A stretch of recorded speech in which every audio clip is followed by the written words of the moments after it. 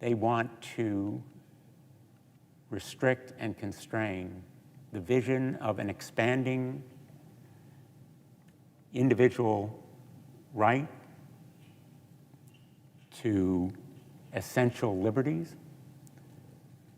They want to constrict instead of expand an increasingly inclusive America. And that judicial philosophy is what underlies this appointment of Amy Coney Barrett. They want to legislate from the bench and achieve in the courts what they couldn't achieve in our elected bodies because they are losing in those elected bodies. As Shannon Watts, a leader of every town, said to me the other day, they are going to the courts not because we are weak in achieving measures against gun violence, but because we are growing stronger and stronger. In fact, there is a grassroots movement composed of every town, and Moms Demand Action, and Students Demand Action, Giffords, Brady, Connecticut Against Gun Violence, Newtown Action Alliance, Sandy Hook Promise, all part of a grassroots movement that is moving America toward protecting against gun violence. But Amy Coney Barrett has a view of the Second Amendment that she has acknowledged in a speech. Sounds kind of radical. That's a quote. Sounds kind of radical. It sounds kind of radical because it is kind of radical. And that radical view is losing in elected bodies, in state legislatures, and local governments that are moving to protect people against gun violence. And we see the same phenomenon on health care, on reproductive freedoms, on voting rights. The majority of Americans want to expand the inclusiveness of America and the vision of individual rights and liberties, not roll them back, not turn back the clock to this originalistic textualism that underlies Amy Coney Barrett's philosophy. And she will bring that philosophy to the bench, as she has done on the Seventh Circuit as a member of the Court of Appeals there. That's the danger. And that's the alarm that we are sounding here. Now, the Affordable Care Act is about protecting people who have pre-existing conditions. But it is also about protecting children who are on their parents' health care policies until the age of 26. It's about lowering the cost of prescription drugs. It's about making more widely available health care by providing subsidies to folks who need the help. And it is about banning insurers from charging women more just because they are women. Pre-existing conditions affect 130 million Americans. In Connecticut, 1.5 million residents of our state, 52% of our population. Pre-existing conditions are diabetes and asthma and heart disease, blood pressure, and now COVID-19. Yes, COVID-19 is a pre-existing condition because of the damage that may be done to lungs, heart, livers, other organs. In the midst of a pandemic of COVID-19, this administration is putting on the highest court in the land a judge who would strike down that protection.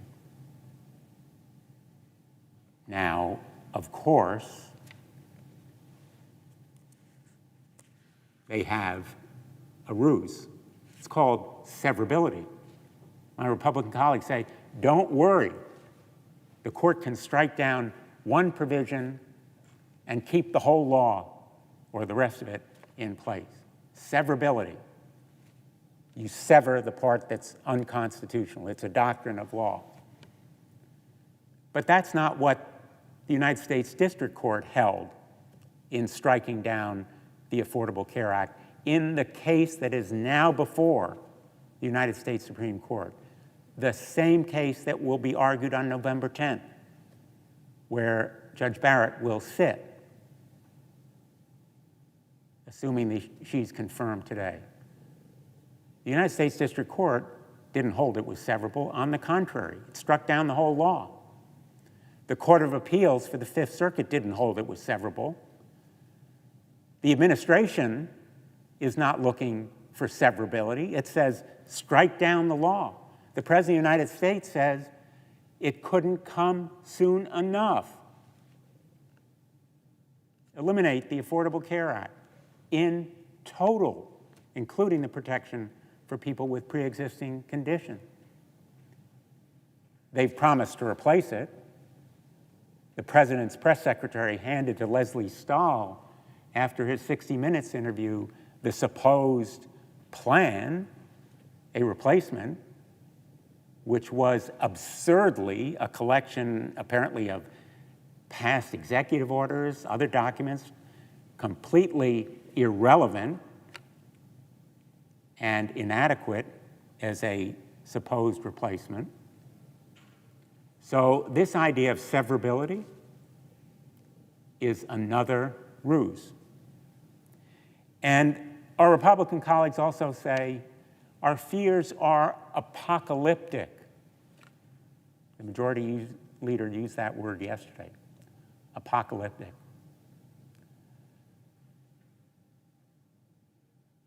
Not apocalyptic if you have a pre-existing condition. Not apocalyptic if you care about those people who have pre-existing conditions. Not apocalyptic if you have lived through the excruciating pain and anguish and anxiety as the current family has of having a child with a pre-existing condition. Let me introduce you to Connor Curran, a 10-year-old, in fact, he just celebrated his 10th birthday in Ridgefield. I was with him on that day, who has Duchenne muscular dystrophy. I've told his story on the floor in this place numerous times over the course of these past years, since I first met him about 5 years ago. Connor is a hero. There are few in this body who could claim to have his courage and perseverance at that age, maybe at any age. His smile lights the world. His courage is matched by his parents. I introduced Connor to Amy Coney Barrett at the hearing because I wanted her to know the impact on real people and real lives, the real harm that would be done if the Affordable Care Act is struck down. Connor has survived this debilitating disease because of treatment that his parents couldn't have afforded without the Affordable Care Act. It's that simple. They wrote to me asking me to make a plea to Amy Coney Barrett. Please don't take away Connor's health care. They asked me to ask her to make a pledge. Doctors make this pledge. First, do no harm.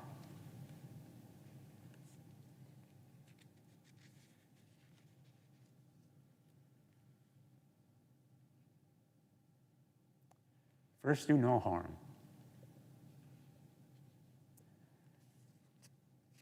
I don't know whether Amy Coney Barrett heard or saw Connor. Of course, his poster was there. I told his story. I don't know whether the impact of that story will move her, but my hope is that it will. And my hope is, or was, that it would move my colleagues.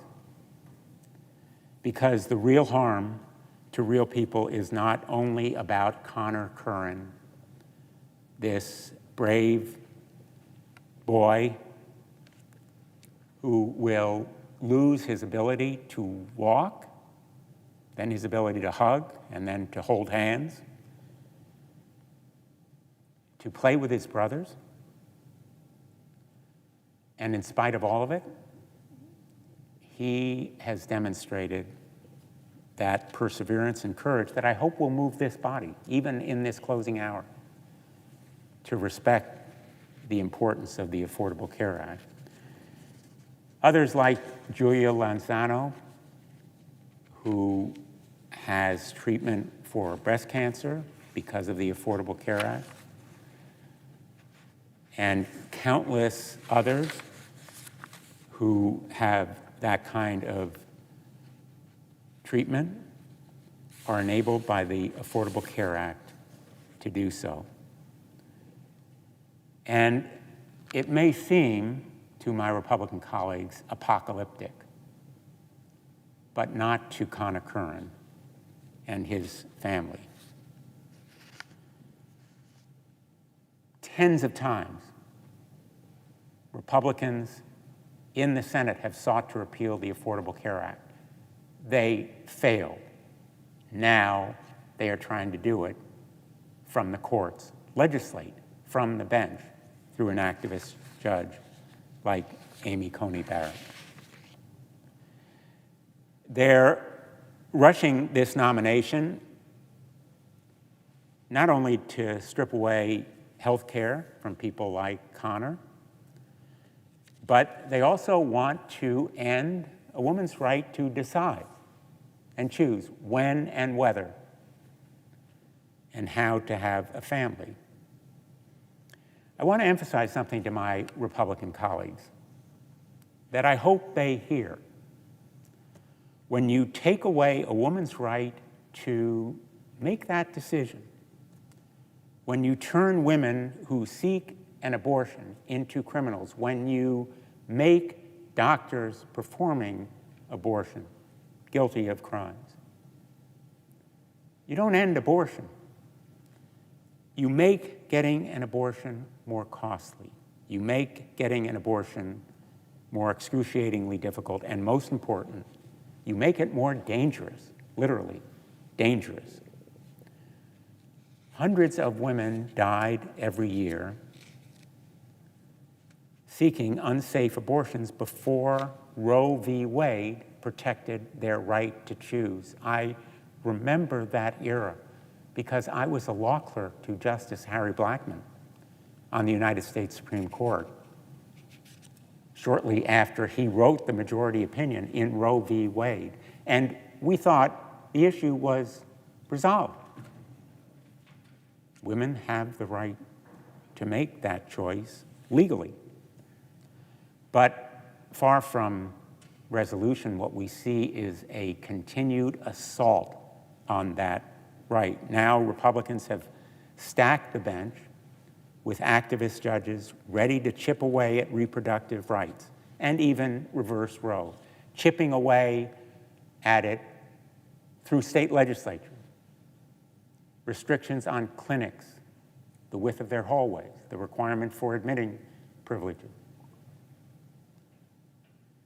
We can be sure that victims of rape or incest will be forced to carry an abuser's child if those restrictions are upheld or Roe is reversed. And if you doubt it, let me introduce you to Samantha. One night in January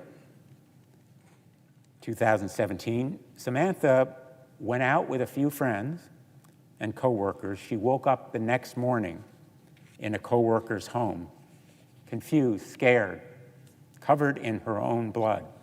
She'd been raped. And after she was raped, Samantha was, in her own words, a zombie. She just wanted the event to be erased from her memory. That March, Samantha took a pregnancy test, and then another, then another. They kept coming back with the same result: pregnant. After the horrible violence she faced, she simply couldn't process that she was now pregnant. She chose to have an abortion. When Samantha shared her story with me, she wrote, quote, "I knew that if I couldn't end this pregnancy, it would end me." Reversing Roe v. Wade will matter for Tracy, also from Connecticut, a woman I met, also courageous and honest. Tracy was diagnosed with stage 4 endometriosis, which caused an ongoing inability to have a healthy pregnancy. But she was, as she describes it, quote, "one of the lucky ones." She had access to care and was able to receive in vitro fertilization treatment to assist in getting and staying pregnant. But Tracy was scared when she saw that a group that sponsored an open letter signed by Judge Barrett had recently stated that they wanted to criminalize having a child through IVF. In a world without Roe, there will be nothing to protect against a law making it a crime for a woman to do what Tracy did, and for a doctor to perform that medical procedure which enables her to achieve a lifetime dream of having a child. And sadly, we don't have to wonder what Judge Barrett's position on a woman's right to choose will be. She signed a letter calling Roe v. Wade infamous and called for, quote, "the unborn to be protected in law," end quote. That's her legal view. Her position on the law. I didn't ask her in the hearing about her personal views or her religious faith.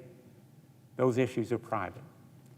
Her position on the law, just as she left no doubt about her view of the Affordable Care Act when she wrote that Chief Justice Roberts stretched that measure beyond its true meaning in order to uphold it. I'm paraphrasing. Or said about King v. Burwell upholding the Affordable Care Act, that the dissent had the better of the legal argument. And in another letter signed by Judge Barrett, she called Roe v. Wade's legacy barbaric.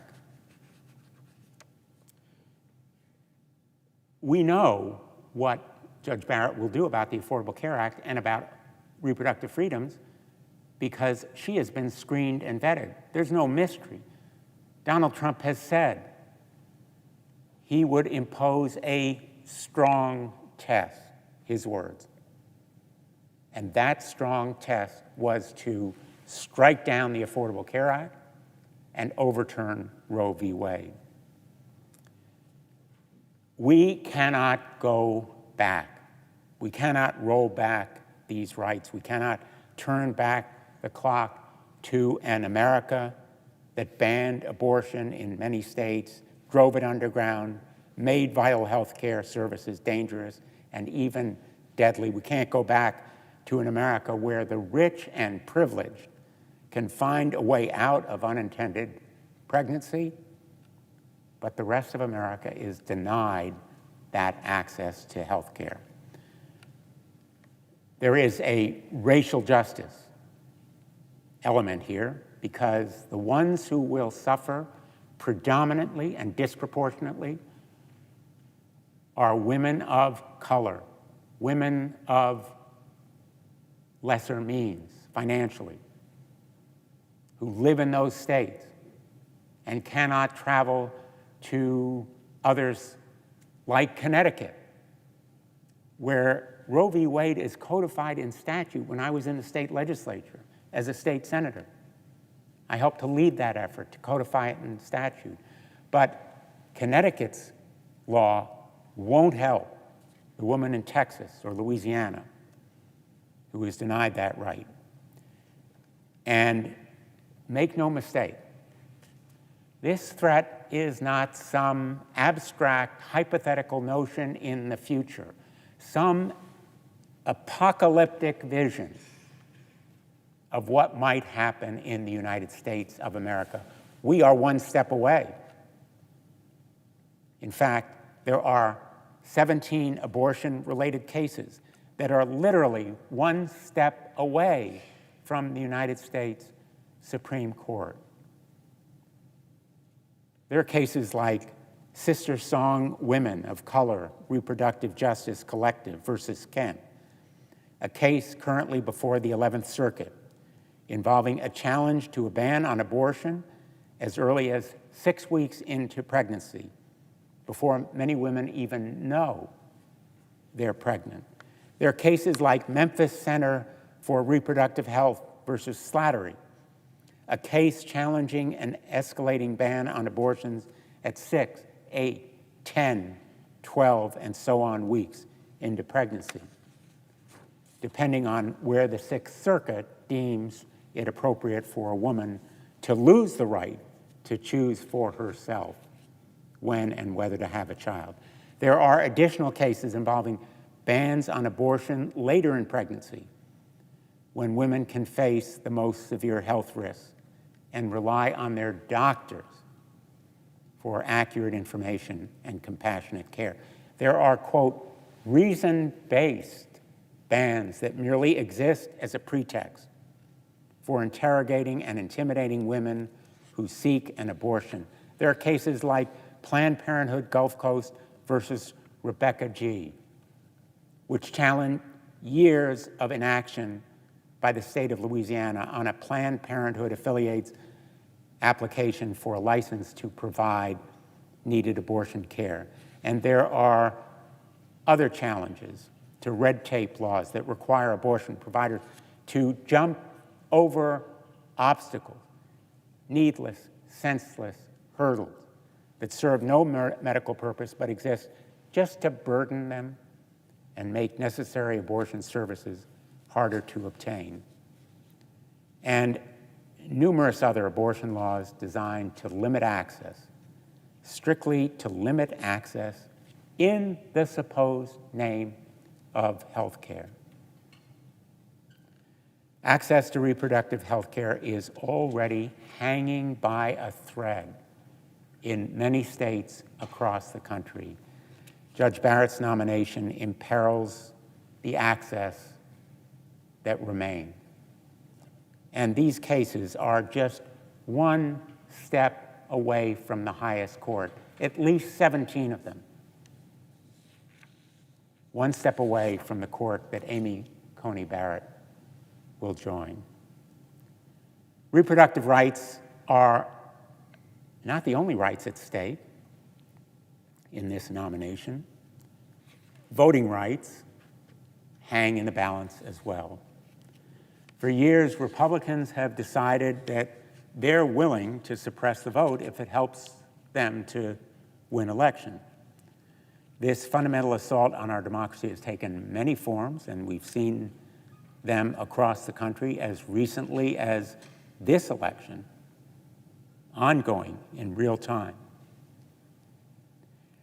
Republican-appointed judges have worked with Republican-elected officials to allow suppression action to take effect and be sustained. These judges proclaim themselves to be originalists, but they betray provisions of the Constitution, the 14th and 15th Amendments that our ancestors fought a civil war to secure equality and the right to vote. The civil rights movement, a century later, secured the passage of the Voting Rights Act and made those rights real for many Americans. People marched, some died, to pass that law. But this conservative Supreme Court betrayed the legacy of Lincoln, Martin Luther King, John Lewis, when it gutted the Voting Rights Act in the Shelby County case. And this court continues to attack voting rights, and it will continue under Amy Coney Barrett. Howard Porter Jr., a black man in his 70s with asthma and Parkinson's disease, was a plaintiff in one of those cases decided just this month. Howard simply wanted to be able to cast his vote safely without contracting COVID-19. He wrote to the court that, quote, "So many of my ancestors died to vote. And while I don't mind dying to vote, I think we're past that. We're past that time," end quote. On a partisan vote, the conservatives on the Supreme Court disagreed. Amy Coney Barrett will join them, and rushing this nomination on the eve of the election means that she will join them, possibly to vote on the election itself while on the court. Is that view apocalyptic?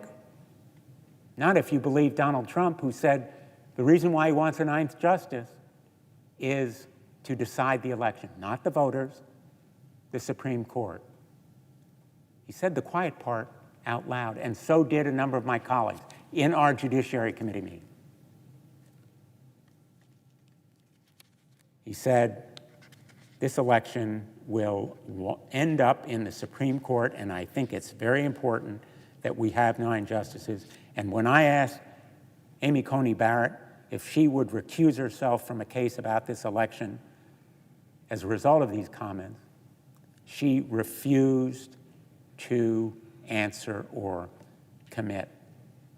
I call on her to postpone her taking the oath of office until after the next president is inaugurated. Why not remove any doubt about conflict of interest, any question about the legitimacy of whatever decision may be necessary by the Supreme Court by postponing her investiture? I ask her to make that commitment and for my colleagues to join in that call and for the president to respect it. So this nomination is not just about health care. It's also about the assault on a woman's right to choose, on voting rights, and it's about whether governments can enact reasonable, sensible gun violence protection laws to keep America safe. I want to tell you finally about Natalie Barton. Natalie is 18 years old. She was 10 when her little brother, Daniel, was killed at Sandy Hook Elementary School in Newtown, Connecticut on December 14, 2012. Daniel was 7 at the time. He was one of 20 innocent, beautiful children and 6th grade educators who were killed that tragic morning. I was at the firehouse not long after. I witnessed the unspeakable grief in the faces of parents and families whose children were gunned down. Families who realized that some of those children were not coming home. 8 years later, Natalie says that her grief is still real, and her crusade for gun violence prevention measures inspires me. So does the work of her parents and other families there in Newtown and across the country. Survivors I have met, families I have come to know and respect and admire. What happened at Sandy Hook, sadly, was not an isolated, aberrant incident. It's part of an epidemic, a scourge, a public health menace of gun violence. In the last 10 years, gun violence has taken more than 350,000 lives in rural communities and urban communities, and every community in between. No community is immune. None of my colleagues' communities can claim they are immune. And Judge Barrett's view of the Second Amendment, that it would give felons, for example, the right to buy or possess firearms, that it would put the burden on the government to prove they're dangerous, a view that she acknowledges sounds kind of radical, would potentially result in striking down the laws that Natalie has crusaded to achieve, that Janice Rice of downtown Hartford, who lost her son, Shane, believes can help save lives, because in fact, those gun violence prevention measures can save lives. Universal background checks, closing the Charleston loophole, Ethan's Law, named after Ethan's song, who perished because of an unsafely stored weapon. These measures can help save lives. A ban on ghost guns, untraceable because they have no serial numbers. A ban on high-capacity magazines. These laws can help save lives. But with Amy Coney Barrett's nomination, every single gun violence prevention measure at every level of government is in grave peril, because she will join others on that court who believe with her in this radical agenda of striking down those measures. As Tabitha Escalante of March for Our Lives said to me the other day, nothing less than everything is at stake. And that's because, again, there are cases one step away, literally one step away from the highest court, including Duncan v. Becerra, where Judge Kenneth Lee on the Ninth Circuit became the first Trump-nominated judge to rule that a ban on high-capacity magazines violated the Second Amendment. That outlier opinion flouted the unanimous consensus of other federal appeals judges that have upheld large-capacity magazine bans in their states. And there are numerous other cases that involve measures that help save lives, one step away from being struck down. My Republican colleagues have the majority. They may have the votes to push this nomination through today, but they don't have the American people and they don't have history on their side. They're doing it because they can, because they have the votes. But Americans can do something too. They can vote.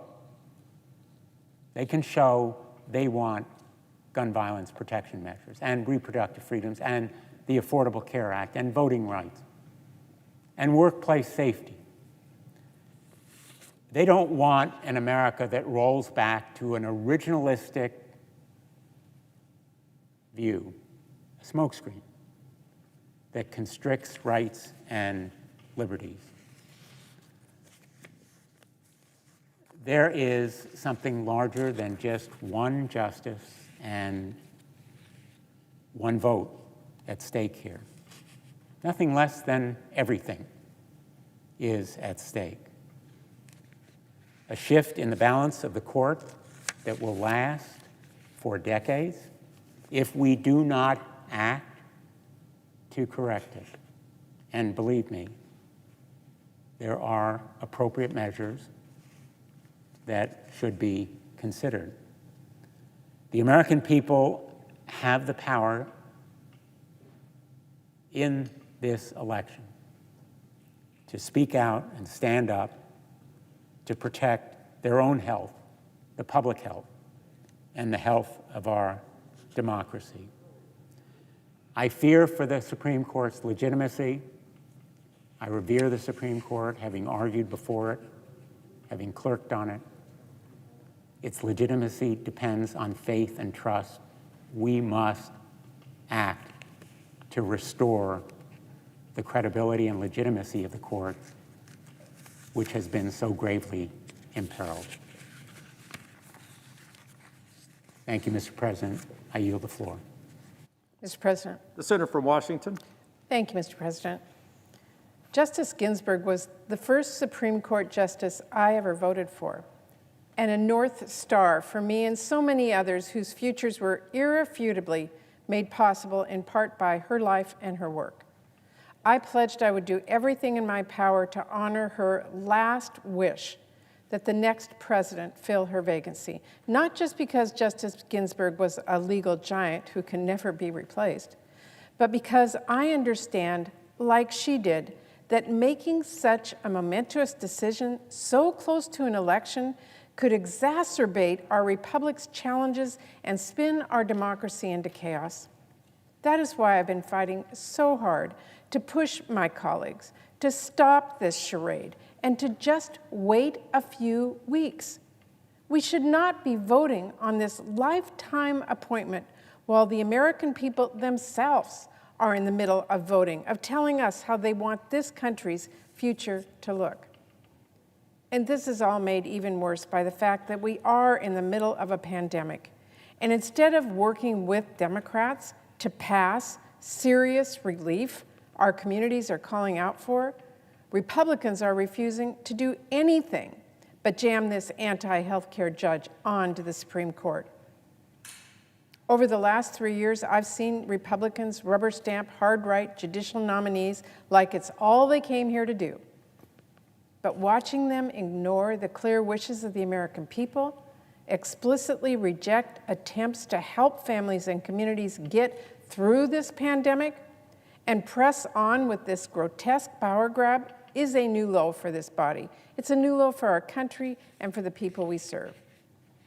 As I've made clear, I will be voting against Judge Barrett's confirmation, just like I voted against her confirmation to the 7th Circuit Court of Appeals, against Justice Kavanaugh and Gorsuch, and against so many other Trump-nominated judges who, whether they admit it or not, are part of a Republican strategy to roll back our hard-won progress.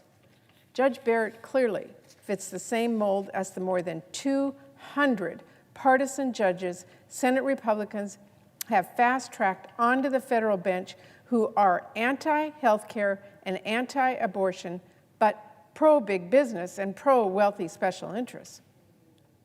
And this was all reinforced during the sham nomination process as Senate Republicans and Judge Barrett tried to downplay their own litmus tests. Judge Barrett was asked to affirm the constitutionality of the law that protects health care for hundreds of millions of Americans. She refused. She was asked to affirm the long-standing ruling of Roe v. Wade as a super precedent. Not surprisingly, given her record includes a statement called Roe, quote, barbaric, she refused. She was asked to affirm the constitutionality of the ruling that allowed same-sex marriages and opened up a new chapter of equality for LGBTQIA+ couples. She refused. She was asked to affirm that climate change is causing air and water pollution. Yet even on this matter of scientific fact, Judge Barrett refused to answer. And that was apparently exactly what Senate Republicans hoped she would do.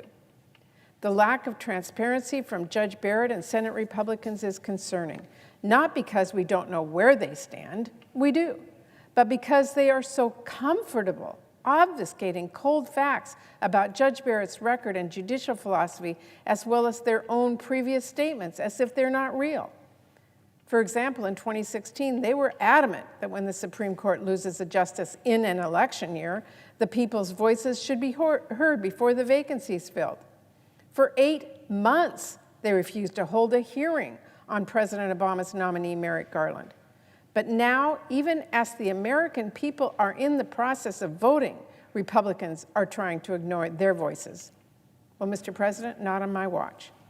I recently asked people in Washington State to share their personal stories about what is at stake for their families. The response has been overwhelming, and the stories have been alarming. I've heard from people whose stories show how different life was before and after Roe v. Wade, and how much would be lost if reproductive rights are rolled back. I've heard from people who fear their right to marry or adopt a child or start a family could be lost. I've heard from people who are worried they will die if Republicans get their way at the Supreme Court and take away the health care and protections they rely on. Republicans may want to pretend the stakes are not this high, but they don't have to take my word for it. They can listen to their own constituents and look at their own records. For Republican senators to stand here and tell families not to worry is kind of like the captain of the Titanic passing out umbrellas and telling passengers it's all they need. With one key difference. Republicans have made clear from the start that hitting the iceberg is not an accident, it is the plan. Despite the fact that climate change is an existential threat, something the vast majority of the public understands, Republicans continue to cower to a president and special interests who insist it's a hoax. Despite the hard-fought progress for LGBTQIA+ rights, they've stood by this president who undermines them at every turn. Despite the fundamental importance of the right to vote, they've blocked our efforts to restore and secure those rights and protect our democracy.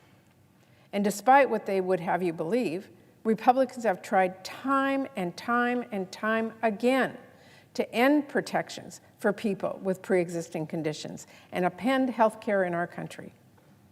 If the failed Trump care vote from a very few years ago is too painful or too distant a memory for Republicans to revisit, they are, at this very moment, championing a lawsuit that would do all the harm of that bill and then some. And who's going to hear that lawsuit? The deciding vote could be a justice picked by a president who vowed he would only choose nominees who will rule against protections for pre-existing conditions, who thinks that would be a, quote, big win, who said just last week he hopes that happens. It's no mystery why President Trump nominated and Republicans are rushing to confirm a judge with a record of hostility to the Affordable Care Act. It is no secret that a victory for them would be a disaster for families across our country. And if you don't believe me, ask Mays from SeaTac, Washington, who lives with sleep apnea, asthma, prediabetes, complex post-traumatic stress disorder, and hypothyroidism.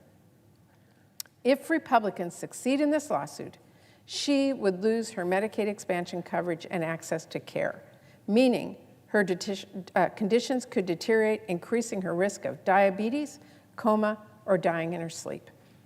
And if you don't believe Mays, then ask Rhiannon from Arlington, Washington, who has type 1 diabetes and could get kicked off her parents' insurance plan if Republicans win this case at the Supreme Court. As she wrote to me, quote, "Right now, the ACA is the only hope I have of living past 26. If you don't believe Rhiannon, ask Madeline, who has a medical condition which makes pregnancy fatal. For Madeline, affordable health care coverage that includes access to birth control, is absolutely essential, as is the right to an abortion. If Republicans get their way, insurance companies would no longer have to cover birth control, even though a pregnancy for Madeline would be life-threatening. And things get even worse for her if Republicans overturn Roe v. Wade. Last year, when Madeline learned that despite being diligent about her birth control, she was pregnant, she knew what she had to do. She had to get an abortion. It was safe, it was legal, it was totally her decision, and it was life-saving. But if Judge Barrett were Justice Barrett, if the right to abortion were a thing of the past, Madeline's pregnancy could have been a death sentence. As she put it, and I quote, "This isn't a right versus left issue for a lot of us.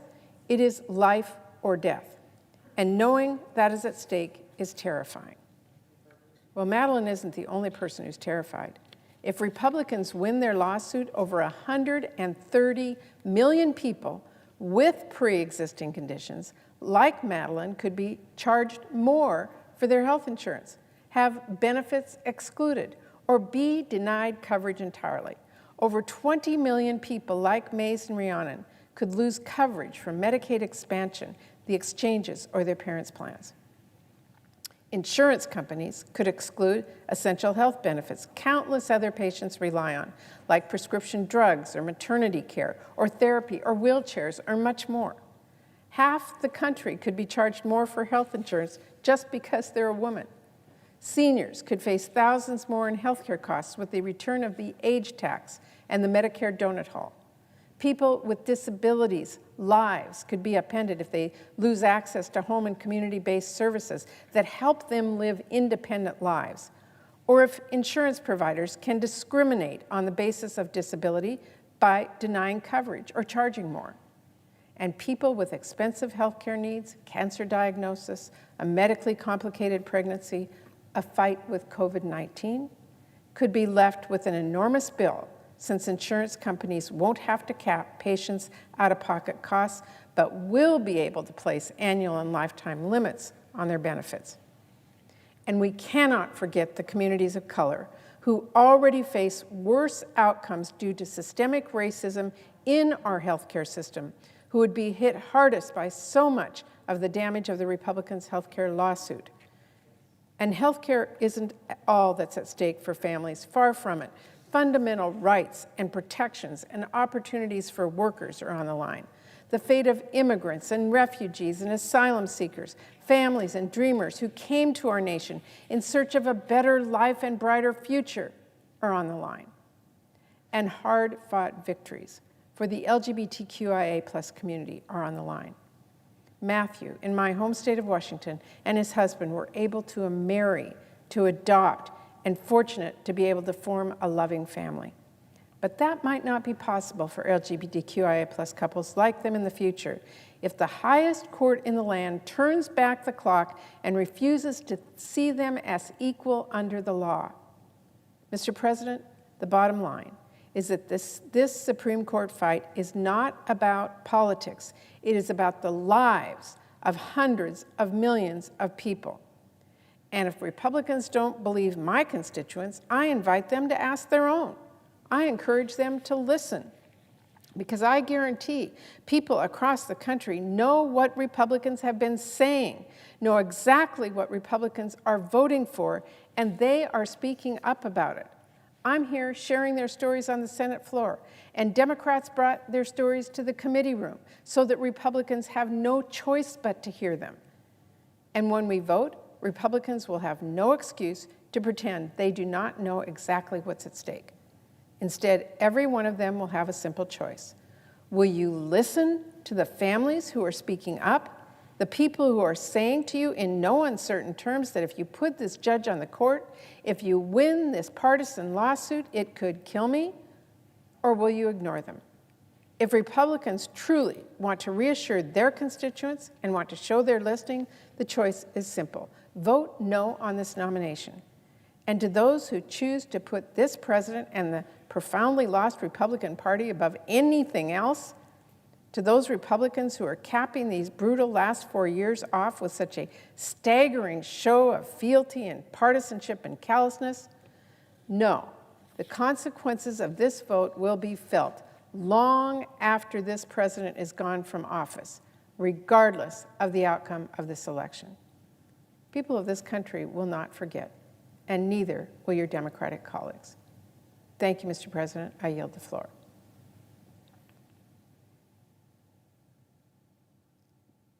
I suggest the absence of a quorum.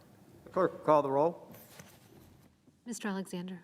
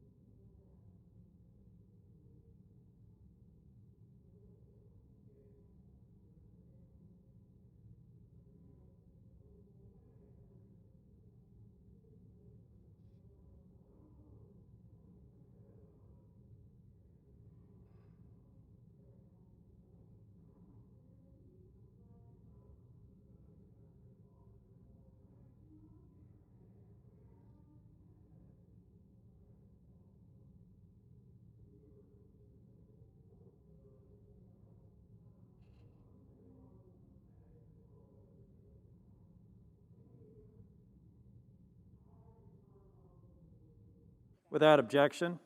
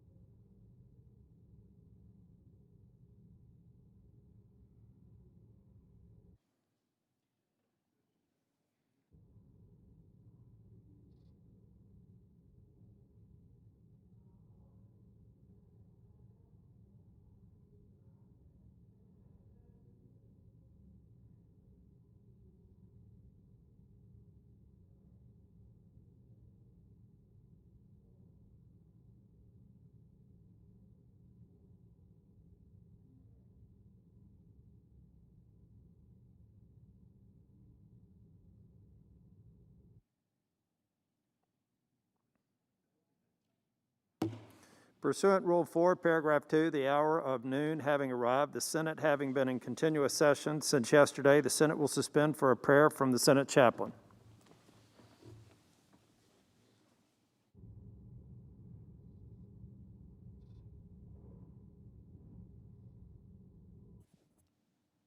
Let us pray. Holy God, as our lawmakers strive on this decisive day in history to accomplish your purposes, show them how to discern your will. May they renew their minds through the nourishment of your holy word. Lord, prepare them to be sober-minded and filled with your Spirit, accomplishing the task that receive your approval. Keep them from conforming to worldly impulses as they strive to ensure that their behavior will rightly represent you. May they conduct themselves with holiness, godliness, and civility, waiting for the day when you will return to establish your kingdom on earth. Lord, prepare us all to stand before you in peace, without spot or blemish. We pray in your powerful name. Amen.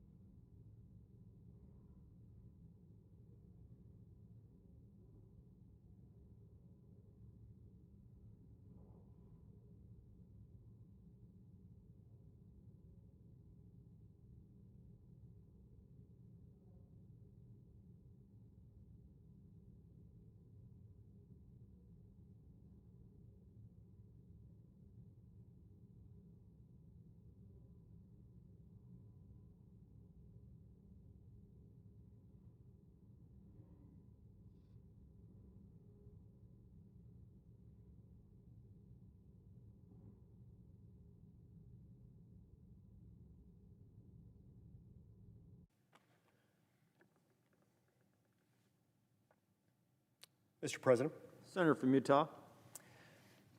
Mr. President, it's an honor and a privilege to speak on behalf of the confirmation of Judge Amy Coney Barrett to the Supreme Court of the United States today. One of Judge Barrett's familiar themes, one that she has invoked in speeches when speaking about the Constitution and about the role of the federal judiciary, involves a line from Odysseus, involves a reference to the Odyssey. She says, and I quote, "The Constitution is like how Odysseus ties himself to the mast to resist the song of the sirens. He tells his crew, 'Don't untie me, no matter how much I plead.' That's what we've done as the American people with the Constitution. We've said, as the people sober appealing to the people drunk, when you're tempted to get untied, when you're tempted to get carried away by your passions and trample upon the First Amendment rights or minority rights, this document will hold you back," close quote. Judge Barrett points out a very critical matter here, an absolutely essential matter, which is, first of all, that the whole point of having a Constitution involves restraining and restricting government. As it relates to the judiciary, it involves acknowledging the necessarily limited, finite, and confined role of the judiciary. Sometimes when people refer to the three branches of the federal government, they'll get it backwards. Sometimes people will refer to the judicial branch as if it were the most powerful. This gets it exactly backwards. It was designed to be, and in fact is, the least dangerous branch of the three branches. That's not to say that it's not dangerous at all. Government generally is something that, while necessary, is also dangerous, just like water or fire or wind or oxygen or any of the things that we depend upon for our day-to-day existence. Government, including the power of the judiciary, itself has to be managed carefully, and it has to be channeled. And if it's not, it will become dangerous. And so that's why we have a Constitution, is to restrain government, because government is force.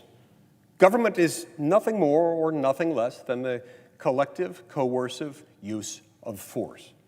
We use it to protect life, liberty, and property. We use it to make sure that people don't harm each other, and to make sure that we are protected from our adversaries within and without our borders, our boundaries. But if we lose sight of what government does and what it doesn't do, what it can and cannot do, what it may and may not do, or what any branch of the government may do, we find ourselves in troubled waters.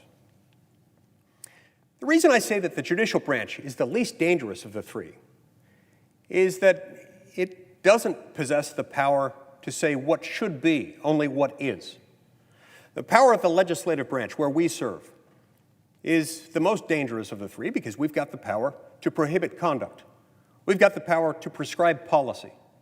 We make the law. Second most dangerous power is probably that which is held in the executive branch.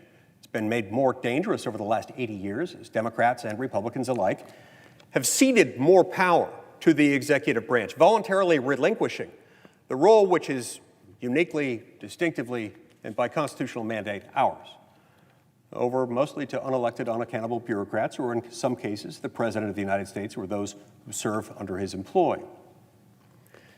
But the judicial branch possesses neither the power of the purse nor the power of the sword. We've got the power of the purse. We spend the money. We prescribe the policy. The executive branch has the power to implement, enforce, and execute the laws, hence the power of the sword. The judicial branch possesses only the power to decide what the law says. In that respect, it's operating as if through a rear-view mirror. It's not saying what will come or what should be, but what already is. What the law, as it already exists, means. In order to do that, the judicial branch has to come to a conclusion that our laws consist of words, and those words have meaning. And that in order to tie themselves to the constitutional mast, in order to make sure that they themselves are able to resist the siren call of power, and to keep each of the three branches of government in check insofar as it's their prerogative to do so. They have to check back continually and check themselves constantly with the words of the U.S. Constitution and the words of the law itself. Yes, it matters. Yes, these things are easily ignored. These powers are easily abused. In fact, they often have been abused. There are a number of reasons for this. They have to do mostly with human nature itself. Human beings, while redeemable, are flawed. They crave power. They tend to act toward those things that make them more powerful if they're already in positions of government authority. That's why it's easy to understand why from time to time the courts stray. Now, I want to be very clear at the outset. The federal court system, notwithstanding its flaws, is the best of its kind in the world. There is no judicial system anywhere in the world that I'm aware of that is as respected or as consistently dedicated to the rule of law, to interpreting the law consistently and faithfully, as is our federal court system. The Supreme Court of the United States, while it has made some very bad decisions along the way, for the most part, gets things right. In fact, it's something that may come as a surprise to many Americans, that of all the decisions that the Supreme Court decides in a typical year, in modern times, it's most common that the Supreme Court decides those questions, either unanimously or with near unanimity.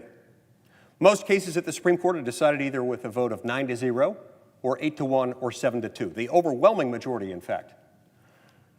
These, keep in mind, are cases that, with very few exceptions, have proven difficult for the lower courts. They've caused some of the greatest legal minds in our country to address the same finite legal question and to come up with different results. And yet the Supreme Court of the United States, for the most part, decides these cases with unanimity or nearly unanimity. Why? Well, because most of the time, they tie themselves to the mast. They remember what is their charge. They remember that they're there not to decide matters of policy, but to decide questions of law. And they can't just reach out and say, I don't like this type of law, let's go after this type of law and attack it or undermine it. Or let's pursue this line of law that should be in place and isn't. They don't have that authority. They have to have a case or controversy, meaning one or more parties that can properly invoke the jurisdiction of the court, and they have to have an actual, live, ripe dispute between people who are actively affected by the law, and then and only then may the court act. From time to time, however, the court has been tempted to give in to the siren call, to make law. It isn't always with the same political objectives in mind, and those objectives can change over time. To cite one of many examples that we could point to today, I'm going to refer to a decision made by the Supreme Court of the United States in 1905 in a case called Lochner versus New York. In that case, the state of New York had enacted some laws governing minimum wage and maximum hour issues for bakery employees in the state of New York. The Supreme Court of the United States decided that those laws were bad. It didn't like them.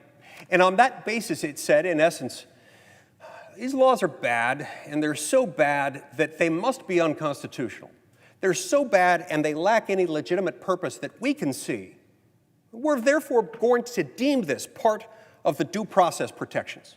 The due process protections that are covered by the 14th Amendment to the Constitution and allow us to impose our judicial authority on state law and invalidate that state law. Their reasoning essentially amounted to that. We don't see any good reason for this law. We therefore deem it incompatible, inconsistent, irreconcilable with due process, and we hereby strike it down as unconstitutional. This, in my view, was wrong. It was a problem. It was a political dispute that was becoming increasingly common as the progressive era was gaining momentum. Conservatives in the country were losing many of these battles in many lawmaking bodies, including, apparently, the New York State Legislature. They didn't like it. And so these particular jurists, on this particular day, chose to exercise their authority as jurists to strike down that law, even though it was really a political argument they were making. even though it wasn't within their jurisdiction. So they stretched the meaning of the law. They stretched out the concept of due process so that they could declare this to be a constitutional violation. They took debatable matters beyond debate. Not only beyond debate, but they took them outside the proper realm of state law jurisdiction and outside the context of legislation and debate surrounding such legislation within political branches of governments generally, whether state or federal. They said, this is now federal. We're going to make it federal such that you can't legislate in this area because we don't like it. And because we don't like it, we're going to say that it's part of the Constitution. It's part of your due process protections. Notwithstanding the fact that due process, as the name implies, is about process. It's about making sure that you have your day in court, making sure that you have access to tools connected to fundamental fairness on procedural questions, not an outcome. So in Lochner versus New York, the Supreme Court justices untied themselves, as it were, from the mast of the Constitution. They did so in a way that was harmful and unsustainable. They did so notwithstanding the fact that there was no logical endpoint to this. It was very difficult to conceive of any question of public policy that could not and ultimately would not come before the Supreme Court of the United States if you used their standard of analysis. This law doesn't really do anything good. It's not something that's got a legitimate purpose, so we're going to strike it down. Fortunately, the Supreme Court of the United States took many years to do it. It eventually saw the error of its ways. It eventually overturned Lochner versus New York. In many instances, we ought to look back at that moment and say, we don't really want the Supreme Court taking debatable matters beyond debate. That's how political accountability works in this country. If you have something that you don't like as a matter of policy, you ought to try to change it before the legislative body in which it's properly considered. Now, if it's unconstitutional, yes, it should be unconstitutional. I'm not one who focuses obsessively on judicial activism for fear that by focusing obsessively on judicial activism, we will perpetuate the idea that really what we want is judicial passivity. We don't want either. It is just as bad to invalidate as unconstitutional a law that is in fact not unconstitutional as it is to leave intact an unconstitutional law that is constitutionally defective. Both are equally repugnant to the Constitution. Both represent an effort by jurists to untether themselves from the mast of the Constitution and from the finite judicial role. Justice Scalia was someone who was nominated to the Supreme Court of the United States in 1986.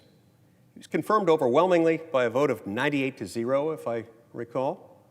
Justice Scalia was someone who, while a law professor and later while serving as a judge on the U.S. Court of Appeals for the D.C. Circuit, had acknowledged the need for judges to keep themselves tethered to the mast, had acknowledged the need for them to focus on deciding cases based on the law rather than on the basis of favorable policy outcomes.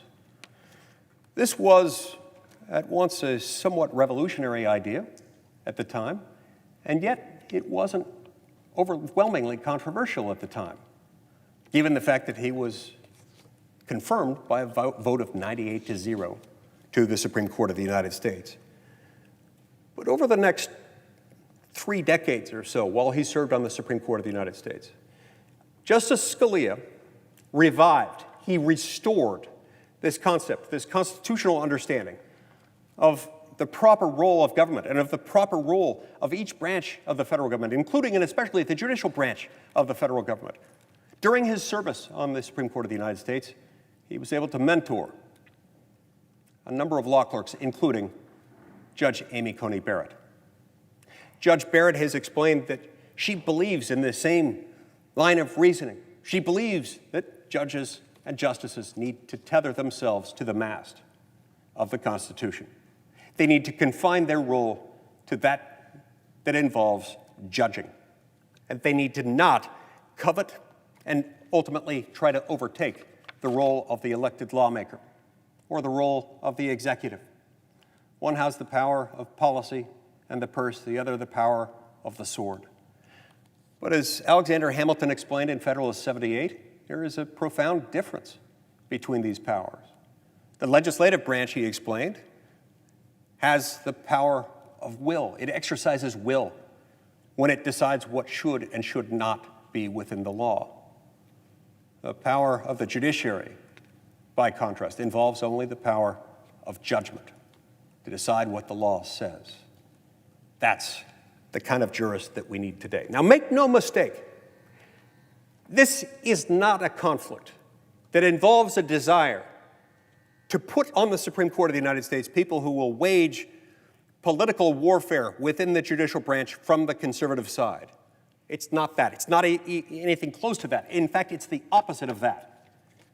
We don't want Judge Barrett on the Supreme Court to be our advocate. We want Judge Barrett on the Supreme Court to decide law, to decide cases based on what the law says, to keep herself tethered to that mast, because it's through that mast that our rights are protected, that we're able to elect people who will exercise sound judgment in deciding what the law should be. And yes, we want them to strike down laws when they're unconstitutional, but no, we don't want them striking them down simply because of a policy disagreement. In fact, all of our political, our economic, and our civil rights end up being tied to this very feature within our government. They're all protected by the willingness of our jurists to keep themselves tethered to the constitutional mast, just as Odysseus insisted on being tied to his, notwithstanding how hard he might plead upon hearing the call of the sirens. He knew that it was important for him to stay on task, to stay focused on his job. Judge Amy Coney Barrett is an exceptionally well-qualified and talented legal mind and jurist. She's bright, she's articulate, she's, as we've seen, unflappable, and she's willing to set her mind on that course, to uphold and protect and defend that document that I believe was written by wise men raised up by Almighty God to that very purpose. That document, insofar as we've followed it, has fostered the development of the greatest civilization the world has ever known. I hope that it ever will be that way, because it's a strong and sure foundation upon which we've built. But we need people who believe in that foundation and are willing to tie themselves to it. Thank you, Mr. President. Mr. President, I ask unanimous consent that my entire statement be made part of the record. Without objection. Mr. President, during my time in the U.S. Senate, I've had right here the privilege of being part of the confirmation process for each justice currently sitting on the Supreme Court. Yes, each one. As such, over the years, I've had the opportunity to meet with many of the nation's most talented juries. At this time, I consider Judge Amy Coney Barrett to be the most qualified Supreme Court nominee that I've encountered in my 34 years in the United States Senate. Let me explain. Education, that's important. Judge Barrett was born and raised in the New Orleans area. She's the eldest of 7 children, has been spoken of here. And if you take a look, Mr. President, at her scholastic credentials, you know she was an exceptional student. Judge Barrett graduated magna cum laude from Rhodes College in Memphis, Tennessee, and was inducted into Phi Beta Kappa. She also graduated summa cum laude from Notre Dame Law School, where she was the executive editor of the Notre Dame Law Review and finished, Mr. President, first in her class. Look at some of her professional experience. This is important. Judge Barrett is no stranger to the courtroom. She has decades of exemplary professional legal experience that I believe deem her well qualified to sit as a Supreme Court justice. Following law school, Judge Barrett clerked for Justice Lawrence Silberman of the U.S. Court of Appeals for the District of Columbia Circuit. He's a great jurist in his own right, Judge Silberman. 1 year later, she clerked at the U.S. Supreme Court for Justice Scalia, one of the renowned judges, gaining fundamental legal experience that would help shape her future legal career. From there, Mr. President, she practiced law and taught as a visiting professor at George Washington University Law School here in Washington. Judge Barrett went on to serve as a law professor for 15 years at her alma mater, Notre Dame University Law School. In that period of time, she was awarded Notre Dame Law School's Distinguished Professor of the Year award 3 separate times. Most recently, in 2017, Judge Barrett was confirmed right here in the Senate as a judge for the United States Court of Appeals for the 7th Circuit. And during this time on the 7th Circuit Court of Appeals, she authored 79, Mr. President, 79 majority opinions as a circuit court judge. Let's review for a minute the judicial philosophy and temperament of Judge Barrett. I think that's highly important. And while her education and professional experience are certainly noteworthy, it is her judicial philosophy and temperament that really set her nomination apart, I believe, from a lot of others. I'm a firm believer that any nominee to the Supreme Court must and should demonstrate that he or she consistently and honorably applies the law as it is written, impartially and equally to all individuals. Judge Barrett has time and again shown through her opinions and her statements that she will base her decisions on the law and the Constitution, not on personal policy preferences, as it should be. She has also, Mr. President, demonstrated a deep commitment to the Constitution and its protections established by our founding fathers. When considering potential nominees to the Supreme Court, Mr. President, I find one's judicial temperament to be vitally important. The American Bar Association Standing Committee on the Federal Judiciary, which consists, Mr. President, of 19 lawyers who conduct nonpartisan peer reviews of federal judicial nominees. It relies on confidential assessment of judges, lawyers, law professors, and deans, community leaders, and others with knowledge of the nominee. I want to share what some of them have said about her. For Judge Barrett, the committee invited 944 people to provide input into whether she's qualified or not for the Supreme Court. I'd like to share here in the Senate this afternoon just a few of the comments that the American Bar Association committee provided. They said about her, whip smart, highly productive, punctual, and well prepared, a brilliant writer and thinker, an intellectual giant with people skills and engaging warmth. The myth is real. She's a staggering academic mind. Judge Barrett has demonstrated, I'm quoting them again, stellar judicial temperament in all settings. She is often described as a good listener who makes time for people, whether they're law students, law clerks, colleagues, or friends. Of other note here are the comments from Randall Noel, the chair of the American Bar Association Standing Committee. And he said, Judge Barrett is incredibly honest and forthright. Judge Barrett is an exemplar of living an integrated life in which her intellect, integrity, and compassion weave the different threads of her life together seamlessly. Think about all this. He also says, all of the experienced, dedicated, and knowledgeable sitting judges, legal scholars, and lawyers who have worked with or against Judge Barrett had high praise for her intellect and her ability to communicate clearly and effectively. It is no surprise that the American Bar Association found Barrett's professional competence to have exceeded, Mr. President, their high standards for Supreme Court nominees. As a country, we should seek, I believe, to have judges who are thoughtful, fair-minded, and respectful. Judge Barrett exemplifies all of these traits. Mr. President, in conclusion, I believe that the role of the Constitution of advice and consent that we talk about here to the Supreme Court nominees to be one of my most important responsibilities here in the Senate.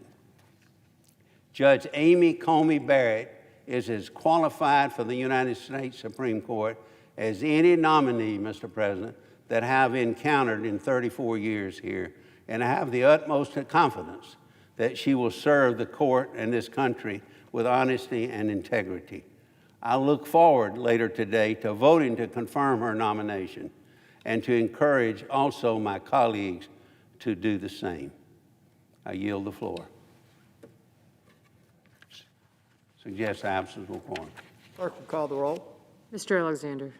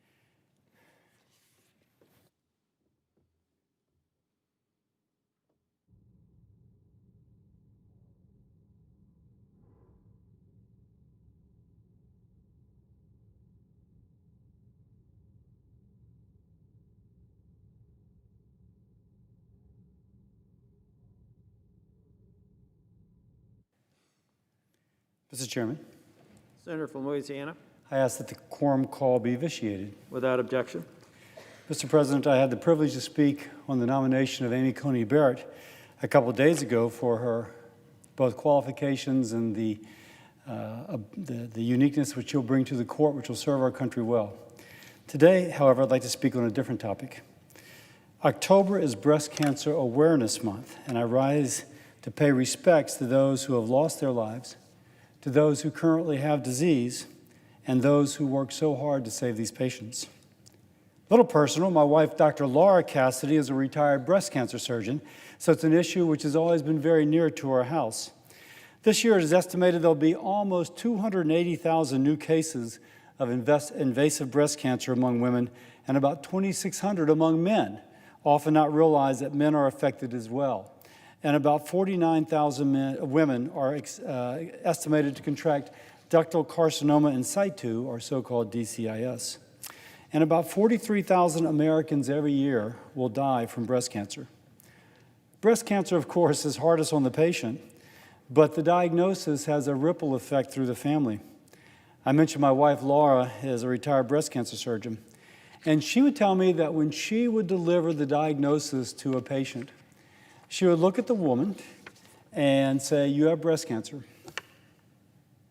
The patient would be stoic, and her husband would cry.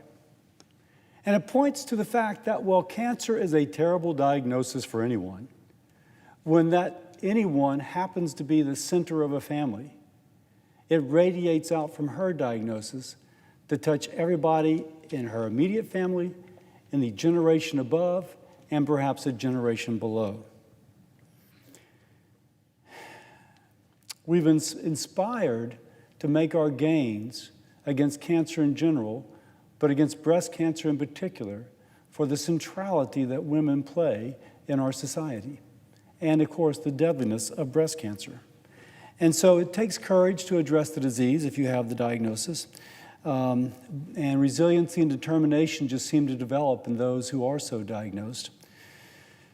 The support of family and friends means a lot more to the patient than the family will ever know. So I encourage those who know somebody with breast cancer in particular we're speaking of, but any form of cancer, to reach out. Simply being there can make a tremendous difference in the fight to survive. Now let me say, there is always hope. In addition to early detection, there are steps that people can take to reduce their risk of contracting breast cancer. Age is the primary, the primary risk factor, Mr. President. My wife used to say, when speaking to a crowd, the primary risk factor for breast cancer is being a woman. To emphasize that all women have a risk for breast cancer. So don't just say, because I'm not this or that, I'm not at risk. No, recognize that all women have a risk. Age would be the next risk factor, being that the older you are, the more likely that you can develop. Women who have children after age 35 may be at higher risk. The more children a woman gives birth to may lower risk. But again, the primary risk of breast cancer is being a woman. So every woman should take the disease seriously and take steps to reduce her risk for developing breast cancer, increasing the chance that it is detected if she does develop, and increasing the chance for a successful treatment if it does develop. Now, there are steps you can take to reduce the risk. Regular exercise can reduce the risk by as much as 20%. Breastfeeding lowers the risk of breast cancer. Eating fruits and vegetables, especially carotenoids, which is in carrots, as you might guess from carotenoids, avoiding obesity, moderation in drinking alcohol, all can reduce risk, all should be practiced. Now, though a cancer diagnosis can be shocking, again, you can do things to detect it at an earlier stage and improve the chance of a successful outcome. The American Cancer Society advises women 40 to 44 to consult with their doctor for regular clinical exams and on guidance as when it's best to have a mammogram. Women who are 45 to 54 should have an annual mammogram, and those older than 54 and in good health should have a mammogram every 2 years. But again, check with your doctor. All these need to be customized for the patient. Patients should also do self-exams for warning signs. This could be the change in the look or feel of a breast or possible discharge from the nipple, the presence of a lump, swelling, discoloration, changes in size and shape are common signs. If these are present, she should consult with her healthcare provider. If someone doesn't know how to do a breast self-exam, look on the internet. There are all kinds of resources that can help somebody know if they're just not sure how to do. Lastly, the treatments for breast cancer continue to improve.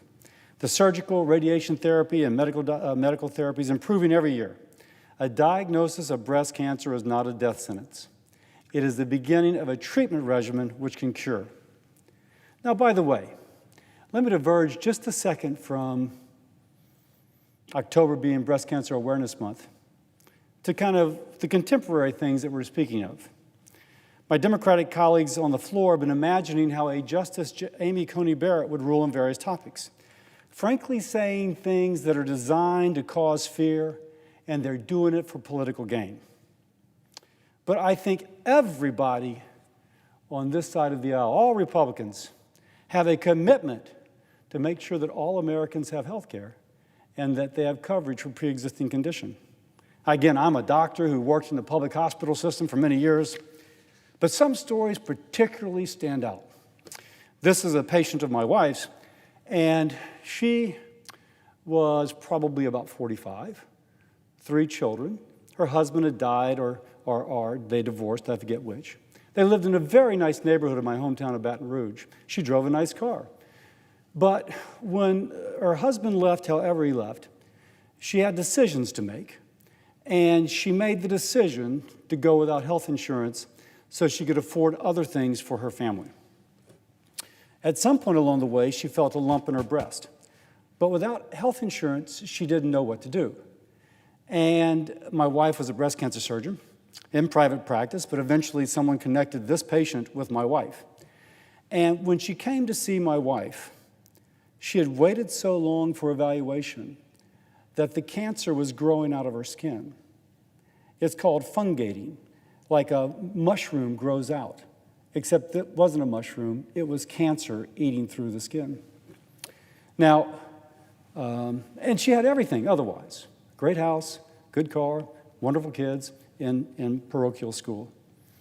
Now, it's that sort of example that touches us all, that lets all realize that there is a personal reason why we all care about everyone having access to health care, why we all care about folks having coverage for pre-existing conditions. I give congratulations to my colleague sitting in the chair, the senator from North Carolina, who has had a bill up that would address pre-existing conditions. But on several occasions, my Democratic colleagues have objected to your bill being passed that would protect those with pre-existing conditions. So I will begin this paragraph where I began it. As I just digress a little bit from October Awareness, Breast Cancer Awareness Month being October, I will point out that my Democratic fellow senators raising the issue of pre-existing conditions in the setting of Amy Coney Barrett seem to be doing it more for political gain, because the bill that my colleague from North Carolina offered would have addressed the issue, but they opposed it uniformly, as if they want an issue to campaign on, but not a solution to the problem. So let me conclude. As October comes to a close, let us reflect on breast cancer victims not only in the final days of Breast Cancer Awareness Month, but throughout the year. Know the risk factors, know the warning signs, and screen regularly to catch early. Doing so saves lives. It is important for the person who may have breast cancer. It is important for us all. Thank you, Mr. President, and I yield the floor.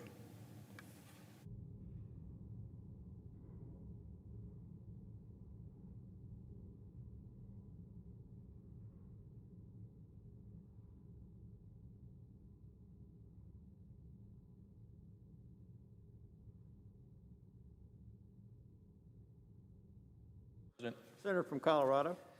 Thank you, Mr. President. I yesterday came to the floor and spoke about the forest fires in Colorado, and luckily we've had a great deal of snow on some of the most problematic conflagrations, and it has slowed the fires down tremendously and has given us a chance to fight back and make some containment progress. And so the news on the fire front is generally a good news story today, with more challenges to come down the road.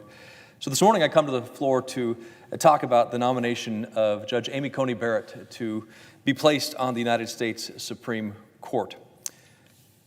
That will be the third Supreme Court justice that I have had the honor and privilege of voting on this Congress and the previous Congress, including Neil Gorsuch, Colorado's own Neil Gorsuch.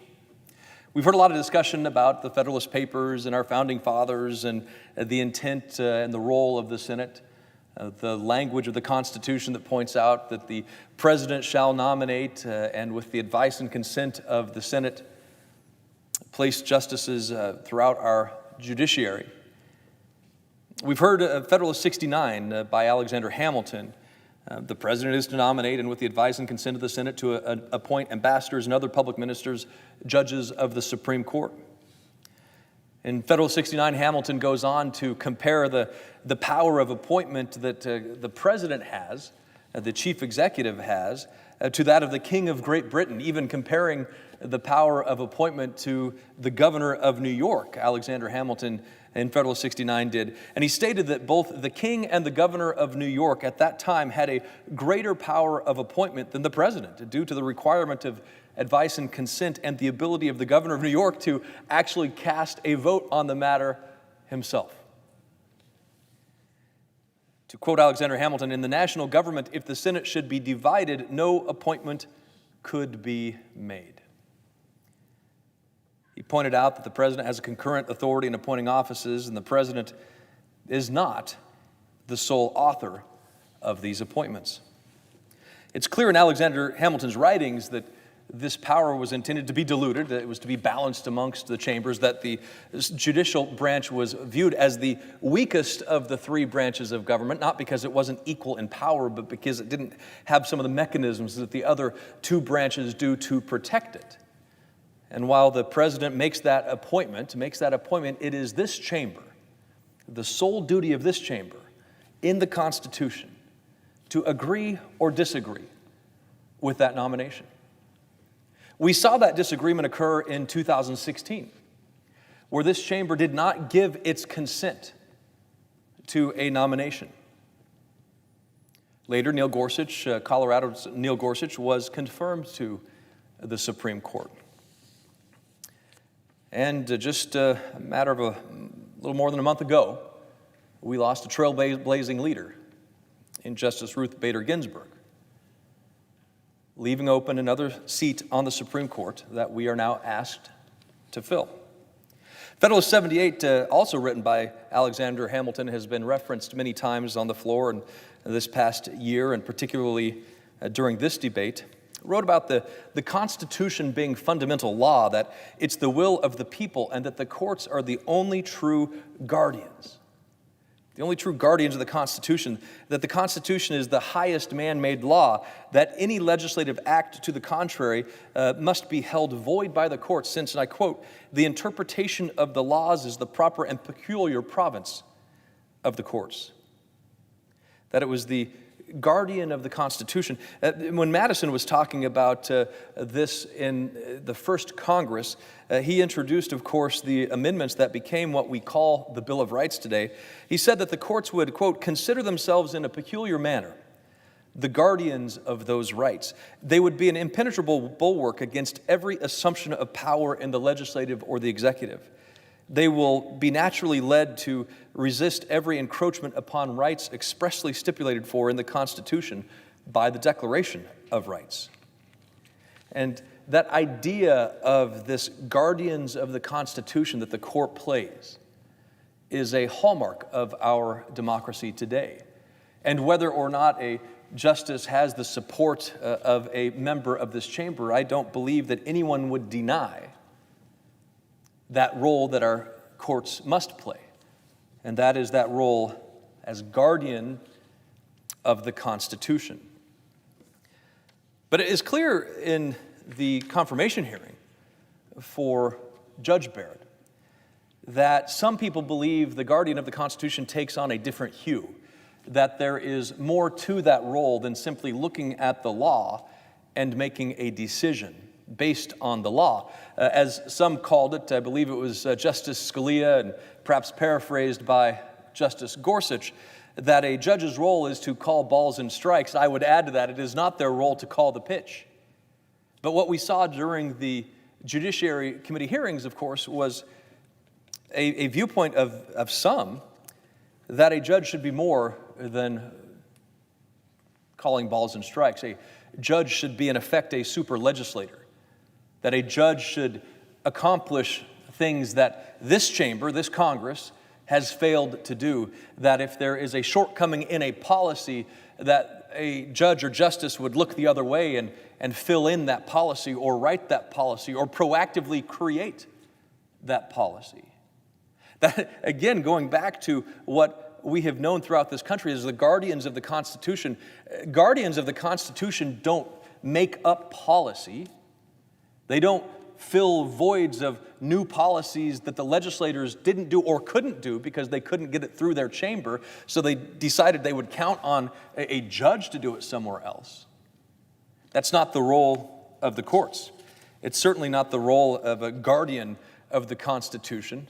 A guardian of the Constitution is somebody who looks at the law and makes decisions of the law, upholds and protects that will of the people, the fundamental law of the people. And of course, an activist judge, activist justice, would be reaching into the law to fit their own personal opinion or beliefs, to craft something that they believe is perhaps more in line with what they thought somebody wanted, more in line with their own opinions, instead of looking at that letter of the law. And I think it's important that we keep in mind that's not the role of the courts. If this chamber can't pass a policy or a law, if it can't have its own victory in carrying the day in an argument, it's not up to a judge or a justice to fill in the blank. They have to rule and carry out the law.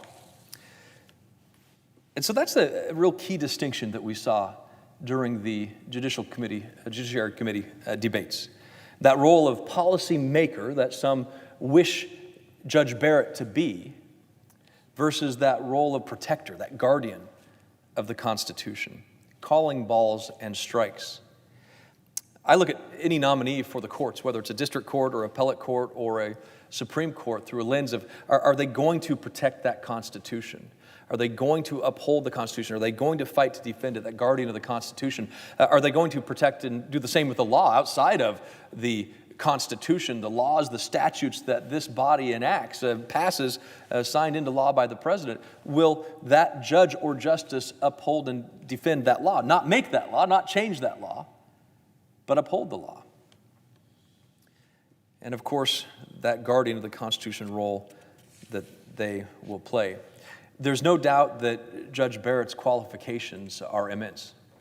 Her qualifications as a member of our great American community, somebody with a beautiful family, it's mind-boggling.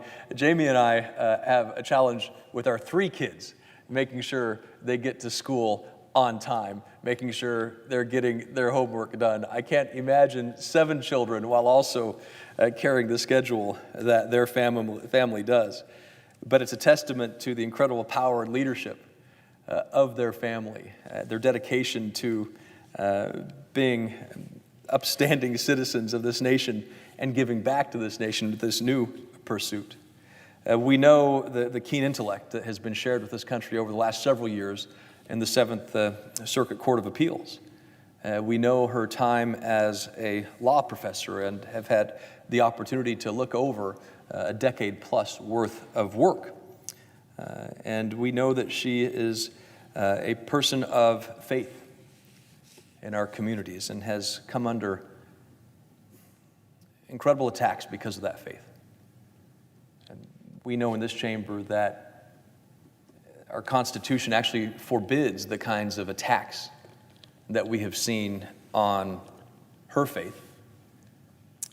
Our Constitution makes it clear there is no religious test. Our Constitution actually makes it very clear that you cannot vote or deny public service appointment to someone because of their religious beliefs. We've seen it done, we've seen it tried, especially over the last Congress. We saw it done at the Budget Committee with the nomination of Russ Vought to be the Deputy Director of the Office of Management and Budget. When a colleague of ours basically said, because of his deeply held Christian beliefs, that he was not qualified to be a public servant in this country. And I hope the American people are hearing what is happening in some of these debates.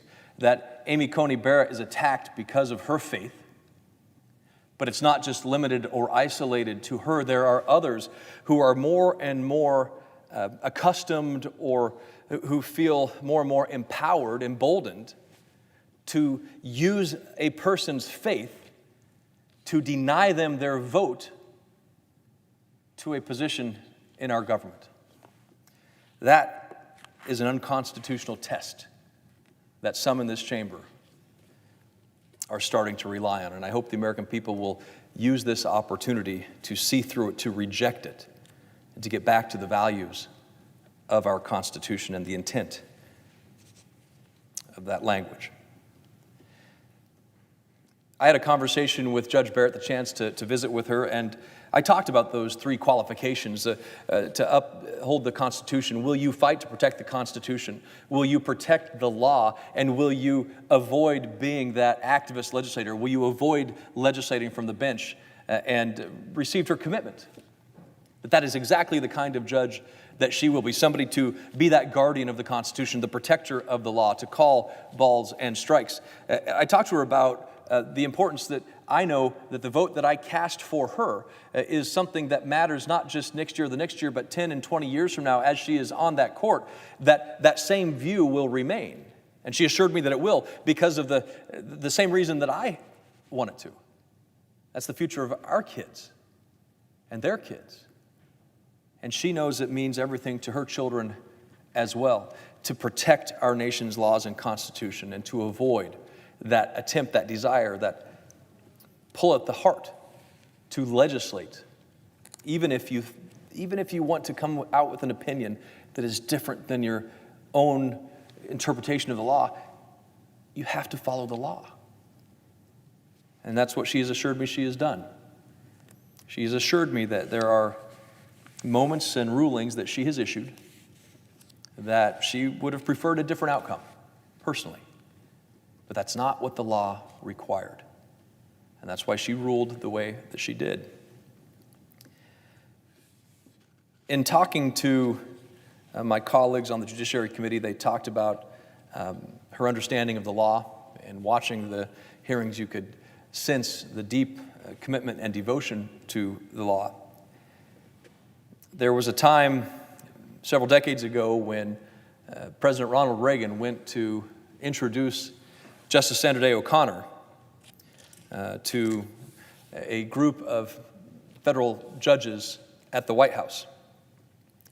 And Ronald Reagan, in his speech, talked about what it means to be a judge. He talked about the exacting standards of integrity, fairness, and intellect that's required for a federal judgeship, that it provides reassurance to all of us that our ideals of liberty and justice are alive and well.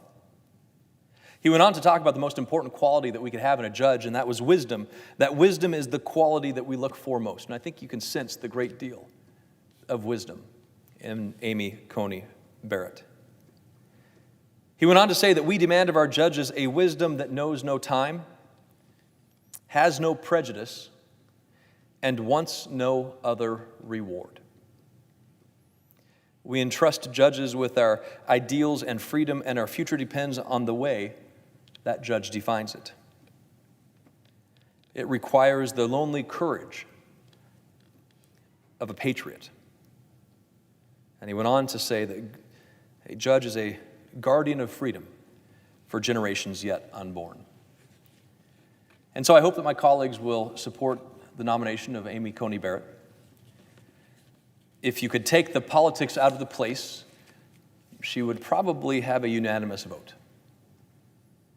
Unfortunately, the politicization of this nomination is going to prevent that.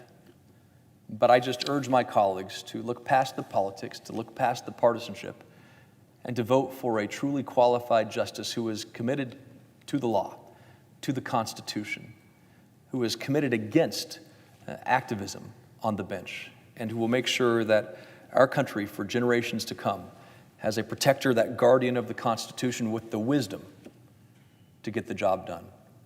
I urge my colleagues to support Justice Amy Coney Barrett, and I am honored in just a few hours to know that I will be able to cast a vote in support of Justice, soon-to-be Justice, Amy Coney Barrett. Mr. President, I yield the floor.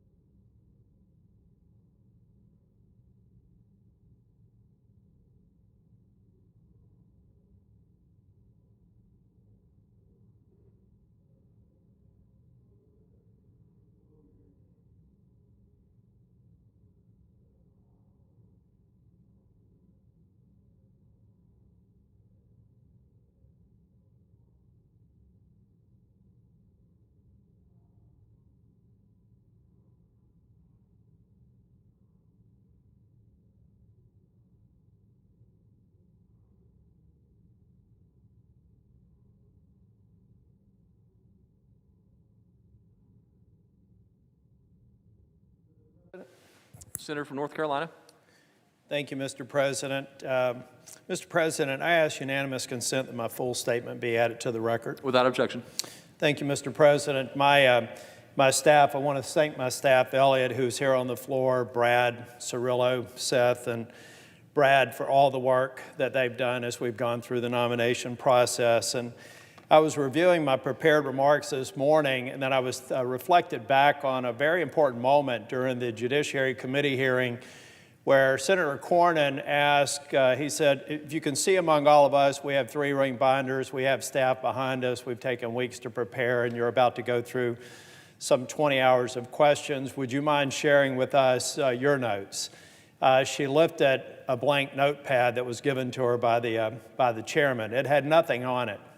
She came to that committee fully prepared to answer any question from the 22 members of the Judiciary Committee, purely from what's up there.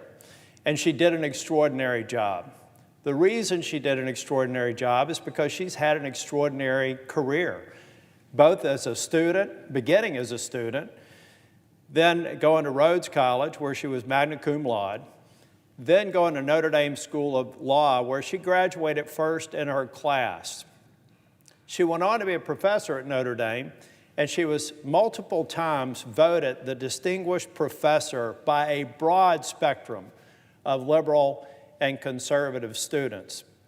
She's also proven as a judge with some 600 cases going through the Seventh Circuit that she has an encyclopedic knowledge of that law. There were so many times when members on the other side of the aisle would try to trip her up or ask her a question. She had no notes to refer to.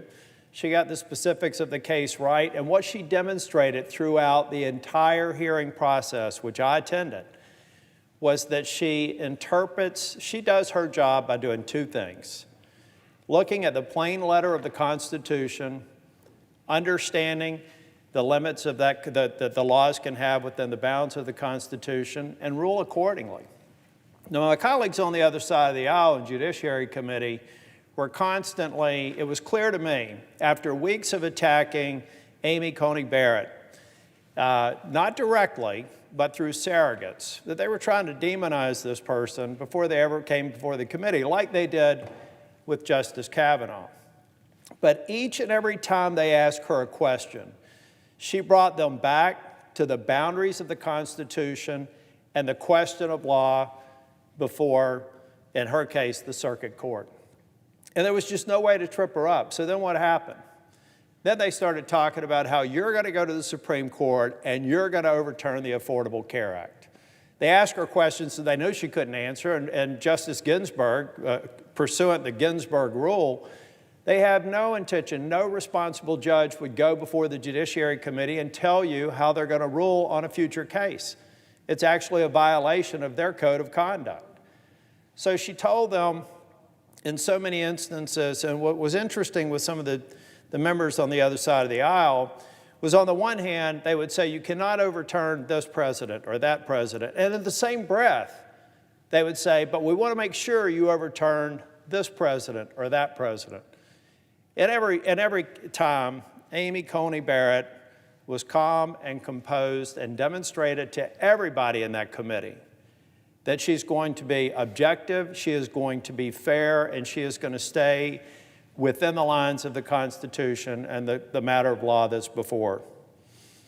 Now, I think that it's very important to have a judge like that on the Supreme Court. Our religious freedoms are at stake. Our Second Amendment rights are at stake. We do have people that want activist judges. I don't want an activist judge, period, not for a conservative cause or a liberal cause. I want a judge that I know if I someday go before the Supreme Court, or any American, I want to know that I have a judge there who's going to be fair, who's going to be thoughtful, who's going to be impartial, and will always have a concern for both sides of the argument, but at the end of the day, know that they have a responsibility to judge objectively. Now, Mr. President, I've had a couple of opportunities to meet with Amy Coney Barrett.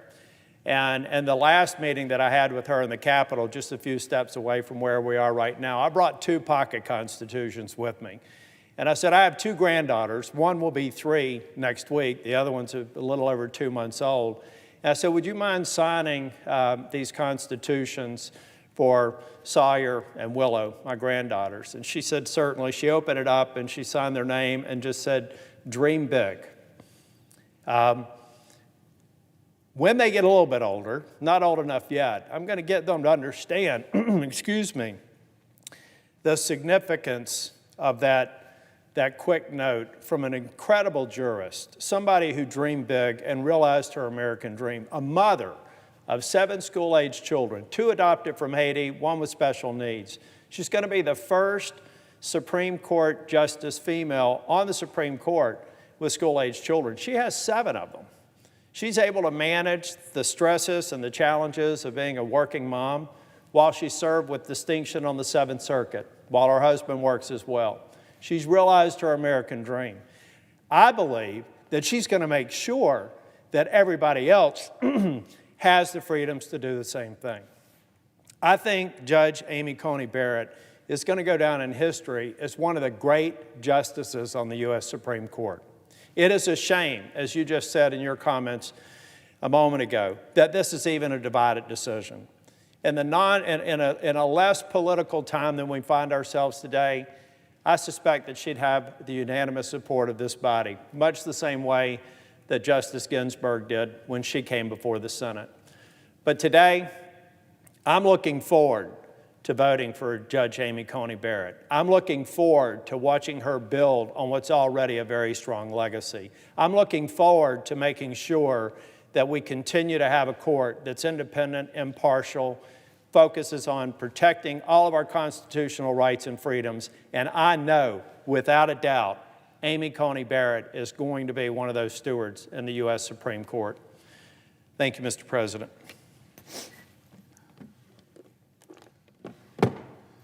Mr. President. Senator from Maryland.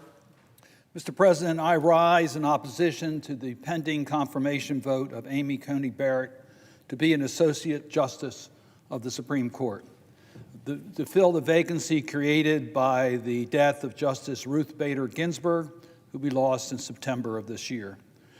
Justice Ginsburg was a champion of women's rights and civil rights, and she is going to be sorely missed on that court.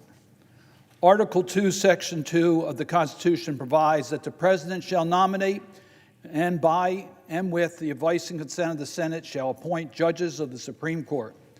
One of the Senator's most solemn responsibilities is to evaluate the nominees' qualifications, as well as the process the Senate uses to provide their advice and consent for a lifetime appointment to our highest court. I believe on both substance and process, this nomination should be rejected. First, on process. Let's talk about fairness. Let's talk about the integrity of the Senate. Let's talk about living up to your own words. Let's talk about using the same rules for Republicans that you used for Democrats. Let me remind my colleagues what happened in 2016 in the Senate during President Obama's final year of a term in office in a presidential election year. Justice Scalia died in February of 2016. Within just a few hours after the death of Justice Scalia, Leader McConnell unilaterally announced that the Senate would not consider a replacement for Justice Scalia until after the November 2016 presidential elections, which established a year-long vacant Supreme Court seat. The Republican leader's action, backed by his caucus, set a very clear precedent. Under no circumstances do Senate Republicans consider a Supreme Court nominee in a presidential election year. It did not matter that in March 2016, President Obama appointed Merrick Garland, a respected D.C. Circuit judge with bipartisan support. They would not meet with Judge Garland, hold a hearing, or allow a vote on him for 293 days. In 2016, the presidential election was nearly 9 months away. 4 years ago, our Republican colleagues said 9 months was not time enough. Leave it up to the voters. We will do this whether it's a Democrat or Republican in the White House. The Republican leader, Mitch McConnell, said, and I quote, "Mr. President, the next justice could fundamentally alter the direction of the Supreme Court and have a profound impact on our country. So of course, the American people should have a say in the court's direction." The American people may well elect a president who decides to nominate Judge Garland for Senate consideration. The next president may also nominate somebody very different. Either way, our view is this: give the people a voice in the filling of this vacancy.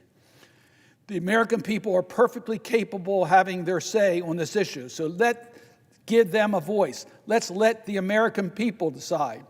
The American people should have a voice in selection of the next Supreme Court justice. Therefore, this vacancy should not be filled until we have a new president. That was the Republican leader. Several Judiciary Committee members made similar statements after the death of Justice Scalia.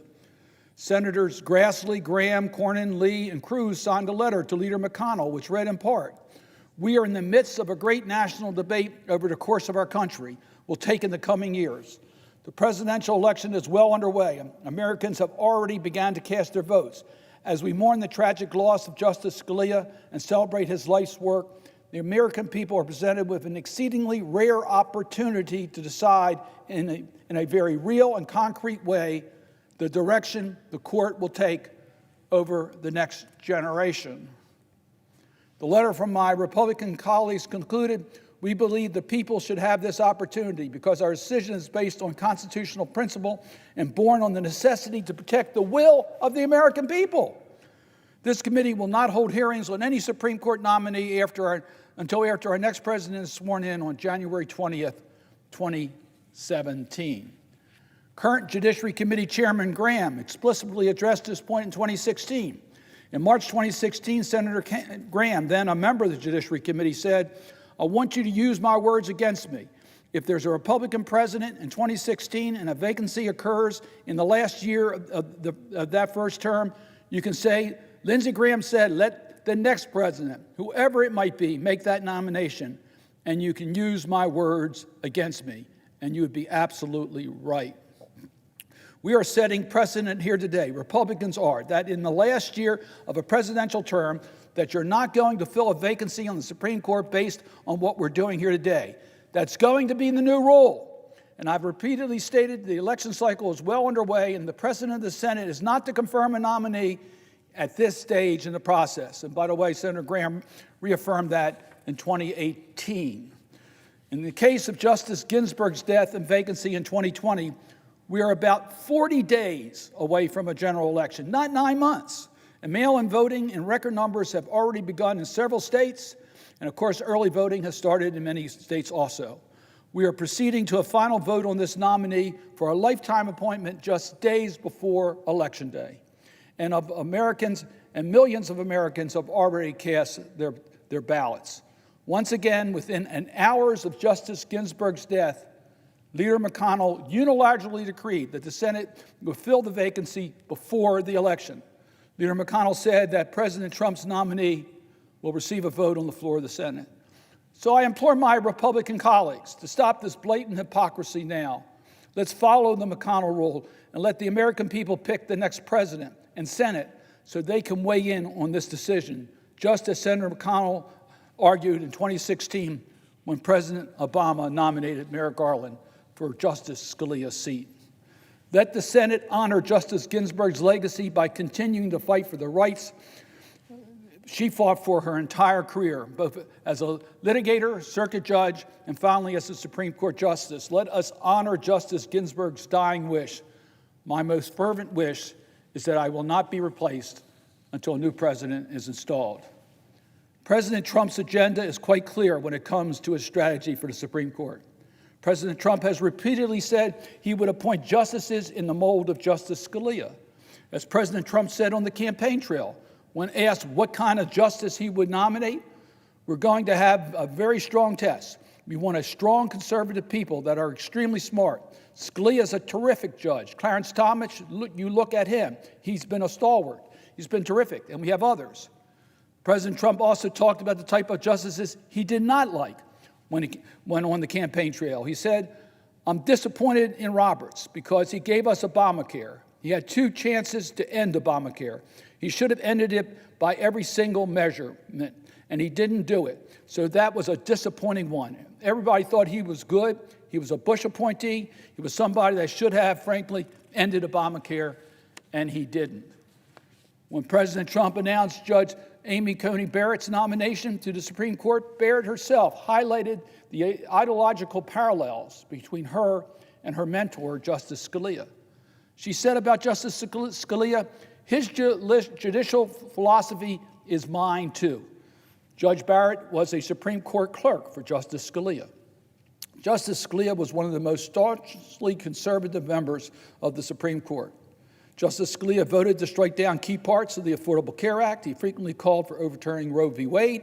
He opposed marriage equality. He voted to gut the protections in the voting rights in the Shelby case. He voted to gut our campaign finance laws in Citizen United case. He made it harder for workers who were discriminated against by their employers to seek justice in court, and further stacked the deck in favor of wealthy business owners and corporations over working class individuals. By nominating Judge Barrett, President Trump is attempting to bring Justice Scalia's judicial philosophy back to the mainstream in our nation's highest court. Placing Judge Barrett on the Supreme Court puts at risk so many of the rights and protections Americans have fought for and gained. So let's look how the law could change if Judge Barrett is confirmed. That's the second reason to oppose this nomination, her judicial philosophy, in addition to the flawed process. You cannot always predict how a Supreme Court justice will act after her confirmation, but Judge Barrett has given us clear views on her philosophy. So many of the American rights are on the line, but let me start with talking about the Affordable Care Act. Judge Barrett has made her views quite clear about the Affordable Care Act. In 2017 Law Review article, she concluded that the ACA is unconstitutional. She wrote, Chief Justice Roberts pushed the Affordable Care Act beyond its plausible meaning to save the statute.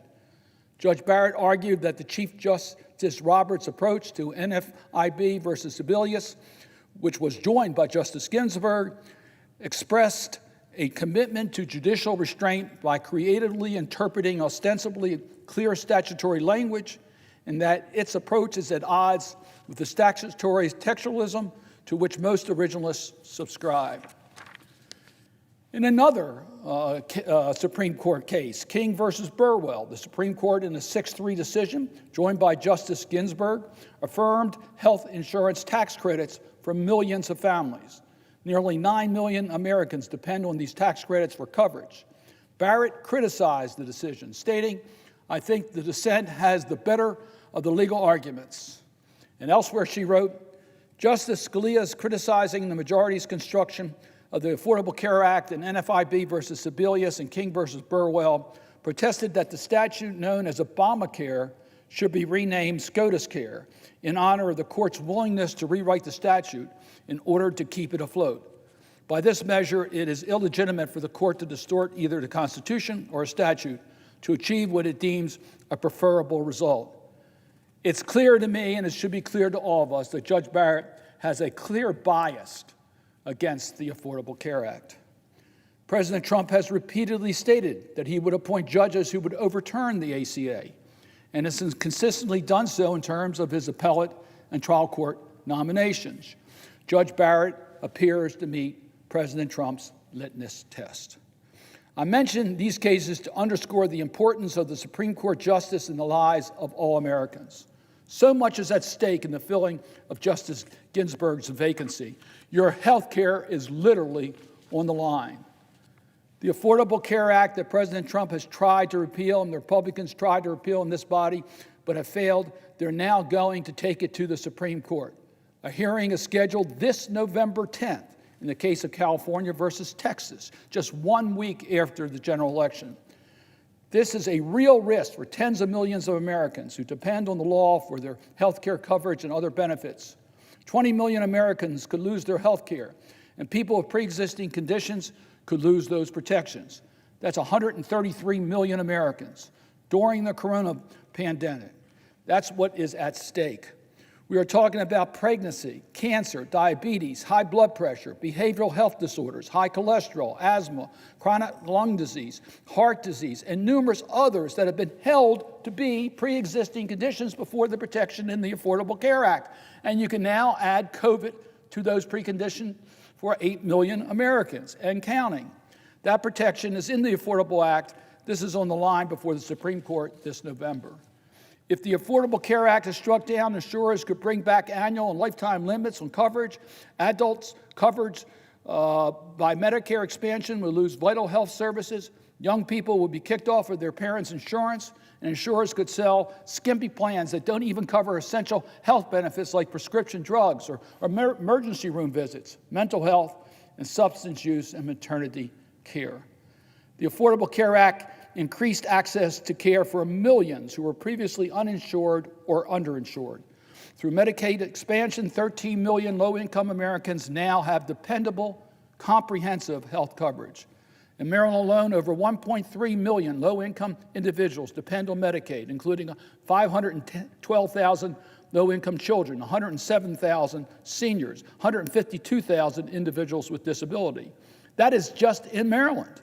We must protect the Medicaid expansion population and other uninsured and underinsured populations from the Trump administration's effort to eliminate their access to affordable care. It is at risk. I have similar concerns about women's health care issues. Judge Barrett has already gone on record in opposition to reproductive rights and freedom, so it's clear to me that she would try to roll back the clock on those rights as a Supreme Court justice. In a 2013 speech she entitled Roe at 40, Judge Barrett explained that Republicans are heavily invested in getting judges who will overturn Roe. She wrote that the framework of Roe essentially permitted abortion on demand, and Roe recognizes no state interest in the life of the fetus.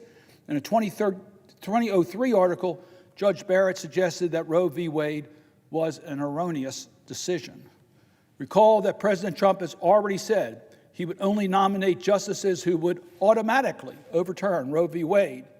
Judge Barrett appears to have met this litmus test as well. Indeed, Judge Barrett may hold an even more extreme record when it comes to reproductive rights than I've already stated. She refused to say at her confirmation hearing whether Griswold versus Connecticut was rightly decided, in which the court held that the Constitution guarantees a right to marital privacy and that a law criminalizing the use of contraception violated that right. Now note that Justices Roberts, Alito, Kagan, and Kavanaugh all discussed the Griswold case at their confirmation hearing, yet Judge Barrett said that the Griswold's correctness, quote, is something I cannot opine on. Judge Barrett's views on immigration also raises concerns. Our most vulnerable individuals are at risk, as well as with the naming of a new justice to the Supreme Court. Let me talk about one specific group. On June 18th of this year, in a 5-4 decision written by Chief Justice Roberts and joined by Justice Ginsburg, the Supreme Court held that the Department of Homeland Security violated law when it rescinded the Deferred Action for Childhood Arrival DACA program. There are approximately 643,000 DACA recipients, these are our dreamers, in the United States. And approximately 29,000 are healthcare workers, essential workers, who are serving us during COVID-19 pandemic, who have saved lives and eased suffering. But for the 5-4 decision, those individuals' lives could have been totally disrupted, and they could have been ordered to leave our country. These are individuals who know no other home but the United States of America. They are our neighbors and friends. The next justice could very well determine the fate of the dreamers. Unfortunately, Judge Barrett already has demonstrated a judicial track record which is hostile to immigration. In Cook County versus Wolf, Judge Barrett authored the dissenting opinion from a ruling that struck down the Trump administration's cruel public charge rule. The rule basically penalized immigrants for exercising their legal rights to use benefits that Congress has made available. And in the case of Yafai versus Pompeo, Judge Barrett wrote the majority opinion and held that the U.S. consular officials have virtually unchecked authority to deny visa applications to those seeking entrance to the United States. It was pointed out in the minority opinion that the majority has created a constant, dangerous abdication of judicial responsibility that would lead immigration officials to deny visas on the basis of impermissible bias. So let me turn to the rights of the LGBTQ community. In the Oberfeld versus Hodges case, joined by Justice Ginsburg, the Supreme Court held that the Constitution guarantees same-sex couples the right to marry in a 5-4 decision. Unfortunately, Judge Barrett has demonstrated hostility to marriage equality and the LGBTQ rights more generally. In speeches, Judge Barrett seems to be critical of the Supreme Court's decisions in Oberfeld, indicating she was worried about the who decides question when it comes to the courts or legislature deciding who can marry and start a new family. But fundamental rights under the Constitution should not be up for debate. Every American should have the same rights, benefits, and obligations of marriage regardless of their gender or who they love. Notably, Judge Barrett referred to sexual orientation as sexual preference in her testimony, implying that sexual orientation is a choice instead of an immutable characteristic. As Justice Kennedy concluded in Oberfeld, no union is more profound than marriage, for it embodies the highest ideals of love, fidelity, devotion, sacrifice, and family. In forming a marital union, two people become something greater than once they were. As some of the petitioners in this case demonstrate, marriage embodies a love that may endure even past death. It would be misunderstood, these men and women, to say they disrespect the idea of marriage.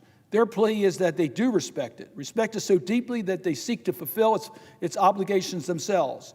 Their hope is not to be condemned to life of loneliness, excluded from one of civilization's oldest institutions. They ask for equal dignity in the eyes of the law. The Constitution grants them that right. I hope we agree with Justice Ginsburg, but I'm afraid that's a view that is not shared by Judge Bennett. Judge Bennett was critical as well as the extension of civil rights laws to protect transgender people, saying at an event that it does seem to strain the text of a statute to say that Title IX demands it. However, the Supreme Court held otherwise in Boxstead versus Clayton County, where Justice Gorsuch, joined by Justice Ginsburg, held for the court in a 6-3 decision that prohibition of employment discrimination on the basis of sex should read to include gender identity and sexual orientation. Judge Barrett has issued several disturbing findings that indicate a cramped and narrow view on civil rights laws designated to protect American workers from discrimination based on race or age. In EEOC versus AutoZone, Judge Barrett voted against rehearing a panel decision that ruled against an African-American employee whose company involuntarily transferred him to another store based on race. The EEOC had charged that AutoZone had an unlawful practice of segregating employees by race when it assigned African-American employees to stores in African-American neighborhoods and Latino employees to Latino neighborhoods. The dissent argued that the court upheld a separate but equal arrangement that is contrary to the Supreme Court's decision in Brown v. Board of Education, when the court interpreted the Equal Protection Clause of the 14th Amendment to find that separate facilities can't be equal. The dissent wrote, "The case presents a straightforward question under Title VII of the Civil Rights Act of 1964. Does a business policy of segregating employees and intentionally assigning members of different races to different stores tend to deprive an individual of employment opportunities on the basis of race?" The panel answered this question, no, not necessarily. I cannot agree with that conclusion. Once again, Judge Barrett was on the side of denying protection against racial discrimination. In Kleiber versus Care Fusion Corporation, Judge Barrett sided with the majority that Age Discrimination in Employment Act only protects current employees from discrimination due to disparate impact and not outside job applicants, a very narrow view. And then there's Judge Barrett's views on gun safety that I find deeply concerning. Judge Barrett's record strongly suggests that she would strike down common sense gun safety laws, even as Congress and the states continued to try to combat gun violence, which kills nearly 40,000 Americans every year. According to the Center for American Progress, from 2008 to 2017, over 6,200 people were killed with guns in Maryland. And from 2014 through 2018, there were 42 mass shootings in Maryland, killing a total of 45 people and injuring 156. That's just in one state. The next Supreme Court justice could hold a decisive vote should Congress or the states adopt common sense gun safety laws to curb gun violence, such as requiring universal background checks, banning assault weapons, or banning high-capacity magazine clips. In Cantor v. Barr, the Seventh Circuit held that a law barring felons from possessing a firearm did not violate the Second Amendment. The Supreme Court previously held in the District Court versus Heller that the Second Amendment conveyed an individual right to bear arms separate from the right of the militia to do so.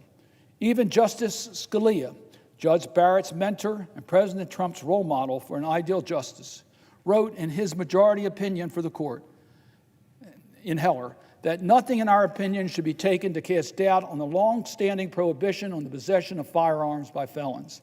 Yet Judge Barrett's dissent in Cantor and concluded that the bar on gun possession should only apply to violent felons. She argued that the majority was treating the Second Amendment like a second-class right. She went on to note that the government could deny nonviolent felons the right to vote, but not the right to bear arms, because history does show that felons can be disqualified from exercising certain rights, like the right to vote and serve on juries, because these rights belong only to virtuous citizens. So ultimately, Judge Barrett bizarrely seems to treat voting rights as a second-class right compared to gun ownership. That's pretty extreme. I've always expected in America we could move forward in protecting individual rights under our Constitution. That in each Congress, in each session, the Supreme Court would advance those rights for individual protection under the Constitution of the United States. The filling of this Supreme Court vacancy could very well reverse the trend of protecting rights and denying many in our community their rights. The Leadership Conference on Civil and Human Rights has sent a letter to the Senate signed by a diverse group of 150 organizations in opposition to the confirmation of Judge Barrett. The letter urges the Senate to oppose the confirmation of Judge Barrett and allow the president, duly chosen in 2020 general election, to fill the existing Supreme Court vacancies. Groups opposing the nomination include the Alliance for Justice, Human Rights Campaign, NAACP, NARAL, Pro-Choice Maryland, National Council of Jewish Women, National Employment Law Project, National Organization for Women, People for American Way, SEIU, United We Dream, Violent Policy Center, and the list goes on and on and on.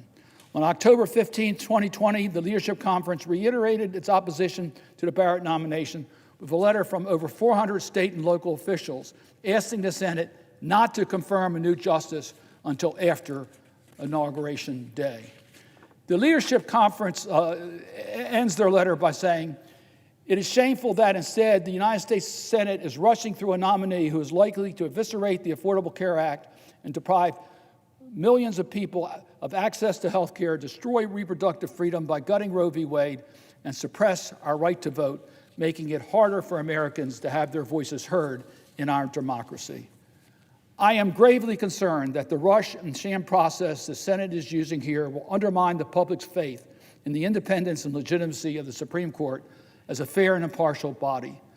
As a group of former federal judges recently wrote the Senate, our citizenry is sharply polarized, a foreboding sign for the health of any democracy. The judicial confirmation process has increasingly become dangerously politicized.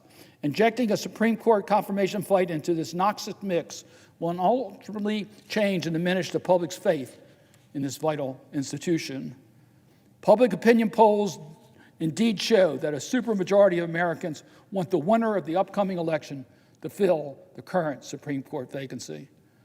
I again reference Leadership Conference letter opposing Judge Barrett's nomination, which states, "Judge Barrett's extreme record on the United States Court of Appeals for the Seventh Circuit, along with her ideology, driven writings and speeches, demonstrate that she is incapable of rendering equal justice under the law."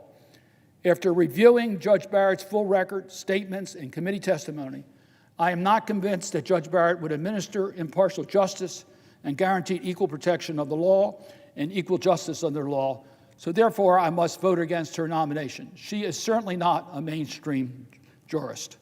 Let's follow the McConnell rule that the American people pick the next president and Senate so they can weigh in on the decision. Just as Senator McConnell argued in 2016, with President Obama's nominee of Merrick Garland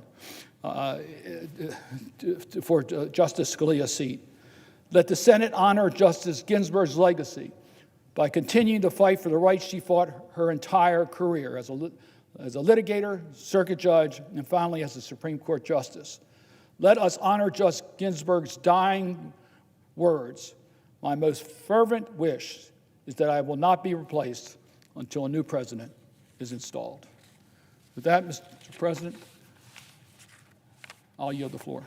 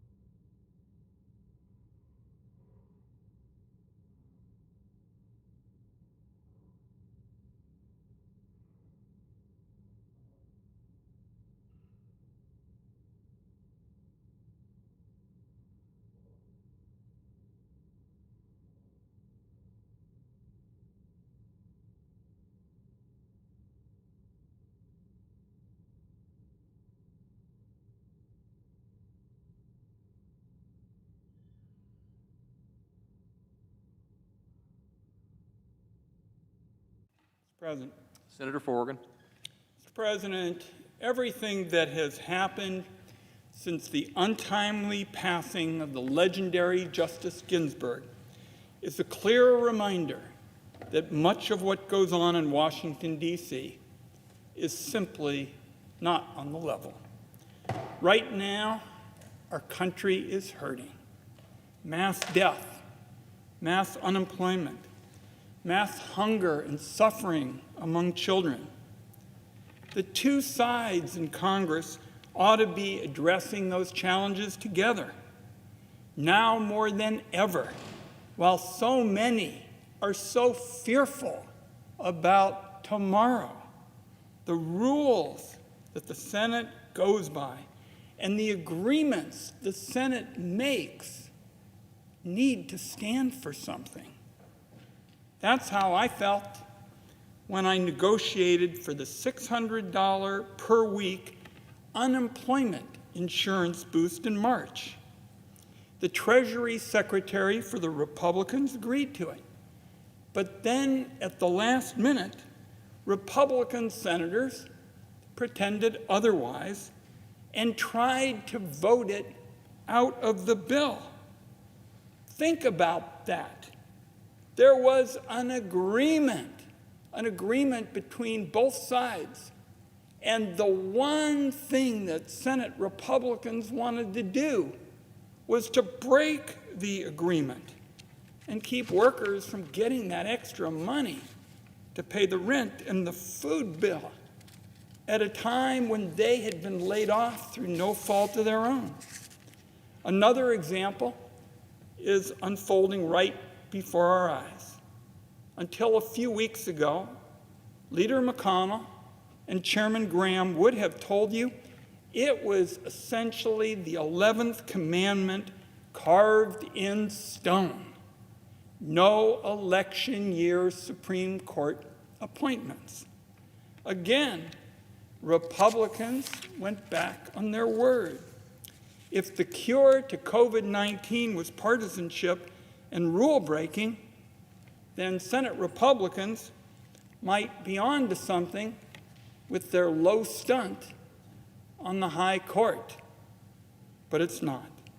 Now, the American people have a much more sensitive radar for unfairness than Senate Republicans.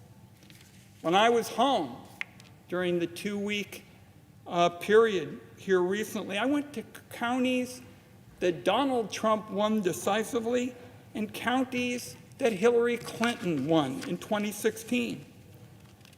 Folks I talked to in both communities, in both areas, said the person who wins the 2020 election should be the one that chooses the court nominee. And in this case, the American people know what's at stake for them because they see the consequences of rule breaking. If Judge Barrett is confirmed and does what Donald Trump has repeatedly said he requires of a nominee, help him throw out the Affordable Care Act, here's what happens. Tens of millions of Americans will suddenly lose their health care during a pandemic. COVID-19 becomes a pre-existing condition used by insurance companies to once again discriminate against consumers, take America back to the days when health care was for the healthy and wealthy. Even the nominee herself shows this process on judicial nominees is so dysfunctional and so broken, it doesn't come close to being on the level. Amy Coney Barrett may have established herself as the Babe Ruth of saying pretty much nothing. Now, everybody understands that nominees typically clam up during these hearings. I don't expect Judge Barrett to disavow Trump health care policy. I wouldn't expect to agree with all of a Trump nominee's positions. But unfortunately for our country, this hearing was a new low. For example, one of my colleagues asked whether Judge Barrett was aware that the president had committed to nominating judges who would throw out the Affordable Care Act, a statement that was part of news accounts all across the country again and again and again and again. Back in 2015, Donald Trump said, and I quote, "If I win the presidency, my judicial appointments will do the right thing, unlike Bush's appointee, John Roberts, on Obamacare," unquote.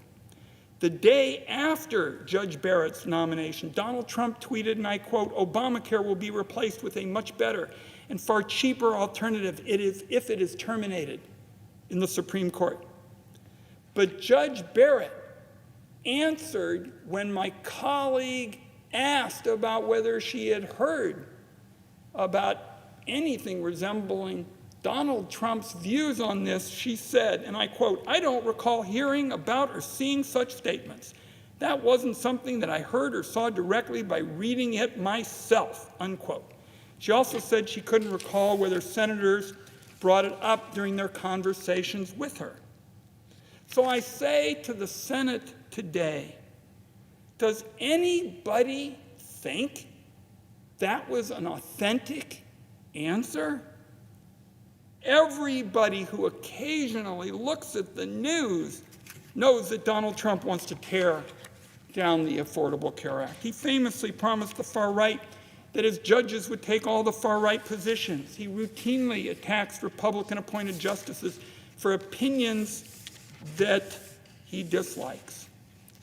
The never heard it, never saw it argument advanced by Judge Barrett that she doesn't follow the news apparently at all, didn't talk with anybody about the health care debate that has been front and center in American politics for a long, long time, is hard to mesh, and I understate this, with reality. You don't reach the heights of the academic and legal profession by ignoring the news of the day for years and years and years on end. So if you watch Judge Barrett's hearing, it's clear what this never heard it, never saw it argument is all about. It's about denying that there is any real threat to the Affordable Care Act, to protections for pre-existing conditions, to cheaper medicines for seniors. Judge Barrett certainly put on a Hall of Fame performance in ducking and dodging and weaving her way out of even the simple, routine questions about existing law, the stuff that's guaranteed to come up in every nomination hearing. For example, and this one just stunned me when I heard it, she wouldn't say whether Griswold in Connecticut was decided correctly. That is the landmark 1960s case that affirmed the right of married women to have access to contraception. It's one of the key Supreme Court decisions that gets directly to the right of privacy and to the rights of women to make decisions about their own bodies and their own lives. The decision in Roe versus Wade follows directly from the decision in Griswold. Even Justices Thomas, Roberts, Alito, and Kavanaugh, not exactly the left wing of American judicial considerations, said Griswold was decided correctly. Judge Barrett refused. And that matters because there is a far-right campaign working to undo both of those decisions, which would be devastating to a woman's fundamental freedoms in our country. She dodged serious questions on the legality of in vitro fertilization, which has helped millions of parents achieve their one dream, having a family. The judge refused to say whether she believed the landmark decision on marriage equality was decided correctly. The one case she was asked about enshrined marriage equality. She dodged a question on whether U.S. presidents should even commit to a peaceful transfer of power. She went on to say voter intimidation. On the issue of voter intimidation, she wouldn't answer whether it was illegal. That's not an open question. It's a case of black letter law. She was given what I thought was a slam dunk opportunity to confirm that a president cannot unilaterally change the date of the election. That one's not open to interpretation. The law is clear that he cannot. Judge Barrett wouldn't say so. As president, it's not like this nominee has been shy about sharing her views. For example, she bashed the opinion by Chief Justice Roberts that upheld the Affordable Care Act. She said, and I quote, "It pushed the Affordable Care Act beyond its plausible meaning to save the statute." That decision is the reason that 130 million Americans with pre-existing conditions are protected today, why insurance companies can't impose caps on people who need costly health care, why seniors no longer get stuck in the prescription drug donut hole, bankrupting their savings. Judge Barrett put her name on a letter that talked about overturning Roe versus Wade because it was about a barbaric legacy. She also lectured on the subject. She failed to disclose the letter and some of those lectures in her disclosures to the Judiciary Committee. Again, I understand that nominees are always careful in these hearings. But nomination hearings are providing less and less substance. That's been the case for a long time. And over the last few weeks, Judge Barrett set a new low. Years ago, Chief Justice Roberts talked about the job of a Supreme Court justice and said it was about calling balls and strikes. My question is, how can you be trusted to call balls and strikes if you spend your nomination hearing playing hide the ball? This rush job doesn't qualify as advice and consent. In my view, you look at Donald Trump and Republicans rushing this confirmation, you look at all the ducking and dodging of basic questions, and it's not hard to see the politics behind it.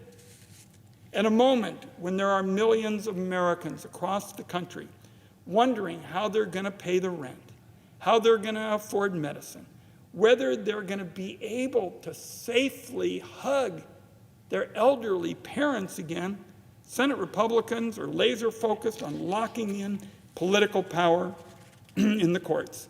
That's what this is all about. Senate Republicans somehow think this is a Houdini Act, suddenly making the threat to the Affordable Care Act disappear. It's not working. And my view is the American people understand that the rush to fill the Ginsburg seat is about a lot more than health care. Republican nominees for the courts always come before the Senate and talk about how it's the text of the laws as written, respecting precedent, respecting the original meaning of the Constitution. What happens when they join the bench? They throw out longstanding precedents, restrict individual rights, push forward with an agenda that favors special interests and the powerful. For example, Judge Barrett gutted a consumer protection law from the bench by essentially ignoring the text of the law itself, making it easier for debt collectors to prey on the vulnerable. Judge Barrett threw out precedent to deny $332 in damages to a woman who was injured in a medical procedure. The woman was actually unable to afford a lawyer, and she mistakenly used the wrong word to describe the money she was owed. Judge Barrett used that mistake against her. She ignored another existing precedent to take away a jury award from a teenager who was repeatedly raped by a prison guard. She sided with a company that segregated employees by race. In another case, she came up with a twisted interpretation of the Age Discrimination and Employment Act to allow discrimination against older job applicants. None of that had anything to do with calling balls and strikes or respecting the laws as written. Those rulings favor the powerful and corporations over people who don't have clout and don't have vast sums of money to protect themselves. President and Senate Republicans have packed the courts from the top on down with far-right judges who excuse these kinds of ideological rulings. They blocked Democratic judicial nominees for years. They had a plan to remove seats from the D.C. court rather than considering the sitting Democratic president's nominees. Now the president has pushed through an immense number of nominees, given how many seats Republicans left open through obstruction. Some of these judges have been deemed not competent for the job by nonpartisan legal groups. It's done incredible damage to the legitimacy and the independence of the judiciary. And virtually all of them tell the same story about originalism and sticking to the text in the tradition of Justice Scalia. Justice Scalia is considered to be the ultimate example of what is considered originalism. Judge Barrett recently said his judicial philosophy is mine too. Judge Scalia, in fact, packed his opinions with ideology. He wrote that the decision granting same-sex couples the right to marry was, quote, a threat to American democracy that robs the people of the freedom to govern themselves. He wanted to throw out the Affordable Care Act. He helped gut the Voting Rights Act in a ruling that's led to massive voter disenfranchisement. What's behind all this talk about originalism and sticking to the text of the laws as written is a political agenda, plain and simple. Taking away people's health care, disenfranchising voters, entrenching minority rule, giving corporations more power over their employees, legalizing discrimination against the LGBTQ community and against Black, Hispanic, Asian, and other groups of Americans. It's about cementing government control over women's bodies. Republicans could never enact these deeply unpopular policies through legislation, so they want the Supreme Court to enact their agenda for them. And I want to close by way of saying all of this is contrary to what Justice Ginsburg spent her career fighting for. It's exactly what the big rush to fill the Ginsburg seat is all about, and how this process torpedoes any opportunity for the Senate to come together on other big issues. My Democratic colleagues and I have been pleading with the majority essentially going and saying, look, let's work together on a major COVID package, virtually pleading that we work in a bipartisan way to help people on what I have heard again and again at home is their number one concern. Mitch McConnell said, however, that it was, quote, too complicated to get done. Last week, I brought forward a bill on enhanced unemployment insurance, a lifeline for jobless workers. It was blocked. 2 days ago, Democrats brought forth a series of bills, including proposals addressing domestic violence, election security, and child care. All blocked. This nomination to Senate Republicans comes first, and absolutely everything else is on hold, gotta wait, and we see really no genuine interest to do the hard work of putting it together. So this nomination and this process are not on the level. Republicans are again breaking their word to hand the Supreme Court to the far right. And I know that because I've heard from so many Oregonians about it. Oregonians were worried about losing their health care, their vote, and so many of their fundamental freedoms. They're worried about what this means for the future of the country. This debate is about the Ginsburg seat. Justice Ginsburg was not just an iconic fighter for the rights of the powerless and the vulnerable. She always said what she meant, and she meant what she said. We did not get that from Judge Barrett. I oppose this nomination.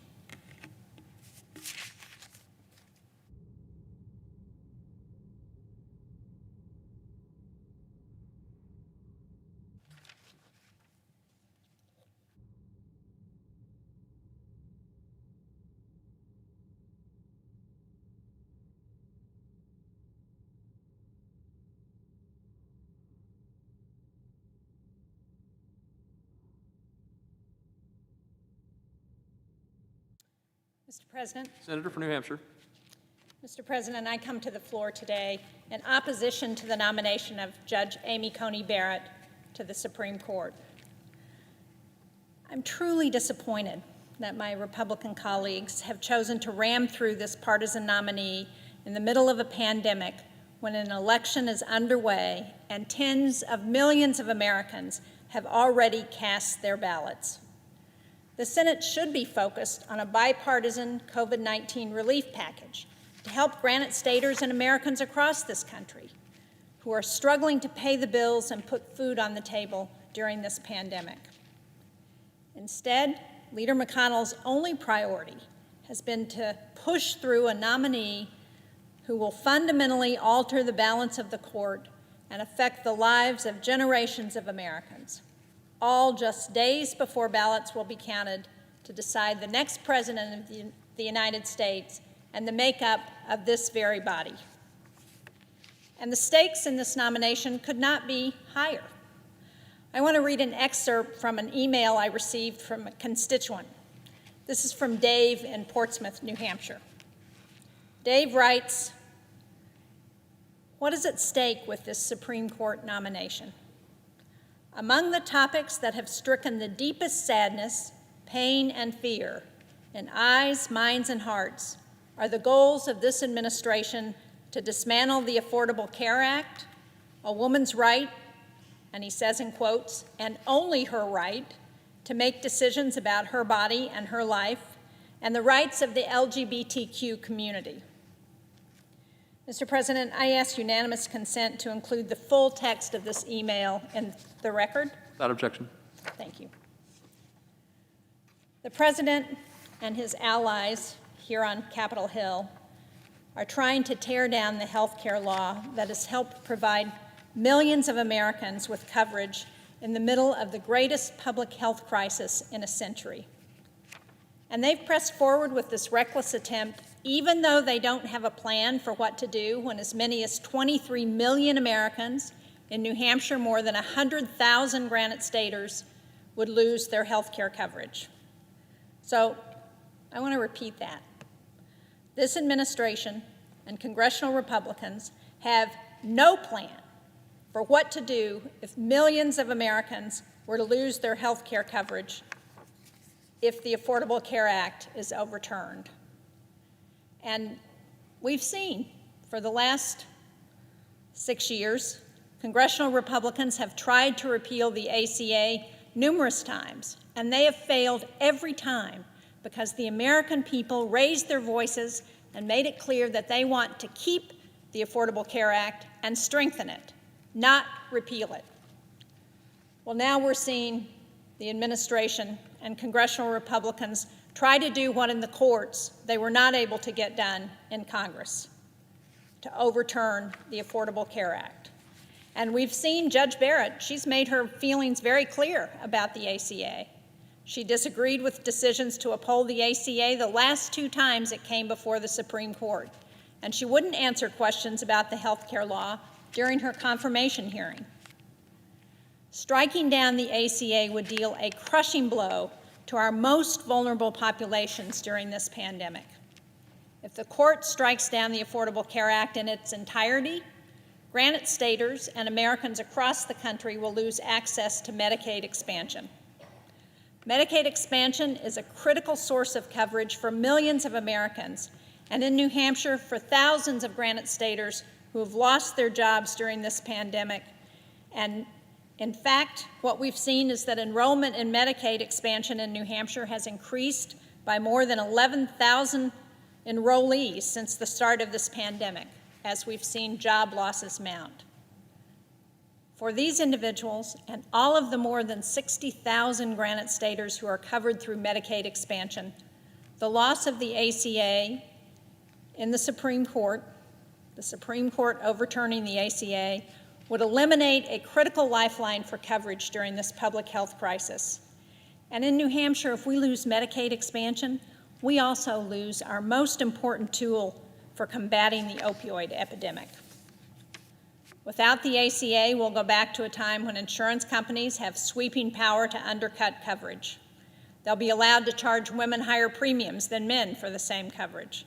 The health insurers would be able to remove essential health benefits like prescription drugs or maternity care. They would be allowed to jack up premiums or deny coverage altogether for individuals with pre-existing conditions. More than 8 million Americans, including nearly 10,000 Granite Staters, could be denied coverage because they've previously contracted COVID-19, which could now count as a pre-existing condition. And without the ACA, seniors could once again find themselves stuck in Medicare's donut hole for prescription drug coverage at a time when we're seeing drug prices soar. And in her confirmation hearing, Judge Barrett even refused to say whether the Medicare program is constitutional. With Judge Barrett on the Supreme Court, the health coverage that the ACA, Medicare, and other federal programs provide will be under a constant threat. And sadly, women's reproductive rights are also on the line with Judge Barrett's nomination. When he ran for president in 2016, Donald Trump said that he would appoint judges who would overturn Roe v. Wade. Well, we're seeing that very clearly with Judge Barrett's record. It shows that President Trump is trying to do just that, overturn Roe v. Wade. And Amy Coney Barrett's dissenting opinions while serving on the Seventh Circuit have shown that she is comfortable with laws that make it difficult or nearly impossible for a woman to exercise her right to make her own reproductive health decisions. Judge Barrett has even publicly supported an organization that's opposed to in vitro fertilization, a procedure that has helped millions of American couples start a family. Almost 50 years of precedent upholding a woman's right to control her own body are in jeopardy because Republicans are playing politics with the Supreme Court and packing the court with extreme justices. There are nearly 20 abortion-related cases that are currently one step away from reaching the Supreme Court. A partisan court would likely disregard long-standing precedent in these cases and put women's health and well-being at risk. And let's be very clear. Repealing Roe v. Wade is not going to reduce the number of abortions if history is any indication. What it does is increase the number of abortions in the country. Unfortunately, the Affordable Care Act and women's reproductive rights are just two of the many areas of American life that a partisan Supreme Court could dramatically alter. Equality for LGBTQ Americans is another major concern. Millions of gay and lesbian Americans have been married since the Supreme Court legalized same-sex marriage. But in a recent dissent penned by Justices Thomas and Alito, these justices challenged the constitutionality of that decision and called for it to be revisited. And when asked in her confirmation hearing about the precedent of the Supreme Court decision to legalize same-sex marriage, Judge Barrett was evasive. So you can understand the anxiety and fear that same-sex families are experiencing as they watch the Republican-led Senate rush this nomination. The stakes are also incredibly high for voting rights, for worker protections, for common-sense gun laws, for so many other issues that are in jeopardy with the appointment of Judge Barrett. Now, I know the die has been cast. We saw that yesterday with the 51-48 cloture vote.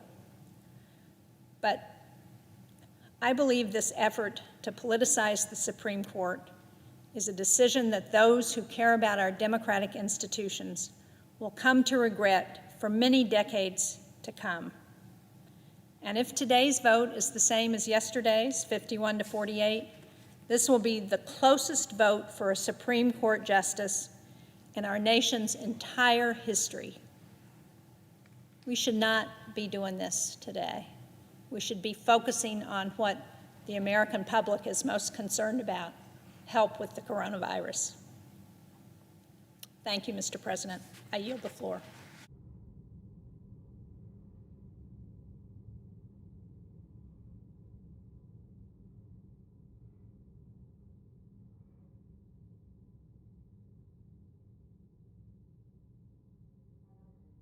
The senator from Nevada.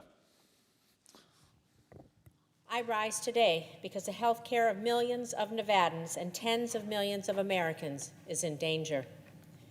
Their health care is endangered because in just a few weeks, the Supreme Court will consider a case that could overturn the Affordable Care Act completely.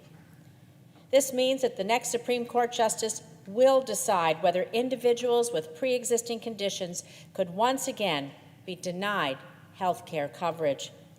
The fact is, this administration has tried for years to overturn the Affordable Care Act. First, they attempted to repeal the ACA through legislation.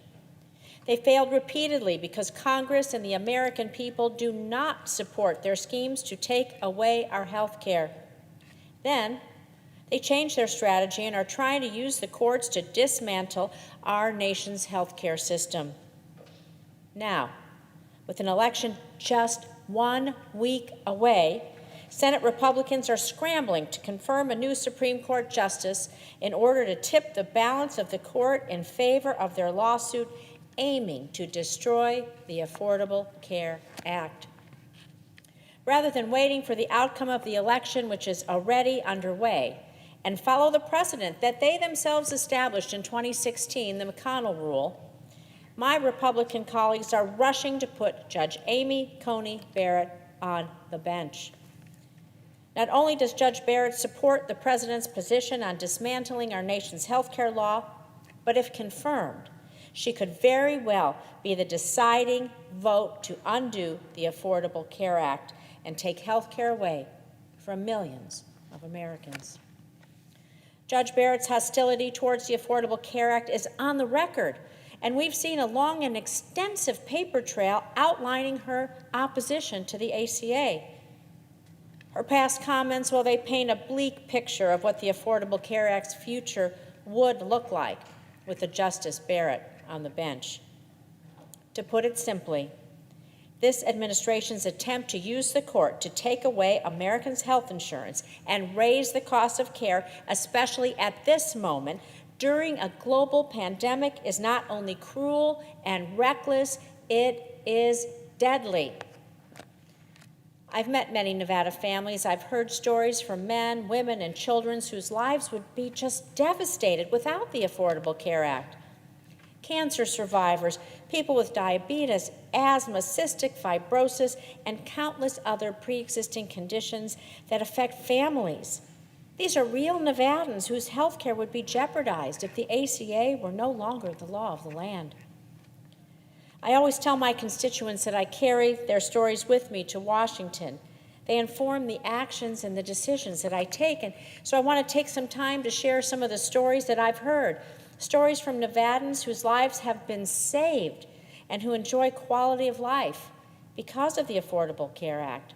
Stories from Nevadans who are outraged about what's happening, who have reached out to my office to make their voices heard, and countless stories of how allowing the ACA to be dismantled would impact their lives. First, I want to share a letter from Jen, who lives in Henderson, Nevada. Jen's husband is one of the 1.2 million Nevadans estimated to be living with a pre-existing condition. Like many people, Jen is worried about the health of her husband and the future of her family if the Affordable Care Act is eliminated. Here's what Jen wrote. Dear Senator Rosen, I'm watching the confirmation hearing for Amy Coney Barrett, and I'm listening to the conversation around the ACA. I'm scared to death that it will be overturned and what it means for me and my husband. In February 2019, at only 38, he had a devastating stroke, and he had to stay in the hospital for 4 months. If he hadn't had insurance, we would never have been able to afford his care. I'm scared of losing that protection for pre-existing conditions. He will need specialists for the rest of his life, as well as physical, occupational, and speech therapy. We cannot afford his care otherwise. I'm so scared. Please help. Unfortunately, Jen's situation and concerns are far too common. Many Nevadans and Americans across our country are worried about a future where they could lose their life-saving coverage. There's another letter from a Nevadan who lives in Spring Creek who's worried about their own continued health care without the protections the ACA provides. I've had asthma my whole life, and it's severe. I finally have good insurance, and I need it desperately. This will affect millions of us. I've lived through not having insurance, and it almost killed me. The insurance companies at that time were asking higher premiums than what I made. End quote. Nevadans across the state are absolutely terrified about the possibility of losing care because of this nomination. I received a letter from a brave Nevadan who lives in Minden, a small town in the western part of our state. She wanted to share with me her health struggles, her fears for the future. She said this, I've been fighting a rare, aggressive form of breast cancer for the past 4 years. I still have numerous surgeries to undergo, and part of my ongoing battle against this devastating disease.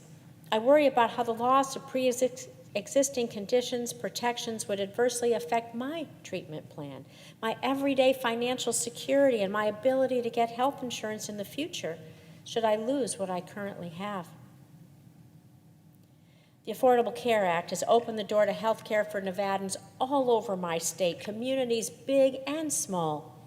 These are real people with real struggles, real families who desperately want the best possible care for their loved ones. That's all. That's all. They want the best care for their loved ones. Don't we all want that?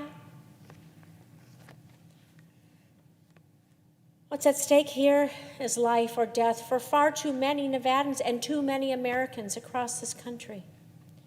Assuring the health of our loved ones should be an essential, basic human right. It's thanks to the Affordable Care Act that more than 200,000 Nevadans get coverage through the ACA's expanded Medicaid program. It's thanks to the Affordable Care Act that over 77,000 Nevadans have coverage through the Nevada HealthLink Insurance Exchange. And it's thanks to the Affordable Care Act that over 19,000 Nevadans under the age of 26 get to remain covered through their parents' health insurance plans. All of these people, that's 1 in 10 Nevadans, could lose their health insurance if the Supreme Court overturns the ACA. All of them could face overwhelming costs and denials of the care that they both need and deserve. Not to mention, it's thanks to the ACA that there are an untold number of people who can still get coverage because insurance companies can no longer put lifetime caps on their health care coverage. Before the ACA, an insurance company, well, they could limit how much they would pay for your medical bills over your lifetime. One constituent from Las Vegas voiced her concerns that without ACA protections, we would see a return of lifetime caps on coverage. She said this, "I'm concerned about the potential elimination of the Affordable Care Act. In addition to the potential elimination of pre-existing conditions, no one seems to address the issue of lifetime limits, which were eliminated under the ACA. For those with long-term illnesses, they stand to risk loss of medical insurance while battling catastrophic illnesses. My husband, well, he's been battling colon cancer for several years. If the lifetime limit were to be reinstated, we would no longer be covered for any of his chemo or other cancer-related treatments. I'm sure that the insurance companies would jump at the chance to stop coverage for those with extraordinarily high medical expenses." End quote. The American people, well, they want us to protect their care. The American people want us to protect them. They do not want to see the Affordable Care Act eliminated. The fact is, our health care coverage is better now than it was before the ACA was enacted. Insurance plans now have to cover those 10 essential health benefits, and we have fought hard against junk plans that claim to provide coverage but aren't there when you need them the most. In addition to that, many middle-income Nevadans can access affordable care because of the much-needed tax credits that the ACA provides. I've spoken with and heard from countless Nevadans, and I can say with certainty that no issue matters more to people of my state than their health and safety and the health of their loved ones. The Affordable Care Act has not only given families the peace of mind that comes with quality health coverage, but has literally saved lives. Without the critical protections the ACA provides, we risk going back to the days when big insurance companies could deny insurance coverage based on pre-existing conditions.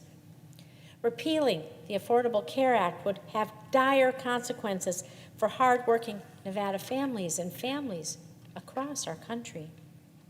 Healthcare shouldn't be a partisan issue. We have an obligation to protect the health of our constituents. We need access to health care more now than ever, and taking critical protections away from Nevadans would be a disaster for our state, and it would be a disaster for our country.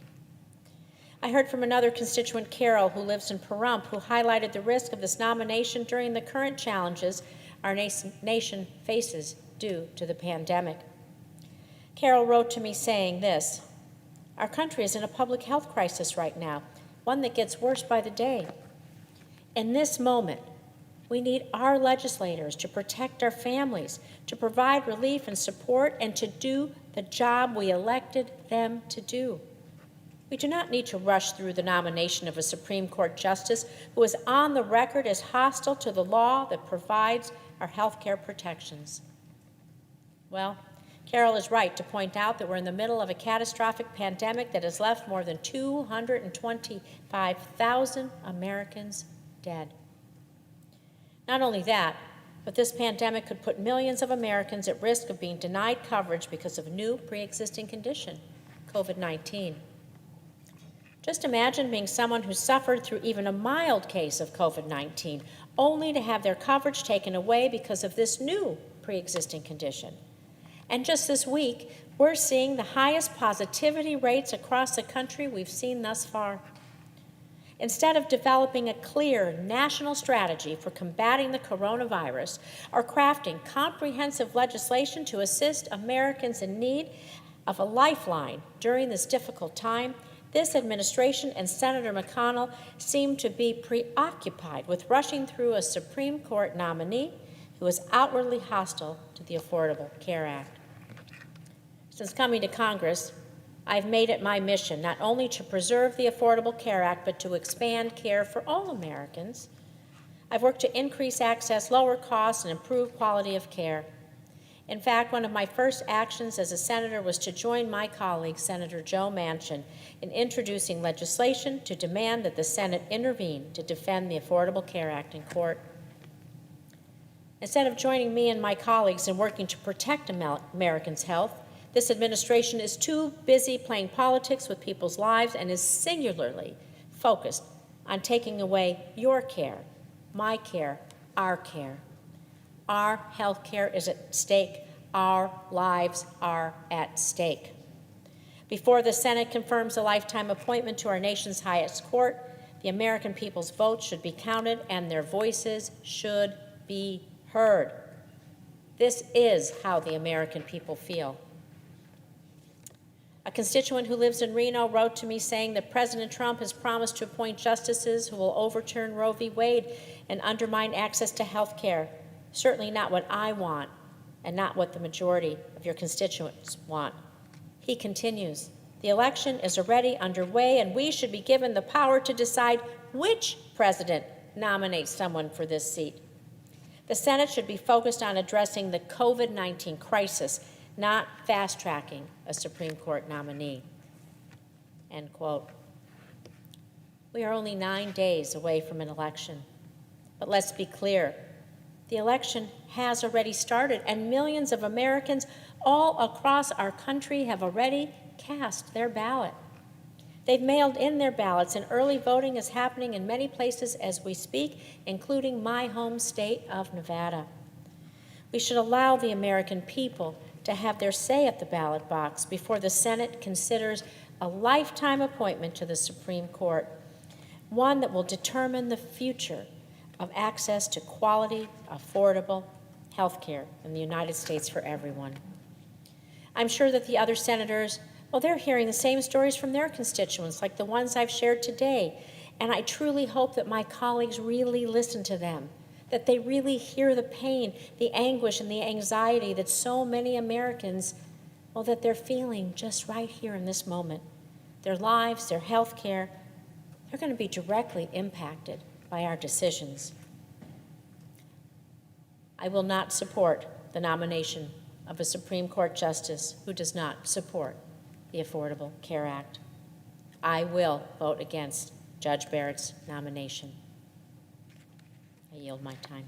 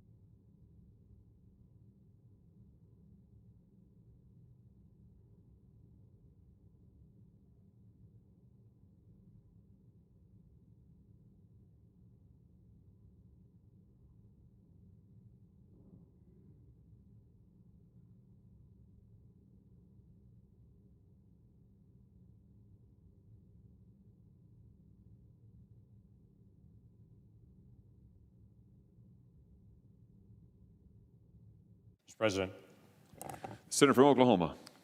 Over the past several years, heard some pretty remarkable stories from the other side of the aisle and from the national media. We heard from an Atlantic article that the president called service members killed in action losers, spread all over the place, till it was refuted flatly by 14 different officials that were on the trip. We heard claims that the Trump administration had deployed federal troops to Portland. They were taking over the streets of Portland until leadership of ICE and of DHS came to Congress and reported what actually happened, starting with there were no federal troops that went. There was federal law enforcement there, but it's because it's a federal building that was under attack. And they weren't just aimlessly roaming the streets arresting people, though they did arrest the people that threw Molotov cocktails at the building. I've heard that the post office cannot handle the increased volume of mail, and the Trump administration's intentionally trying to slow the post office down so mail can't come in, saying with frantic, breathless voices, it could be 100 million ballots coming in the mail, and can the post office handle it? Until you find out that 2 weeks before Christmas last year, the post office handled 2.5 billion pieces of first-class mail just that 1 week. Certainly they can handle 100 million ballots coming in over a month. I heard last summer that the president had taken away toothbrushes from children at the border. So a group of us were actually at the border the very next week and went into that exact facility saying there are no toothbrushes there available for the children, and saw a storeroom full of toiletries, yes, including toothbrushes. I read the story and followed up with the ICE leadership about Muslims in our ICE detention facilities being forced to eat pork, tormenting them with feeding them pork against their faith, until we actually followed up on the facts of it and found that story was completely false. It seems every day, sometimes multiple times a day, there's a new accusation that comes out to attack the Trump administration and to be able to challenge them on every angle of every direction you can possibly do it. And then for the presiding officer, you know this full well because I sat in that same chair for 2 hours last night during our 30 hours of continuous debate following Senate rules to conclude a confirmation of a Supreme Court justice. And I was quite amazed at some of the things that I heard while I sat in the chair. I heard things like, well, Amy Coney Barrett should have never even come out of the judiciary because Democrats boycotted coming actually to the hearing, and if they don't come to the hearing, the nominee cannot come out. The Republicans have broken the rules. In fact, some of my colleagues went dangerously close to say, because they broke that rule, we're going to break the next rule and pack the court. Except they leave out one little thing, that's happened multiple times before, that it did follow the rules. There wasn't a breaking of the rule in the committee. In fact, one of the members speaking last night even said so far as they broke the rules, except the parliamentarian ruled them in order, and so the parliamentarian was wrong as well. At least 7 times since 2006, most recently in 2014 when Democratic Chairman Leahy sent a circuit court judge and 2 district judges to the floor out of committee when only one member of the minority was present, not fulfilling, quote unquote, the rule. Republicans did not break the rule as they came out of committee with Amy Coney Barrett. I heard over and over again that there's never been a time like this that ever anyone's brought a Supreme Court nominee during an election year like this, except when you actually go back and look through the history, which I've recounted on this floor before, and multiple of my colleagues have recounted the actual history. But then last night I heard once again, even Abraham Lincoln, the month before the election, could have put in a nominee for the Supreme Court, and he chose not to wait for the election. And all I could do was sit with my mask-covered face in the presiding chair and smile and think about the Washington Post article that came out just a few weeks ago when Senator Harris gave the same lesson about Abraham Lincoln in the Supreme Court. And the Washington Post, the day after, wrote an article titled, "Kamala Harris's Little History Lesson About Lincoln's Supreme Court Vacancy Wasn't Exactly True." No, Abraham Lincoln didn't hold back and say, I'll wait till after the election. That's not how that occurred. The Senate was not even in session during that time period. And Abraham Lincoln, in the middle of a civil war, was waiting it out, trying to be able to keep his fractured Republican coalition together and not fracture it by naming someone. In fact, he shrewdly ended up naming one of his opponents in the Republican Party as the nominee that would come after he was reelected. It's interesting to me how things seem to get twisted around in some of this debate. I heard last night during the debate time that Amy Coney Barrett refused to be able to answer the questions, the most basic questions about what she believes about things. The shocking thing about it is Amy Coney Barrett did the exact same thing Ruth Bader Ginsburg did during her nomination, and that every other nominee has said. They've said, I'm a judge. I can't tell you how I'm going to rule on it because it has to be based on the facts of the case. It's not something I can just make up on the spot. In fact, this is what was quoted from Justice Ginsburg when she was Judge Ginsburg at the time and going through the nomination process. She said to this from Judge Ginsburg, I come to this proceeding to be judged as a judge, not as an advocate, because I am and hope to continue as a judge. It would be wrong for me to say or preview in this legislative chamber how I would cast my vote on questions of the Supreme Court may be called upon to decide. Were I to rehearse it here, what I would say and how I would reason on such questions, I would act injudiciously. Judges in our system are bound to decide concrete cases, not abstract issues. Each case comes to the court based on particular facts, and its decision should turn on those facts and the governing law, stated and explained in light of particular arguments the parties or their representatives present. A judge is sworn to decide impartially, can offer no forecasts, no hints, for that would show not only disregard for the specifics of the particular case, it would display disdain for the entire judicial process. For some reason, Justice Ginsburg was celebrated by the left for not saying how she would rule, but Amy Coney Barrett has been shown disdain to say she's not telling exactly how she'll rule on every single issue. The most painful thing that I heard last night when I was in the chair, and that I've heard over and over again in the dialogue, has been a sad personal destruction and deception, pushing Amy Coney Barrett over and over again as a closet racist and segregationist. I'm disappointed that even this candidate is being challenged as a racist, quiet segregationist. It is the firebomb thrown into the middle of a dialogue. Over and over again, she was challenged by saying, what would she do with Brown versus Board of Education? As if quietly she's a segregationist. Over and over again, her concept on originalism was pushed. And here's how it was framed in the debate on this floor. She's an originalist. That means she's backward looking. That means she's supportive of those white men who supported slavery and would not allow women to be able to vote. Because in their perspective, that's what an originalist is. They want to go back to slavery and segregation and removing the rights of women to vote. Even last night saying originalists go back to the time of child labor. It is a smear, it is a personal attack, and it is an act of desperation.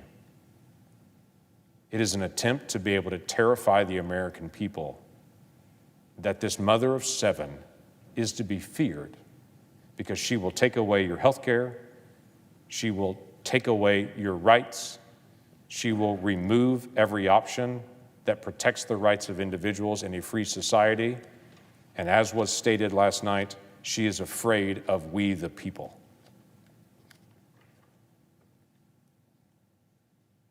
We have a responsibility in this body to be able to set the tone for debate. We disagree on things strongly, and so do the American people. But this should not be a place of smears and personal attacks and disdain for each other and for labeling people something that if we were to sit down face to face and I were to ask the members on the other side in this chamber, do you really think that Judge Barrett is a racist segregationist? I have every confidence that the members on the other side would say no, but it plays well to the base. What have we become?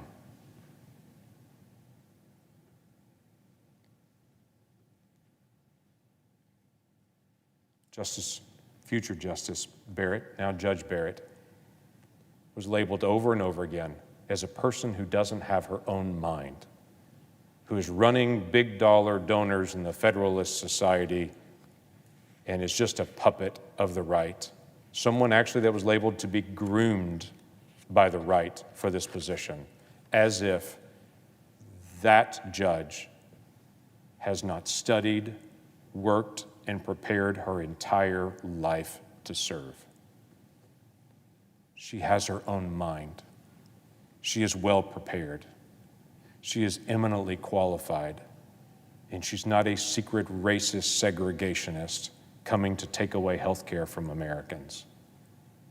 She's a judge that's heard 600 cases, that graduated first in her law school class, that taught law for 15 years at Notre Dame University, and is well prepared. And yes, does have this originalist view of the Constitution, meaning you can't just look at it and make it say what you want to. People on this floor can try to put words into her mouth, which she has not said, as I heard over and over again, like her desire is to suppress voters.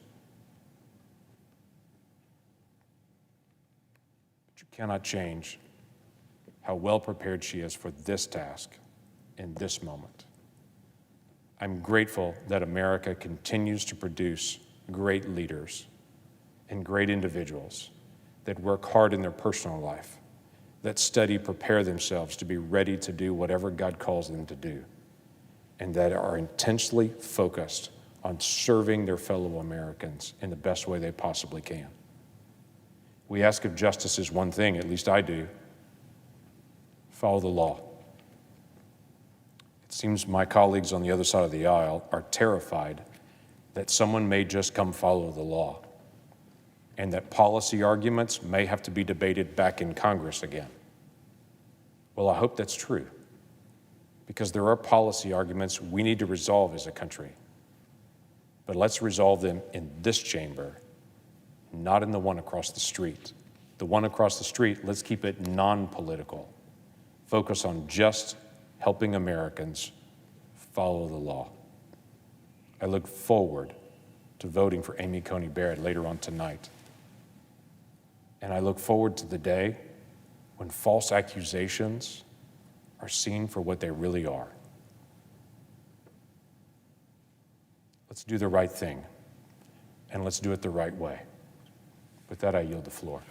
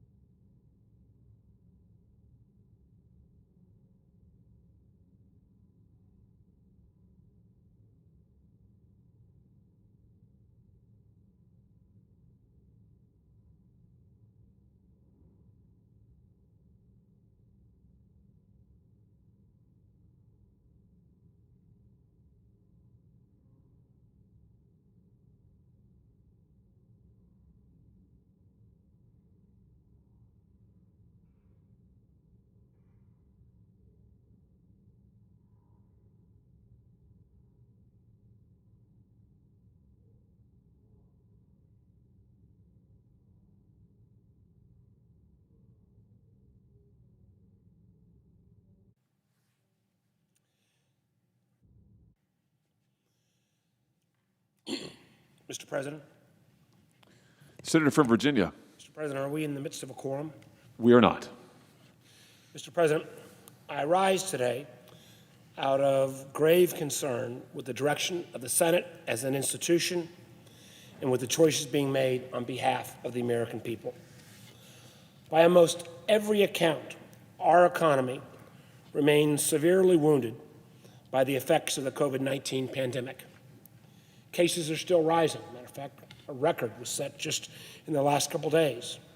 Small businesses are unfortunately closing at an accelerating rate. Foreclosures and evictions are on the rise. Jobless benefits for many have run out. And our state and local governments are running dangerously low on resources to assist teachers, first responders, firefighters, and so many others. But rather than focusing on the immediate needs of the American people and acting to remove the uncertainty being felt by families across this country and in the Commonwealth of Virginia, the Senate is preparing to pursue a partisan exercise to fundamentally alter the composition of our Supreme Court. This comes as we are just a week away from November 3rd, when Americans will go to the polls to cast their ballots in a presidential election. In my state, in the Commonwealth of Virginia, literally almost 2 million Virginians have already voted. President Trump and the majority leader are jamming through, at this moment, a divisive nominee to fill Justice Ginsburg's seat on the Supreme Court, Judge Amy Coney Barrett. The Senate has never confirmed a Supreme Court nominee this close to Election Day. The election is in a week. Nearly 60 million people have already voted. And while they eviscerate Senate precedent and rush towards a Supreme Court nomination, they delay passing the kind of critical legislation in terms of additional COVID relief that would help millions of Americans make it through the economic crisis. Think about that. Every day we wait to pass a comprehensive COVID stimulus bill, more people than necessary will get sick, some will die, businesses will be lost, families will lose their homes, and millions of unemployed workers will continue to wonder how they're going to make ends meet. So why has the president rushed Judge Barrett's nomination through the Senate? The president is jamming through this nomination because there is so much on the line with this Supreme Court vacancy. On November 10th, just 1 week after the election, the Supreme Court will hear a case that could invalidate the Affordable Care Act and rip health care coverage away from more than 20 million Americans. 20 million Americans in the middle of a pandemic. The president and my Republican colleagues here in Congress have already tried and tried again and tried again and failed to repeal the Affordable Care Act through Congress. Now they've turned to our nation's Supreme Court in a purely political effort that could devastate our nation's health care system.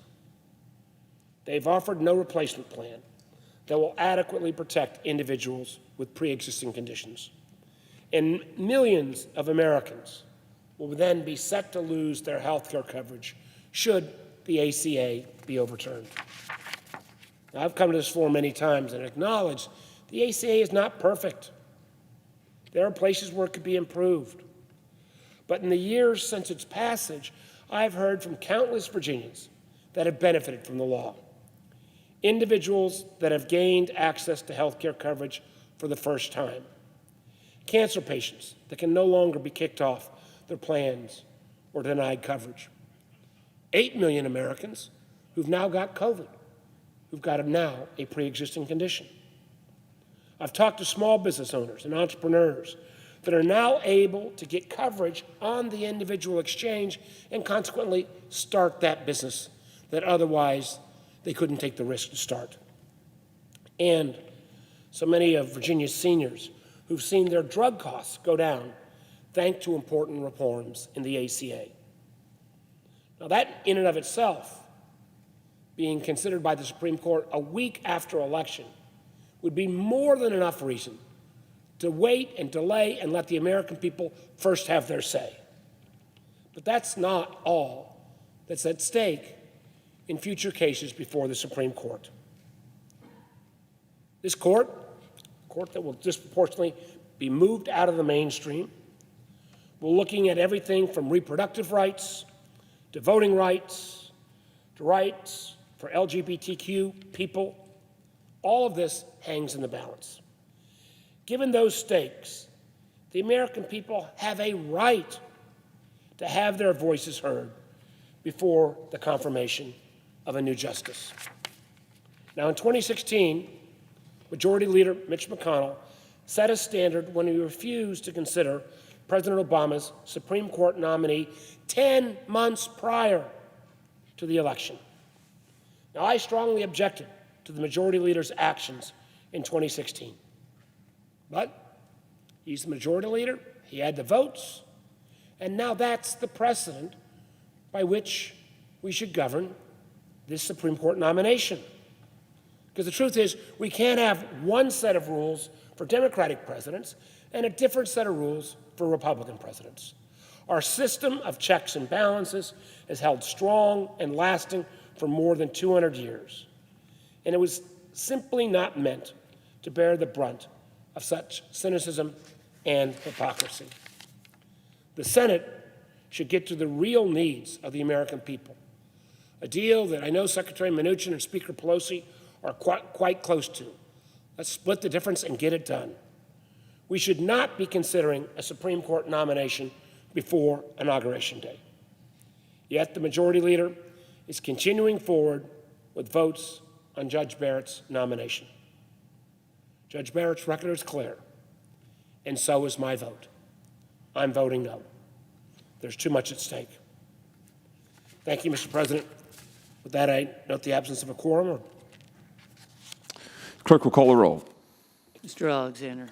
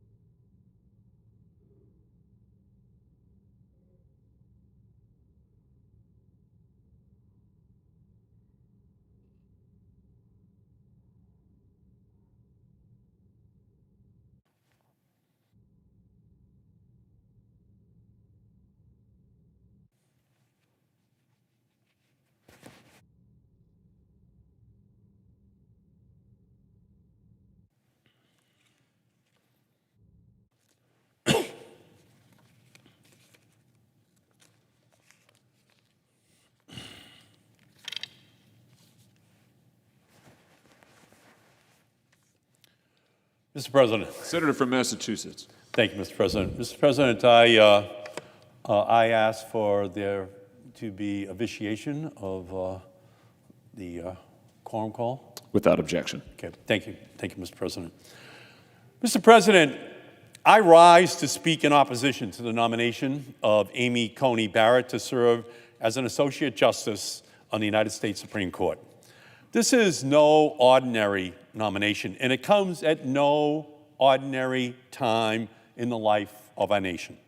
We are in the midst of a global pandemic that has already claimed more than 225,000 American lives. We are a mere 8 days away from a presidential election. Donald Trump announced his nomination of Judge Barrett even before we could fully mourn the death of the great Justice Ruth Bader Ginsburg. And Senate Republicans then rushed this nomination to the Senate floor. In doing so, they violated the rule that their leader, Mitch McConnell, imposed in 2016, which kept Merrick Garland off the Supreme Court after President Obama nominated him in February of that year to fill the vacancy that arose with the death of Justice Antonin Scalia. That rule was clear. That rule was concise. That rule was definitive. The Senate would not consider a nomination to fill a vacancy on the Supreme Court during a presidential election year. Many of my Republican colleagues echoed Leader McConnell's pledge. In fact, my colleague, Senator Lindsey Graham, who chairs the Judiciary Committee, admonished us to use his own words against him if he went back on his promise. Quote, if there's a Republican president in 2016 and a vacancy occurs in the last year of that term, you can say that Lindsey Graham said, let's let the next president, whoever that might be, make that nomination. But the majority has ignored the McConnell rule and broken their promises to follow it as they engage in the outright theft of yet another seat on the United States Supreme Court. You can't spell shameful without sham. And that's what Senate Republicans have turned this Supreme Court nomination process into, a sham. What else is unprecedented about the circumstances surrounding the Barrett nomination? Well, in Donald Trump, who made the Barrett nomination, we have a president who has repeatedly refused to commit to a peaceful transition of power should he lose the upcoming election. And in Donald Trump, we have a president who has openly stated that he needs Judge Barrett on the Supreme Court to cast a crucial vote if cases arising out of a disputed election reach the court like Bush versus Gore did after the 2000 presidential election. In Donald Trump, we have a president who has vowed to appoint to the Supreme Court a justice who would vote to overturn Roe versus Wade and take away a woman's reproductive rights and freedom. Even before he was elected in 2016, he pledged, quote, I will appoint judges that will be pro-life, yes. In Donald Trump, we have a president who has expressly promised that he would only nominate a justice who would vote to get rid of the Affordable Care Act, Obamacare, and coverage for pre-existing conditions. President Trump made that another bright line litmus test for this nomination. In Donald Trump, we have a president who has told us that he needs Judge Barrett on the bench to rule in the Affordable Care Act case. The Supreme Court is scheduled to hear on November 10th, 1 week after the election, a case that will decide the fate of that law and the availability of health insurance for millions of Americans suffering during a pandemic and well afterwards. If Amy Coney Barrett is confirmed to the Supreme Court and votes the way Republicans expect, nearly 3 million people in Massachusetts with pre-existing conditions could face higher costs, fewer benefits, could have trouble finding insurance coverage. Massachusetts was the model for the Affordable Care Act. But if Donald Trump and his Supreme Court nominee have their way, more than 335,000 Bay Staters enrolled through the Medicaid expansion could lose their coverage.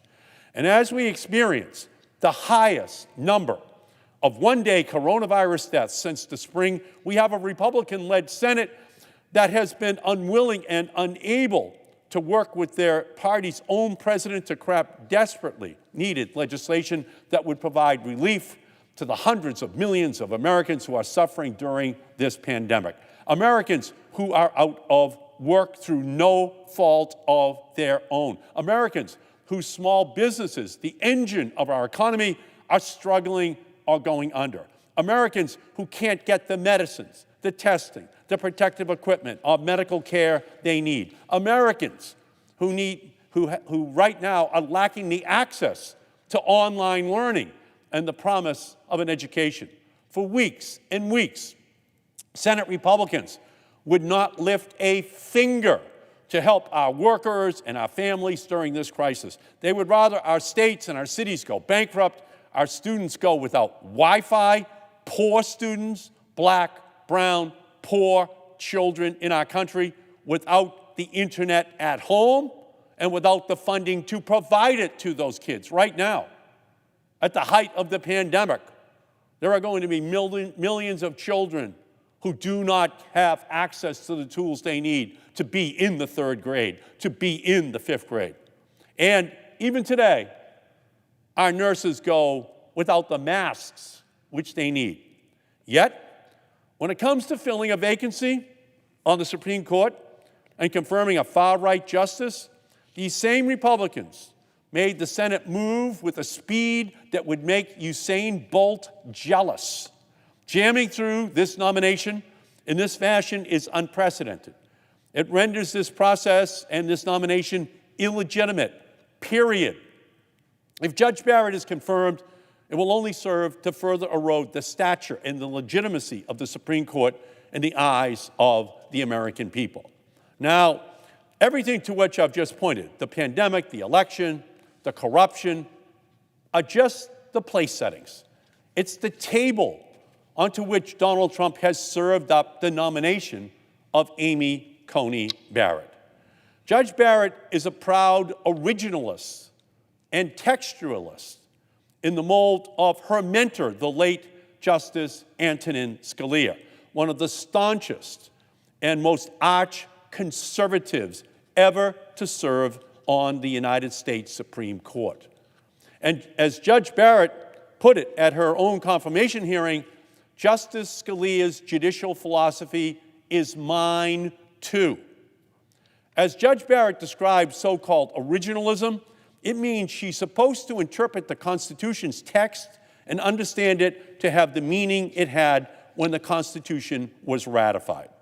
But interpreting the Constitution in that manner has been used over and over to deny rights to women, to communities of color, and to the LGBTQ individuals, members of our society who had no rights when the Constitution was ratified. Originalism is racist. Originalism is sexist. Originalism is homophobic. For originalists like Judge Barrett, LGBT stands for let's go back in time, a time when you couldn't marry who you love, when you couldn't serve in the military if you were trans, a time when rights were not extended to gay, lesbian, bisexual, transgender, queer, questioning, or intersex individuals. Originalism is just a fancy word for discrimination. It has become a hazy smokescreen for judicial activism by so-called conservatives to achieve from the bench what they cannot accomplish through the ballot box. And an elected Congress, and as a result, they roll back individual rights through judicial decisions. The activists, originalists, judges on the Supreme Court, and lawyers in its legal community are poised to repeal the Affordable Care Act, deny reproductive freedom, and repeal same-sex marriage. They will welcome a Justice Barrett and a 6-3 conservative majority with open arms. So we know a lot about Judge Barrett's judicial philosophy of originalism. What about her application of it and her views? Well, in early 2017, 4 months before Donald Trump nominated her to serve on the U.S. Court of Appeals for the Seventh Circuit, she wrote a law review article in which she criticized Chief Justice John Roberts' majority opinion in NFIB versus Sebelius, which upheld the Affordable Care Act. She made clear she didn't think much of Justice Roberts' opinion, arguing that he, quote, pushed the Affordable Care Act beyond its plausible meaning to save the statute. We know from another law review article that Judge Barrett, like many originalists, does not give precedence the respect that it deserves. In 2013, she wrote that because a justice's duty is to the Constitution, there is, quote, more legitimacy in enforcing her best understanding of the Constitution rather than a precedent she thinks clearly is in conflict with it. In other words, she believes that her own interpretation of the Constitution is more important and more legitimate than precedent such as Roe versus Wade. We know from her dissenting opinion in Cantor versus Barr that she believes a felony conviction shouldn't necessarily result in losing the right to own a gun, but she's okay with felony convictions taking away the right to vote. Should make it easier for a felon to own a gun than to vote. That's the kind of result that Judge Barrett's originalism gets us into. So, on many of these issues, Amy Coney Barrett has shown us that she couldn't be further in spirit from Ruth Bader Ginsburg, the late great justice whose seat on the nation's highest court that she will fill. While Justice Ginsburg always had us looking forward, Amy Coney Barrett and her originalism will always have us looking backwards, and backwards is precisely the direction in which this nation should not be going.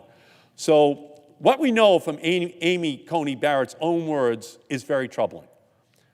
Yet then, at her confirmation hearing, we learned that there are many basic, fundamental legal issues on which she would not say a word, and she would keep her views hidden. At her confirmation hearing, Justice Barrett declined to answer questions about such important propositions as whether it's unlawful to engage in voter intimidation. Spoiler alert, it is. On questions whether the president can delay a presidential election. Newsflash, he can't. Questions about whether presidents should commit to a peaceful transition of power. Listen up, they should. Questions about whether Obergefell versus Hodges, the landmark Supreme Court decision recognizing the right to gay marriage and making marriage equality the law of the land, was correctly decided. No doubt about it, it was. Questions about whether the non-discrimination provisions of the Affordable Care Act protect LGBTQ people from discriminatory treatment in health care. Of course they do. Questions about whether Roe versus Wade was correctly decided and is a super precedent. It was and it is. Questions about whether Medicare is constitutional. Of course it is. Questions about whether climate change is real and whether human beings cause it. It is, and we do. On these and so many important issues and questions, Judge Barrett refused to give the obvious and indisputably correct answers.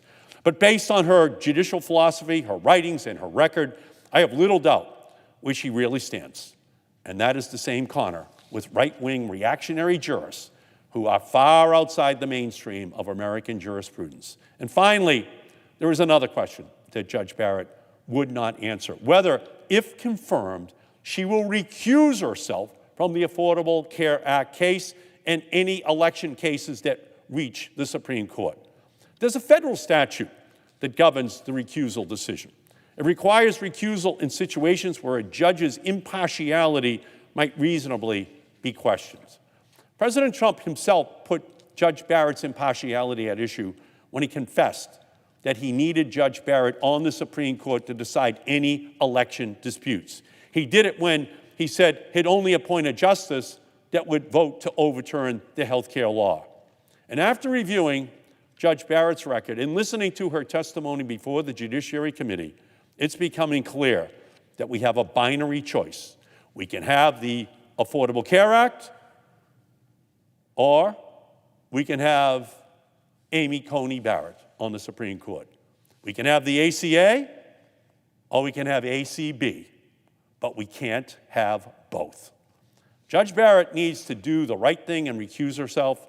I will conclude by noting the irony that Ruth Bader Ginsburg and Mitch McConnell were both on the same page as to this nomination. In 2016, Senator McConnell gave us his promise that the Senate would not fill a vacancy on the Supreme Court in a presidential election year. And after she passed, we learned that it was Justice Ginsburg's dying wish that she not be replaced until a new president is installed. So let us hold Mitch McConnell and Lindsey Graham to their words and honor Justice Ginsburg's fervent wish. No confirmation before inauguration. But if Republicans succeed here today in their effort to confirm yet another conservative Supreme Court justice just days before the presidential election, as soon as the Democrats take back control of the Senate in January, we must abolish the filibuster and expand the Supreme Court. We cannot allow such corrupt partisanship to take precedence over justice and liberty in our country.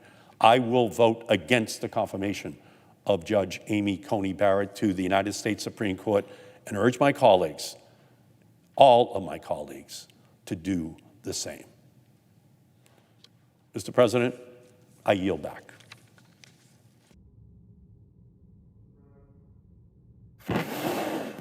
The Senator from Michigan. Mr. President. Thank you, Mr. President. I'd like to start by giving a quick history lesson. And I'll begin with just two numbers.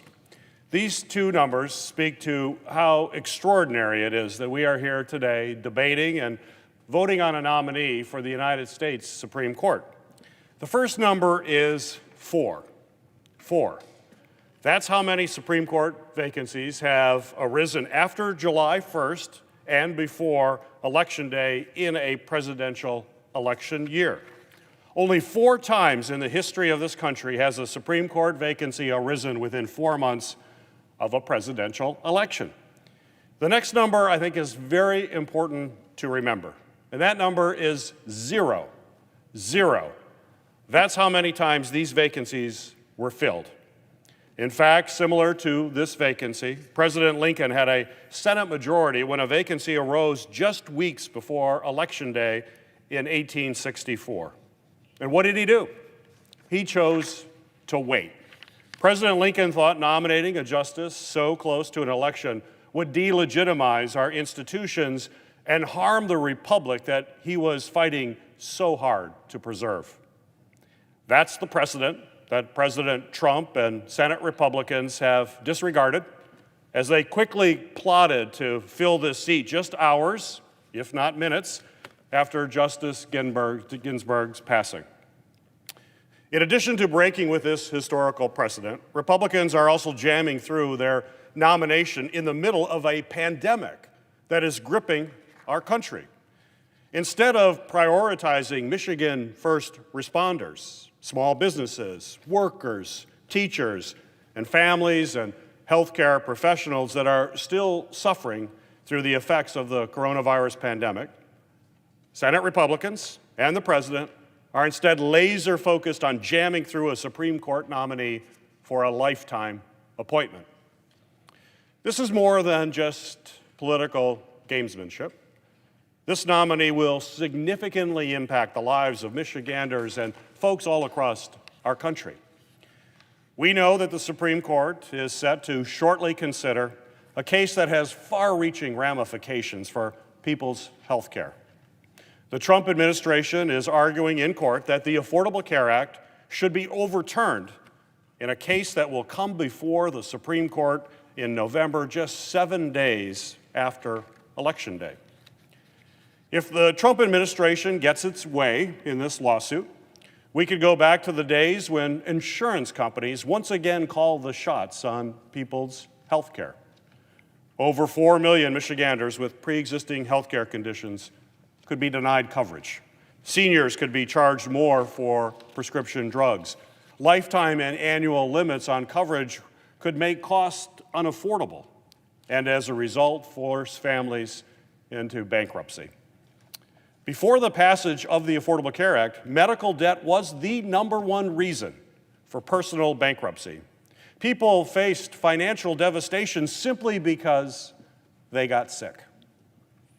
Women could again be charged more for being a woman because a potential pregnancy is a pre-existing condition. We have come way too far to be turning the clock backwards. For the Trump administration to be pushing this lawsuit is reckless and dangerous, especially during the worst public health and economic crisis in generations. But that's not all that's at stake.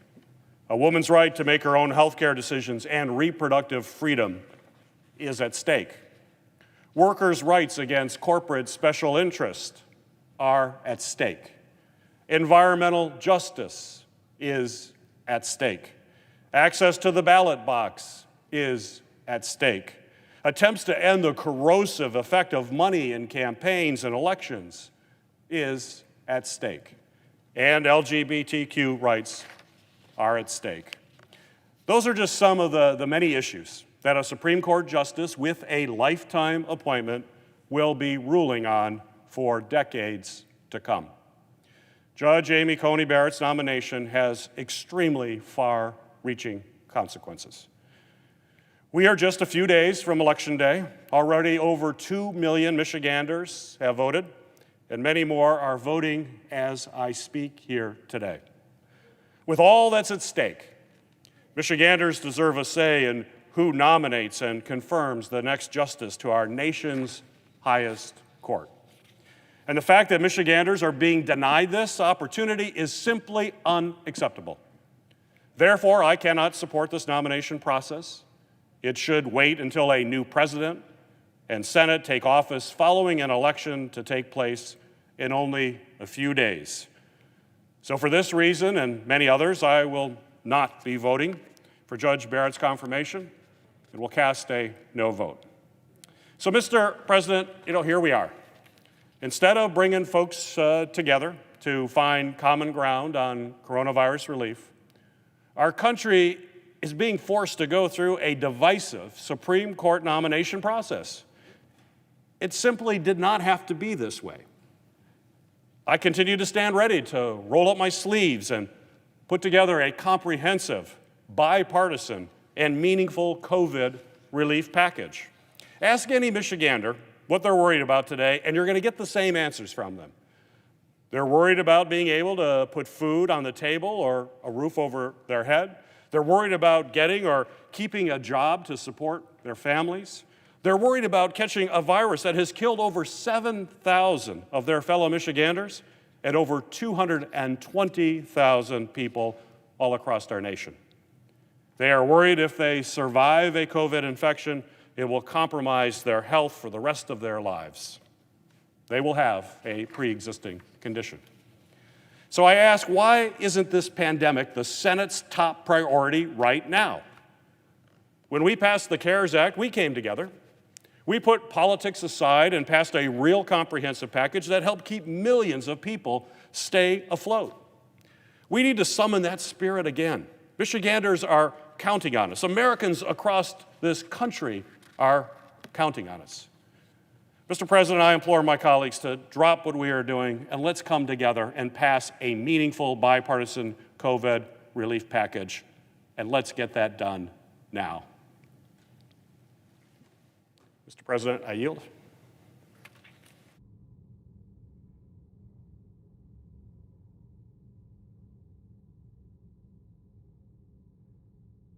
Mr. President. The senator from New Mexico.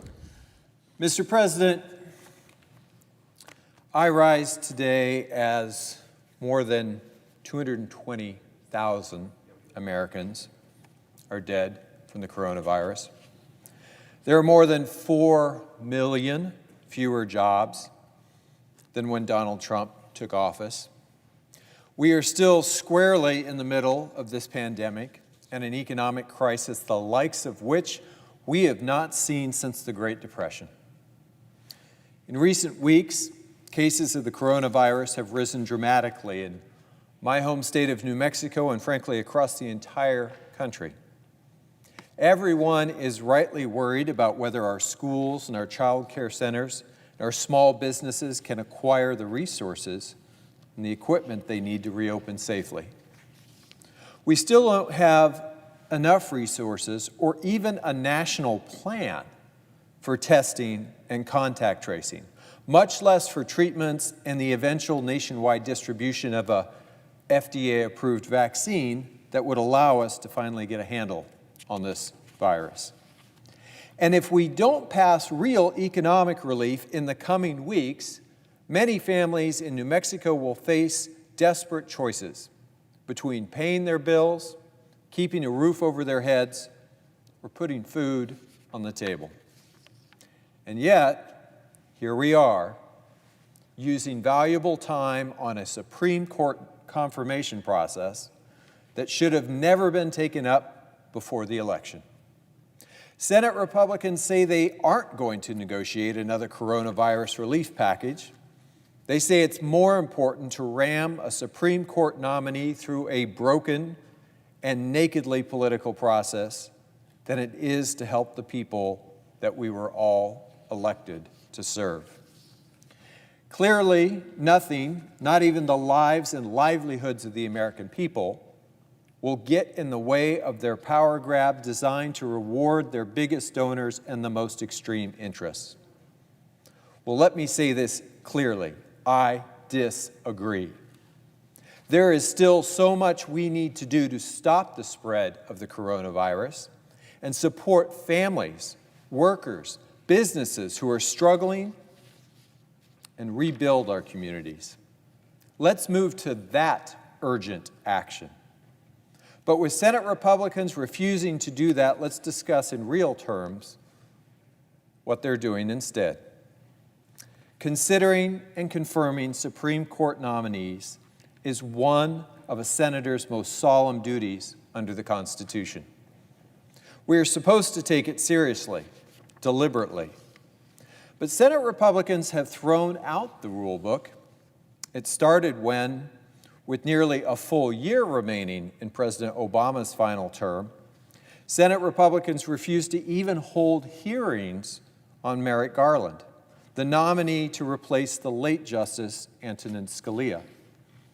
Then they dismantled the rules that had ensured that both parties would have a seat at the table on Supreme Court nominations.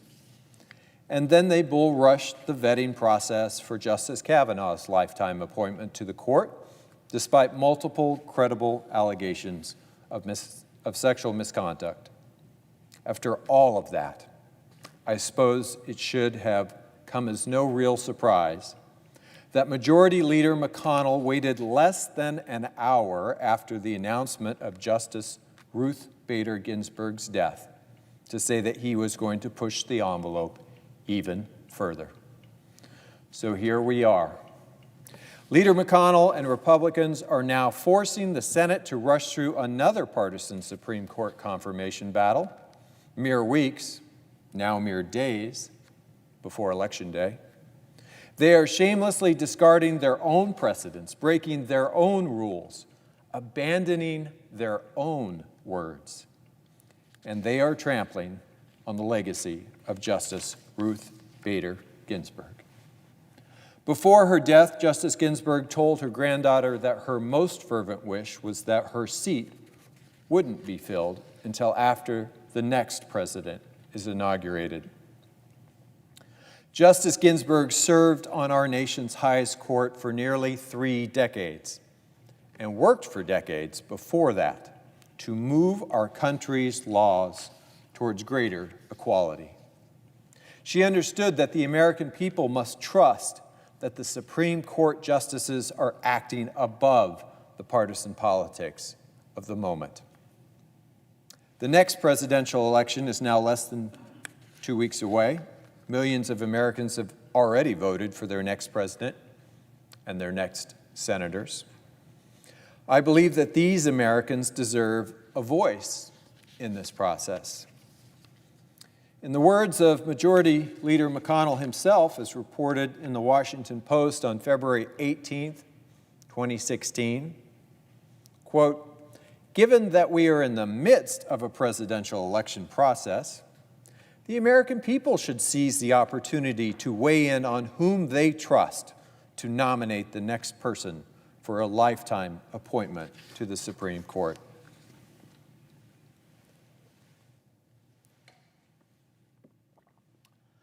The Senate should follow that precedent and should allow voters to decide who should fill this Supreme Court seat. So what has changed for Majority Leader McConnell? Well, in the last decade, the court has made razor-thin 5-4 rulings on women's rights, on LGBTQ rights, on workers' rights, immigration, voting rights, civil rights, climate change, and much else. Now, my Republican colleagues will say that these decisions were made by activist judges, and that all they want are judges who will call balls and strikes. But what they really want are judges who will make those calls consistently biased towards wealth and power rather than towards people. For all the talk of activist judges, it is my Republican colleagues who are right now attempting to add one whopper of an activist to the Supreme Court.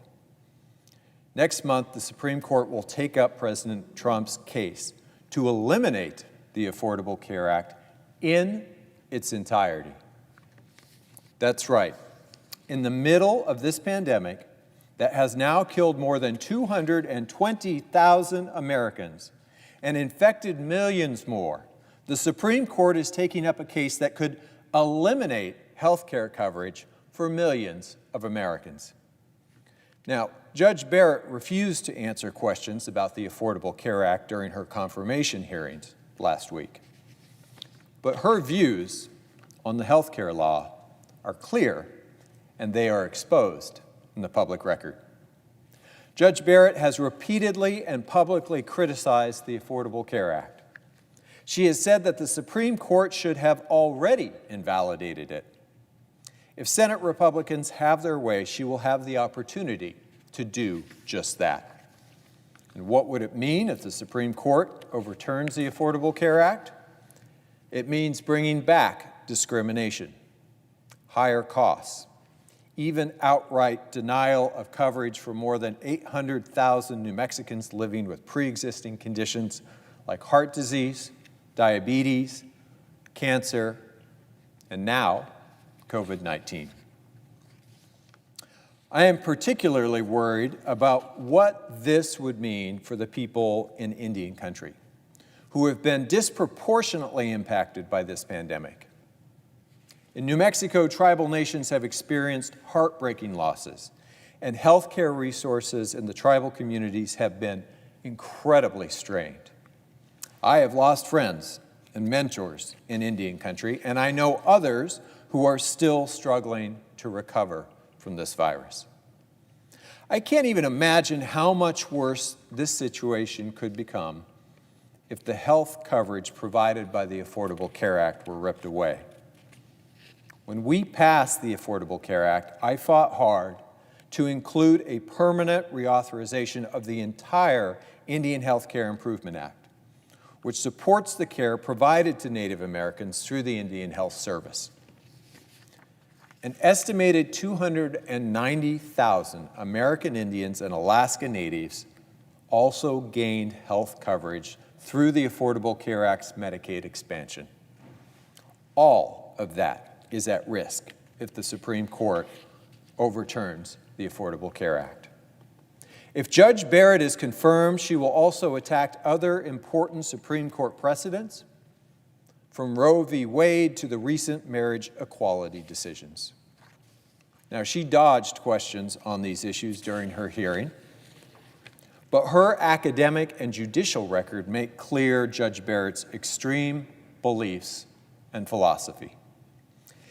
In her hearing last week, Judge Barrett also refused to take a firm view on climate change. Now, we have major wildfires burning right now in northern New Mexico in October, Colorado, California, seeing much of the same. We don't have time to debate the undisputed facts and realities of climate change, especially with a judge that would strip us of the tools needed to address it. Tellingly, Judge Barrett also refused to agree to recuse herself from any decisions related to the upcoming presidential election. Now, given that President Trump considers Judge Barrett his justice, this creates a dangerous conflict of interest. It's also a very real threat to the foundation of the Supreme Court as an equal and independent branch of government. Meanwhile, instead of attempting to tear down our democracy, the House of Representatives has passed multiple coronavirus relief bills over the last 6 months that would help workers and families, and they are already willing and able to negotiate with the President, to negotiate with Leader McConnell, to come to some sort of bipartisan agreement. But Majority Leader McConnell and Senate Republicans have walked away from the negotiating table, leaving us with nothing but false promises, sham bills to provide themselves a little political cover before an election. We all know the real story here. Behind closed doors, Majority Leader McConnell is actively discouraging negotiations on a bipartisan relief bill. Let me say this to Majority Leader McConnell and all of my Republican colleagues. If voters reelect your Republican majority and President Trump, there will be plenty of time to move forward with a real and legitimate Supreme Court confirmation process. Right now, we should be focusing all of our energy on delivering the aid that Americans so desperately need. Protecting the health and the economic well-being of Americans, that is what our country expects of us. That is our duty. Let's get to it.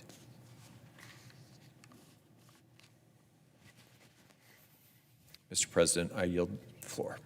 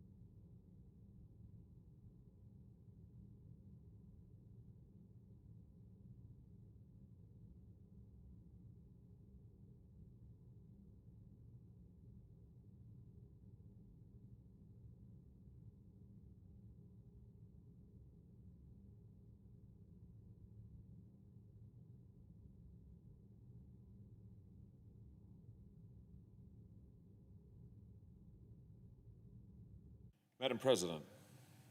Senator from Missouri.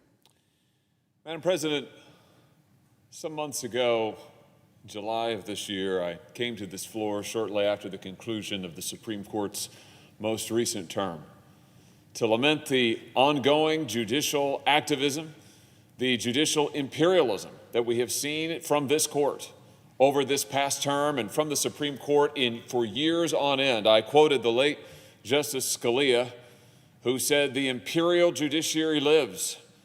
And I said on the floor of the Senate, it was a shame to say, but undeniable, that the imperial judiciary continued to live in this country, a judiciary intent, a Supreme Court intent on legislating from the bench, on making up laws that went along with no regard for what the people actually wrote in their statutes or in their laws. And I particularly lamented the position of religious conservatives, people of faith, who had seen in this past term from the United States Supreme Court decision after decision tossing aside the concerns of religious conservatives and faithful Americans, who had watched the Supreme Court legislate, departing from the text of written laws with barely any concern for the effects on religious liberties. In fact, tossing aside concerns about religious liberty, religious freedom, the effect on religious institutions with one or two lines and opinions. This is what we had been seeing from the United States Supreme Court, and religious conservatives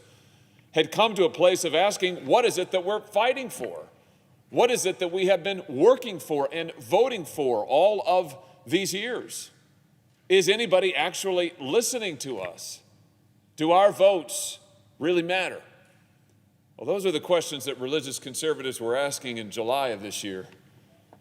And that is why the nomination of Amy Coney Barrett to the Supreme Court of the United States comes as such historic and welcome news to people of faith in this country, to religious conservatives, and to all who believe in the rule of law in America. The nomination of Amy Coney Barrett is truly historic. This is the most openly pro-life judicial nominee to the Supreme Court in my lifetime. This is an individual who has been open in her criticism of that illegitimate decision, Roe versus Wade. This is a nominee who has been open about her faith and her faith commitments and the way she and her husband lived their lives immersed in their Catholic faith and raised their children in their Catholic faith, and want others to have the freedom to be able to do the same. And her nomination, and I anticipate her confirmation tonight in just a few hours on this floor, will show that there's nothing wrong with any of that. In fact, people of faith should be welcome on the Supreme Court of the United States. People of Judge Barrett's convictions should be welcome on the Supreme Court of the United States. And in just a few hours, in the vote of this body, we will confirm that that is indeed the case. And I have to say that Judge Barrett's own positions, her convictions, give me great confidence that she understands the difference between judging and legislating, that she will not be a judicial imperialist, as I've talked about on this floor in months past. Now, I said earlier this year that I would not vote for a Supreme Court nominee who did not understand the difference between judging on the one hand and legislating on the other. I would not vote for a judicial imperialist, and I specifically singled out Roe versus Wade and said that I will not vote for a Supreme Court nominee who does not understand that Roe was an act of judicial imperialism.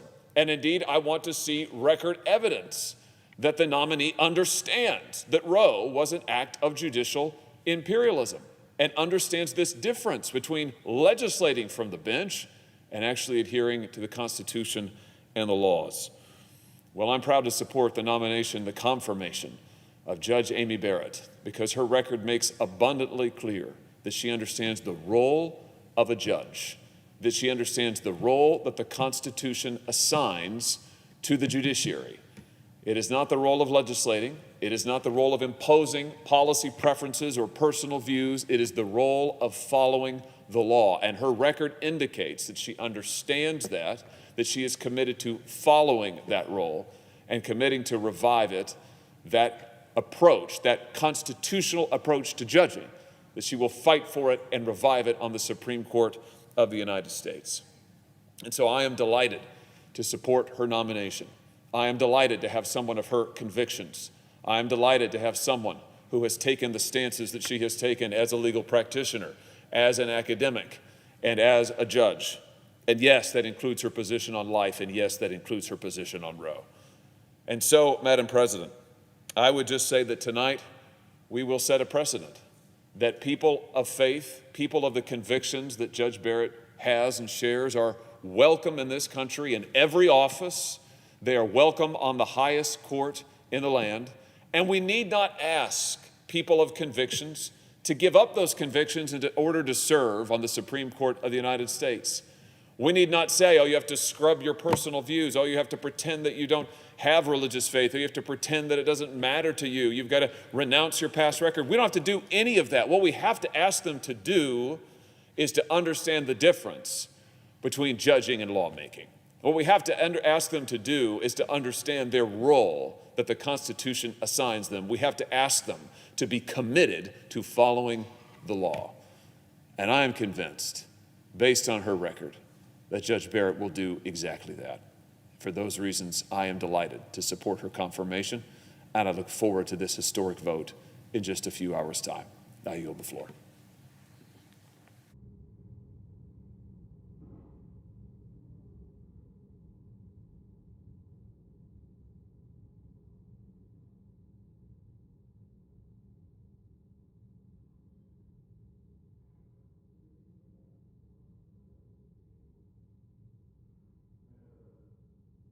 From Missouri. I note the absence of a quorum. The clerk will call the roll. Mr. Alexander.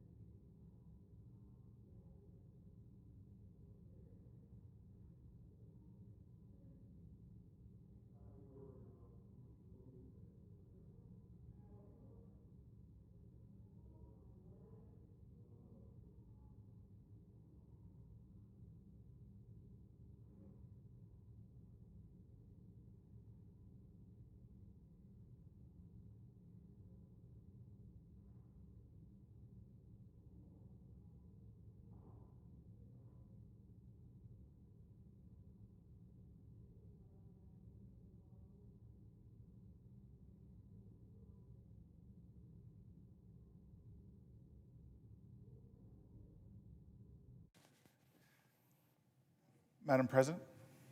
Senator from New Jersey. Are we in a quorum?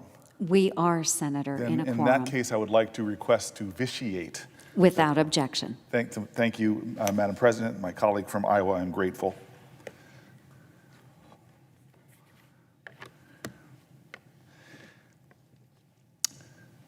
Madam President, I rise today to speak on the nomination of Amy Coney Barrett. I rise in the midst of a pandemic, in the midst of an election process in which over 50 million Americans have already voted, to speak with a simple call that we should wait. We should not be doing this as a body. Now, that's not a radical statement. It's a statement that's been said by pretty much every member on the Democratic side, but it's also a statement that's made by many people in the Republican Party before we got to this juncture. It was said around the time that Merrick Garland was up for nomination by President Barack Obama, 269 days before an election, and people said that we were in an election season, that we should wait. But this is not a typical election season. This is an election that is going on where the people are coming out to speak on an array of issues. There is a profound urgency in the air. It's not a partisan urgency. America is seeing record turnout because they know what's at stake in this election. There are issues that are driving people to the polls, and in this context, our president is doing what has never been done before. The only time that this had a chance to be done before was when Abraham Lincoln had a vacancy on the Supreme Court in the midst of an election, this close to an election. And Abraham Lincoln, one of our greatest presidents of all time, made a powerful choice. He had the power to move. He had the power to nominate, but he showed a restraint on power. He showed, in a sense, what we would call an act of grace. He knew that in the midst of an election, when people were coming out to speak, that it was better to wait. This grace is also what was called for by Ruth Bader Ginsburg on her deathbed. She didn't know who would win this election, but she thought it was best to call to the better angels of our nature, that sometimes the greatest demonstration of power is when we do not use it. That this precious democracy, this great experiment that has endured for this period of time has sustained itself on acts of decency and grace. And most importantly, on trust, trusting people, trusting Americans, trusting voters. Now, we haven't always gotten it right, but this fundamental ideal that when people are exercising their voice, the people in this body should listen. Over 50 million Americans. We are days, in fact, hours away from the actual election day, but the process has started already. People are speaking, but we are refusing to listen. And I fear that what's driving many people to the polls are some of the very issues that this Supreme Court justice will be in a position to hear. We know that Donald Trump spent the last 4 years trying to overturn the Affordable Care Act. He made a promise to only appoint justices who would overturn it. He promised that he would nominate a judge who would, and I quote, do the right thing, unlike Bush appointee John Roberts on Obamacare. This is clear. We know that the Majority Leader, Mitch McConnell, controlling this floor, has spent years trying to overturn the Affordable Care Act. In fact, between the House and the Senate, there have been over 70 votes to overturn the Affordable Care Act. And we know that there is a case that will come before the Supreme Court on November 10th that could very well determine whether or not over 600,000 people in my state and 20 million people across the country can keep their health coverage. So this is not a secret. The American people know what's going on. They see what's happening here, and many of them, I believe, are going to the polls to speak about the issue of health care. And instead of waiting and trusting to hear and listen to the will of the people, we are here right now. Folk are scared. We are, in a sense, walking through the valley of the shadow of death, the fourth largest mass casualty event in the history of our country, and the death rate is rising every single day. That's why so many Americans have been speaking out and calling out, because they know what this nomination could very well mean for their lives and for that of their family members. They know what a world without the ACA would be like, and for a president to nominate someone, a president hostile to the ACA, a Supreme Court justice who has spoken to this, they know what this might mean.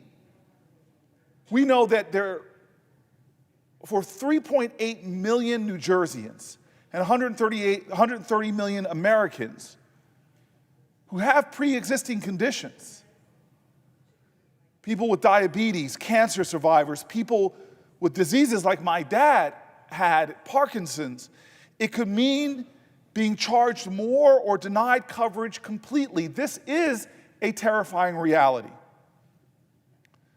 Folk who are going to the polls, waiting in hours online, know what it could mean that once again more people are being bankrupted by outrageous medical bills. They know what it could mean for lifetime caps on care for children with complex medical conditions. They know what it would mean for a family with a child who survived a medical procedure and another medical procedure and another medical procedure, surgery after surgery, being told, if you want your child to live, pay for it yourself. So many Americans know what it would mean for seniors not being able to afford life-saving prescriptions, making the dangerous decision to cut pills in half or ration their insulin. So many Americans know that losing the ACA could mean real tragedy. New Jersey, over 600,000 people losing their health care in the middle of a pandemic that in my state has already killed 16,000 of our first responders, of our neighbors, in many cases our friends and our family members. And these are numbers, these are data, these are statistics, but each one is a human life. Each one has dignity. Each one has family. I know, for example, Michelle Lewis from Palisades Park, New Jersey. When Michelle lost her husband, John, suddenly last year, she also lost the health coverage she had through his job. But she was able to get coverage through the Affordable Care Act's marketplace and qualify for a subsidy that made it more affordable for her. Today, she's insured and she can manage her diabetes and her heart disease and her autoimmune disease because of her coverage. She said that if she lost her affordable health care, she would have to sell her home and be in financial crisis. Losing the ACA for Merritt Bowman, who's a 49-year-old dad with twin boys and a football coach from New Jersey, he said that before the ACA was passed, he didn't even go to the doctor because he was afraid he couldn't afford it, putting his own health in danger. After the ACA, he was able to get affordable coverage. And when he felt sick a few years back, he made a doctor's appointment and was diagnosed with diabetes. Today, thank God, his condition has improved. But he said, and I quote, "Now I have a pre-existing condition. My insurance covers my medications, my equipment to monitor my diabetes. If that's taken away from me, what's going to happen? I can't afford those things on my own." I know this reality. We must know this reality. We must listen to Americans right now who are saying openly, I'm going to the polls because of my fears on health care. And yet we are going through, instead of waiting to listen to our fellow Americans,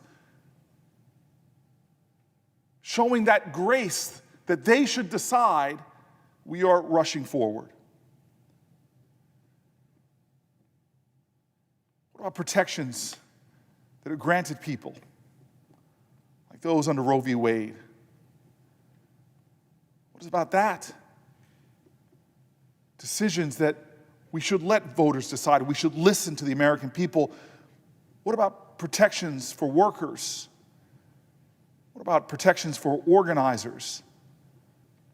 What about voting rights? All of these issues in the midst of an election deserve to be decided by the people. The American people know what's at stake right now because we know that Donald Trump nominated Judge Barrett with a very specific agenda in mind. He told us very clearly. We know that Donald Trump wants the Affordable Care Act to be overturned, and he would appoint judges that he believed would do that. We know Donald Trump wants Roe v. Wade overturned. He has explicitly told us that. We know that Donald Trump wants us to question the validity of an election because he has questioned the validity of an election that is ongoing right now. I never imagined I would have a day in my life as an American citizen. I watch other countries, but I never thought in my own we would have a leader that would question the validity of an election, going as far as to say that if I lose, this election was rigged, it was illegitimate. That does real damage to not just this moment in time, it does damage to our very institutions, our processes that are essential for this democracy. It is dangerous language. The behavior of this president is so dangerous that his own cabinet members, former cabinet members, have called it out. I know the strength of our nation, but our institutions must be protected. They must be preserved. The processes that ensure this democracy continues to go on, that our truth goes marching on, have to be protected. And when you have a president that calls into question our very election processes and literally says that if I lose, it's illegitimate, and then says, I won't even commit to a peaceful transfer of power, that should raise alarms. And that's why people within his own party, people that served in his own cabinet, people respected in this entire body, like General Mattis, former Secretary of Defense, have said that Donald Trump is a threat to our democracy. And it is in that context, in the middle of a national crisis, that we're in the midst of an election, and we can't even get a Supreme Court nominee to commit themselves to the idea of the peaceful transfer of power, who the president himself has said he is rushing to the highest court in the land because he believes that this election may be decided by that judge. And that judge won't even commit to recusing themselves under these circumstances. Is that strengthening our democracy? Is that girding trust in our country's processes? Or is it weakening them? Because it clearly is doing damage to what is necessary for the endurance of our country and our ideals. These aren't just my words. These are the words of people on both sides of America's political divide. And yet we are not showing restraint in this moment. We are not showing that grace. We are rushing for short-term gain for one political party at the long-term damage to our nation. I don't understand why this is not something that arises worry and concern. A president who so easily trashes some of the most valued and sacrosanct ideals. I remember the hurt I felt when peaceful protesters in Lafayette Park were turned upon. I remember a note I was forwarded from a college classmate, if I have it correct, about her son being hit with a rubber bullet. I remember journalists that I learned and got to know in these very hallways telling me about the horror of seeing the panic and the screams and the running as the gas and the rubber bullets hit. I saw how our president seemed to utilize the military themselves to menace what is one of our most important constitutional protections, the right to protest peacefully. I have seen 4 years now as too many people have remained silent in the face of erosions to our constitutional norms, as a president has so willingly trashed that which people on both sides of our political divide have worked so hard to build up. I stood right there down near the president, raised my hand like so many of us have, like all of us have, to protect and defend the Constitution of the United States. And to not see us right now, in the midst of a potential constitutional convulsion, in the midst of a potential constitutional crisis, where our president himself is not committing to the peaceful transfer of power, where there are people organizing to do harm to elected leaders, kidnap them, when you could go online right now and look at groups calling out to people with special forces training to go to polls and perhaps cause mayhem. I don't understand why we don't share a bipartisan, deep concern for what is happening right now in our country. And how this moment in American history fits into the concern that moving forward right now causes danger, causes harm. And I would be remiss to not mention that amidst it all, we are in the midst also of a racial awakening in our country. We saw what are perhaps the largest demonstrations in our nation around issues of racial justice. All 50 states, towns and communities from all backgrounds, people marching and protesting around race issues. It's led to millions of Americans to learn more about our own history, discovering things like the Tulsa massacre, discovering things like the Colfax massacre, going to the incredible museum in Alabama for lynching, where thousands of Americans were lynched in our country, discovering our history and how it ties directly to the present. Amidst all of this, we know that issues of race and the law will continuously come up before the court until we have justice rolling down like water and righteousness like a mighty stream. And in the midst of all of this, even my conversations with this nominee, I was surprised that they could not speak to one article, one law review article, one column or one book they've read about issues of race and the law. When we are still in a nation that has such bias in its outcome, where just by the color of your skin is directly correlated with longer sentences, more likely to get to the mandatory minimum, more likely to get the death penalty. Where we see no difference between blacks and whites in America for using marijuana or selling marijuana, but blacks are almost 4 times more likely to be arrested for possession of marijuana, getting criminal convictions for doing things that 2 of the last 3 presidents admitted to doing. And in the midst of all of this that has activated so many Americans and many of them to the polls today, I couldn't get even a dialogue going about issues of race. And when I specifically asked about a case, Judge Barrett's case in Smith versus Illinois Department of Transportation, this case involved a black traffic patrol driver who had been fired by the Illinois Department of Transportation. This employee claimed that he had been the subject of a hostile work environment and that his supervisor had called him the N-word. Judge Barrett ruled against him, saying that despite documenting being called the N-word by his supervisor, the employee had failed to make the case that he had been fired in retaliation for complaints about race discrimination.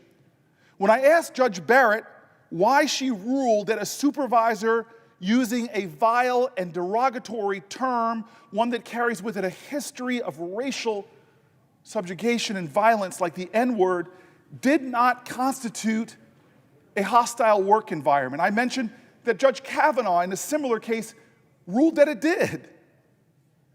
I was surprised after her answers to go back and read the case that she had muddied the fact in the case. In fact, she blatantly mischaracterized a key fact in the case. Judge Barrett said, and I quote, "He didn't tie the use of the N-word into the evidence that he introduced for his hostile work environment claim."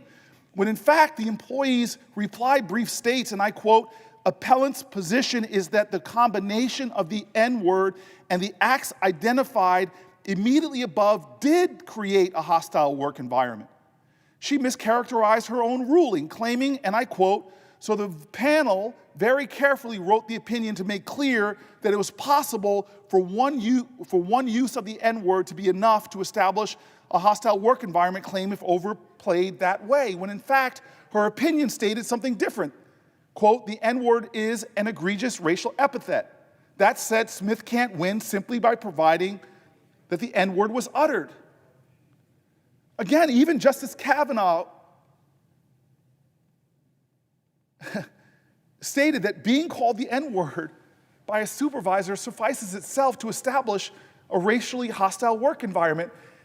Again, in this context, at a moment that our country is moving in numbers we have not seen before, we have a justice that mischaracterizes a case, doesn't speak directly to the facts as plain as they were, and can't engage in a substantive conversation about any scholarship whatsoever around race in America. I'd like to read an excerpt of the letter from Derek Johnson, President and CEO of the NAACP. He writes, "It is disturbing enough that Judge Barrett declined to rule that use of this vile epithet constituted a racially hostile work environment, but her misrepresentation to the Judiciary Committee about the basis for her ruling raises serious questions about her truthfulness and candor under oath that extended far beyond this particular case." I would like to enter for the record a letter from the Black Lives Matter Global Network Foundation signed by 18,000 Americans in opposition to the nomination of Amy Coney Barrett to serve as Associate Justice on the Supreme Court of the United States. Without objection. Thank you, Mr. President. And so I appeal again, one last time, to the conscience of the Senate. This is not a time to proceed. This is a time for grace. It's not a time to proceed. It's a time to firm up the foundations of our republic. It's not a time to proceed. It's a time to listen to the American people. It's a time to listen to the voters lined up now. It is a time to listen and wait. I know there's a lot of Americans who are concerned right now, not with the one nominee, but with how this process has gone. It is a process that is eroding people's trust and their faith in the institutions. They don't see fairness in this. They look at the own words of Republican senators and don't understand how hypocrisy like that can stand. One standard for one president, another standard for another. But I want to tell everyone who is hurting right now, everyone who is worried about our republic, everyone who is concerned in this moment about their health care and their voting rights and their nation, that this is not a time to give up. There will be difficult days ahead, but it's not a time to give up. We know that health care is at risk, but it's not a time to give up. We know that women controlling their own bodies, sacrosanct as that ideal is, and under threat as it now is, it is not a time to give up. Where LGBTQ rights are under threat, but it is not a time to give up. We cannot give up in the cause of our country. And it's not a right clause or a left clause. It is a right and wrong clause that we can be a nation that builds for posterity a functioning republic that can elevate the best of human ideals like grace. We cannot give up in this moment. We cannot meet darkness with darkness. We cannot surrender to cynicism about our systems. We have to keep pressing forward. I still believe that our nation's history, as speckled as it is with wretchedness and pain, is still a story that is a testimony to the overcoming of injustice and the better securing of it. I still believe that we do live in a nation that the truth does prevail in the end. I still believe that even when wrongs are done, they can be righted. I still believe that though this may become today a moment of shame, that we can reclaim in this nation the ideals of our founders, those testimonies to grace, the commitment to each other of their sacred honor, that we still can take a body politic, wounded and injured, and in our country find healing, find redemption, and find grace. Mr. President, I yield the floor.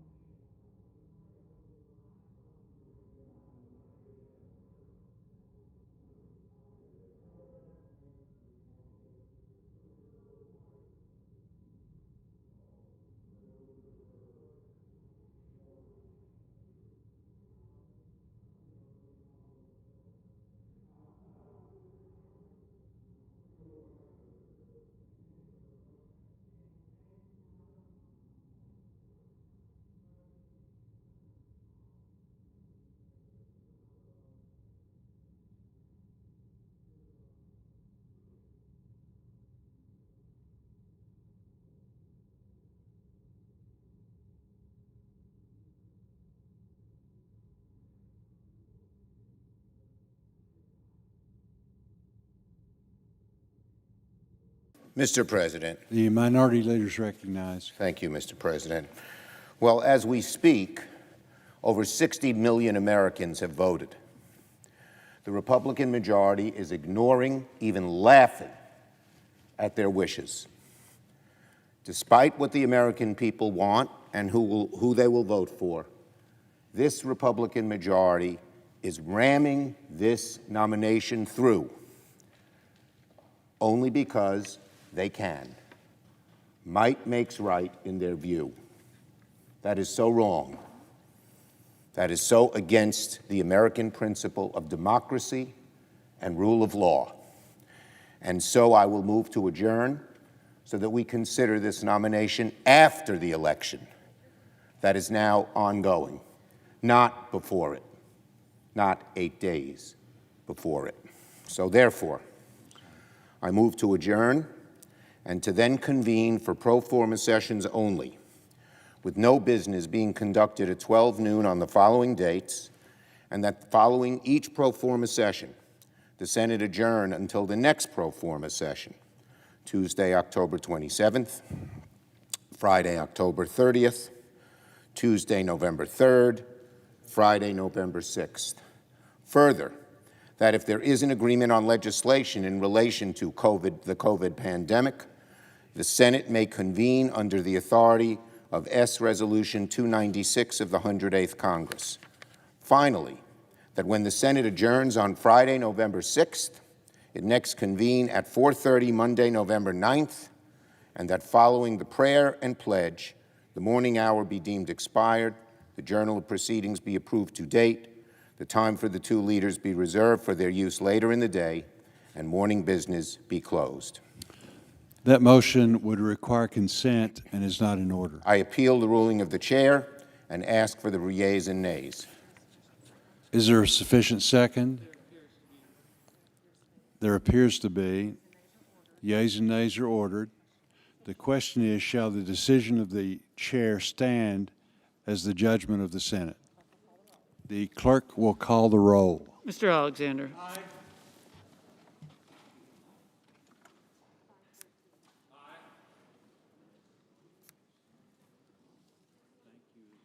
Ms. Baldwin. I knew you would know what to do again.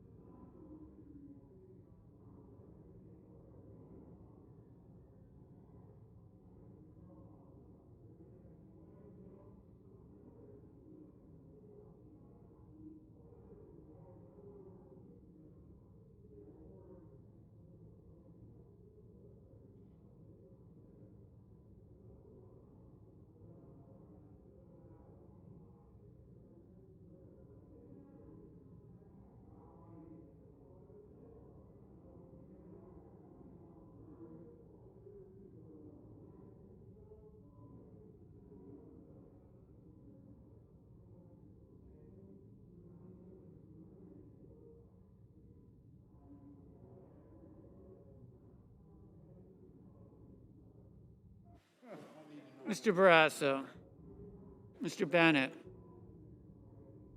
Mrs. Blackburn, Mr. Blumenthal, Mr. Blunt, Mr. Booker,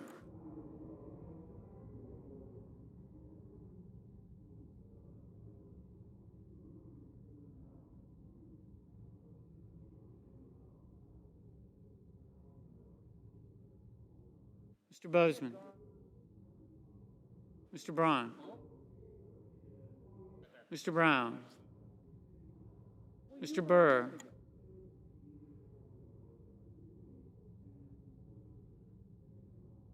Ms. Cantwell,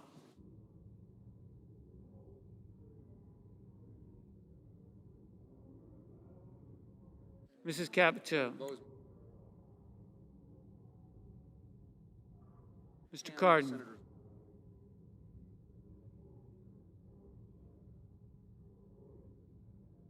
Mr. Carper,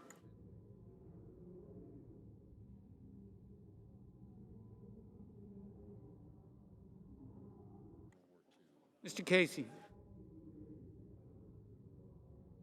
Mr. Cassidy,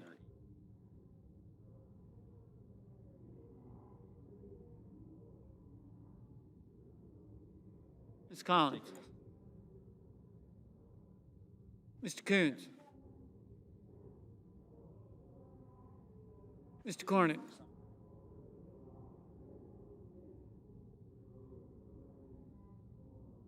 Mr. Cortez Masto,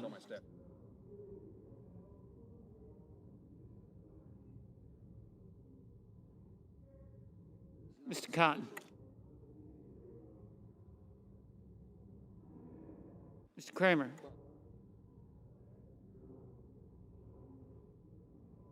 Mr. Crapo,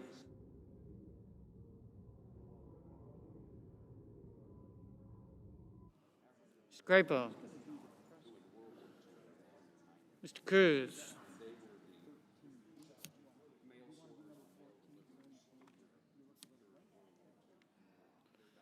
Mr. Daines, Ms. Duckworth, Mr. Durbin, Mr. Enzi, Ms. Ernst,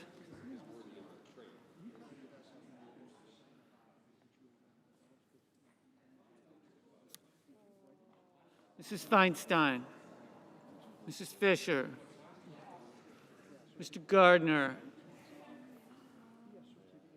Mrs. Gillibrand,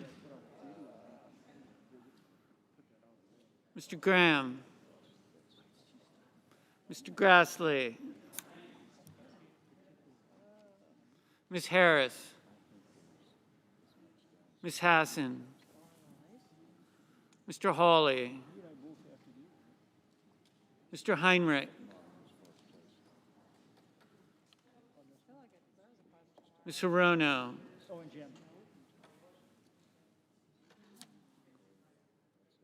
Mr. Hoven, Mrs. Hyde-Smith, Mr. Inhofe,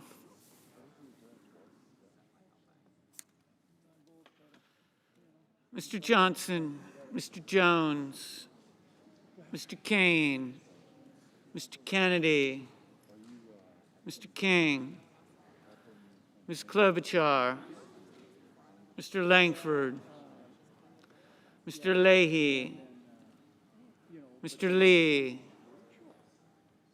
Mrs. Loeffler, Mr. Manchin, Mr. Markey, Mr. McConnell, Ms. McSally,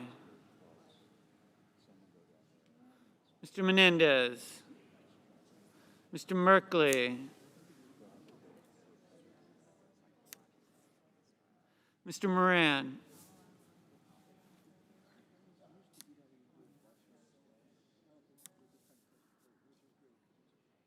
Ms. Murkowski, Mr. Murphy, Mrs. Murray,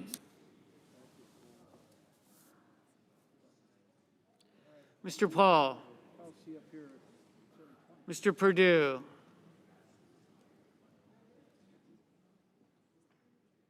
Mr. Peters, Mr. Portman,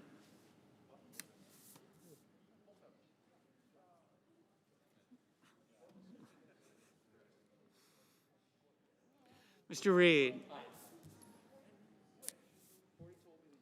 Mr. Risch, Mr. Roberts, Mr. Romney,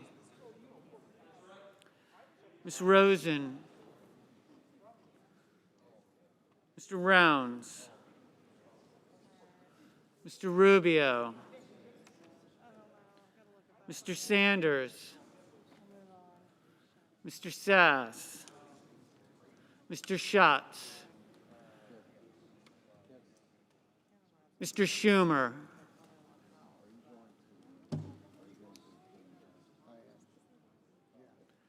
Mr. Scott of Florida, Mr. Scott of South Carolina, Mrs. Shaheen, Mr. Shelby,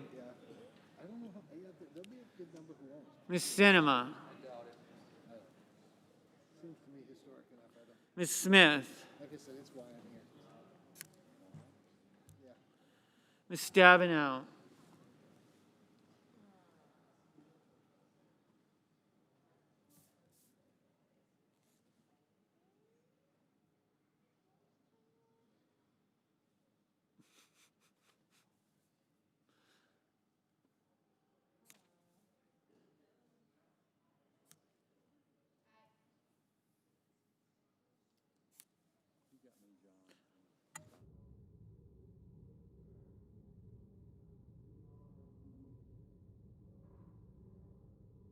Mr. Sullivan,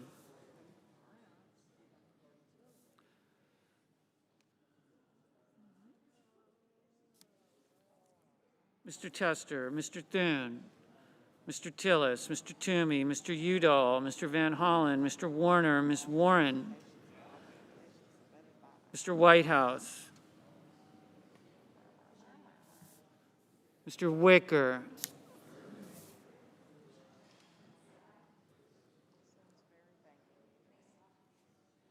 Mr. Wyden,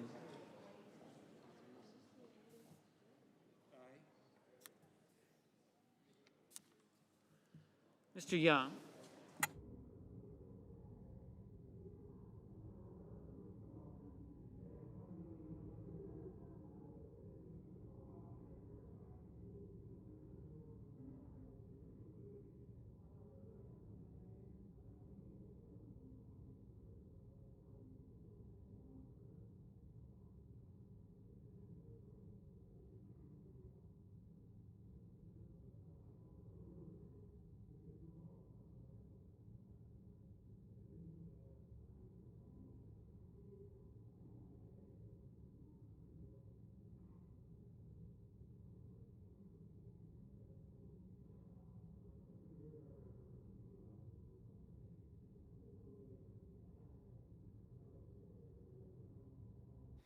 Senators voting in the affirmative: Alexander, Blackburn, Blunt, Bozeman, Burr, Collins, Cornyn, Kramer, Crapo, Enzi, Ernst, Fisher, Gardner, Graham, Grassley, Hawley, Hoven, Heidsmith, Inhofe, Kennedy, Loeffler, McSally, Moran, Murkowski, Perdue, Romney, Rounds, Scott of South Carolina, Tester, Thune, Toomey, Wicker. Senators voting in the negative: Baldwin, Bennett, Booker, Cardin, Cortez Masto, Duckworth, Durbin, Feinstein, Gillibrand, Hassan, Heinrich, Hirono, Kane, King, Leahy, Manchin, Menendez, Murphy, Murray, Reed, Rosen, Sanders, Schatz, Schumer, Shaheen, Sinema, Smith, Udall, Van Hollen, Warner, Warren, Wyden.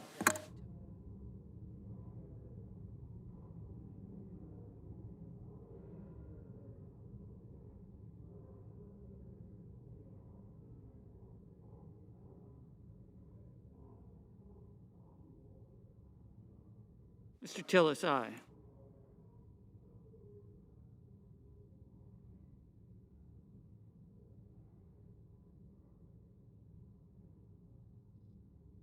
Mrs. Capito, aye.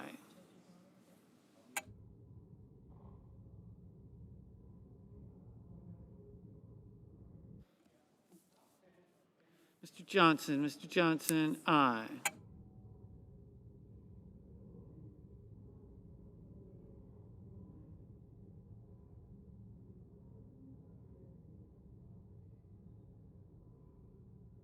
Mr. Daines, aye.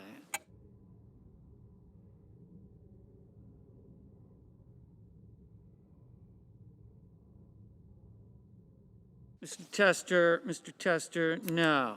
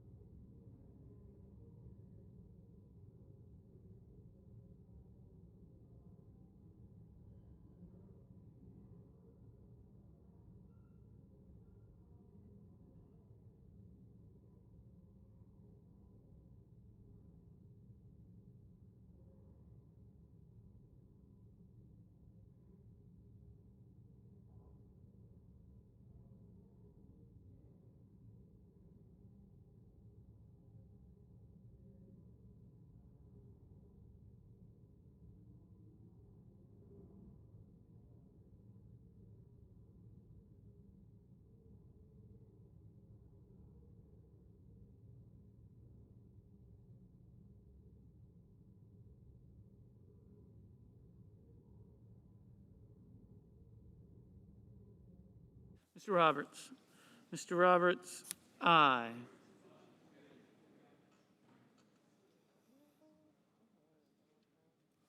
Does that work for you? No. No?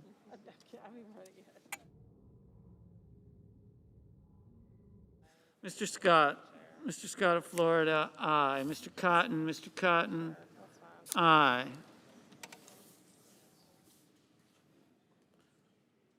Mr. Markey, no.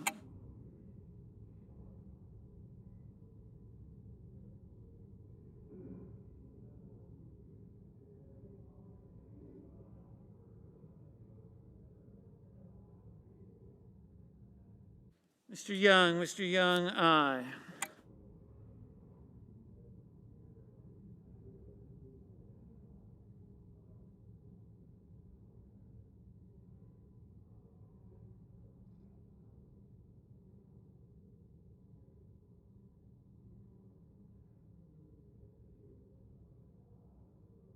Mr. Jones, no.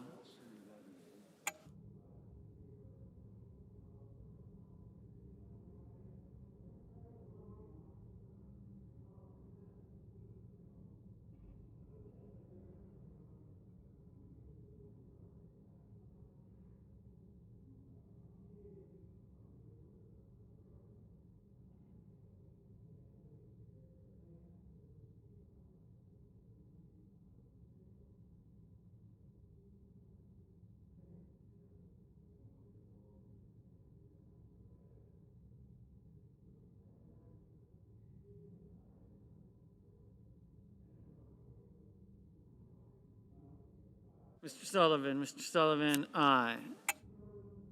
Mr. Brown, no.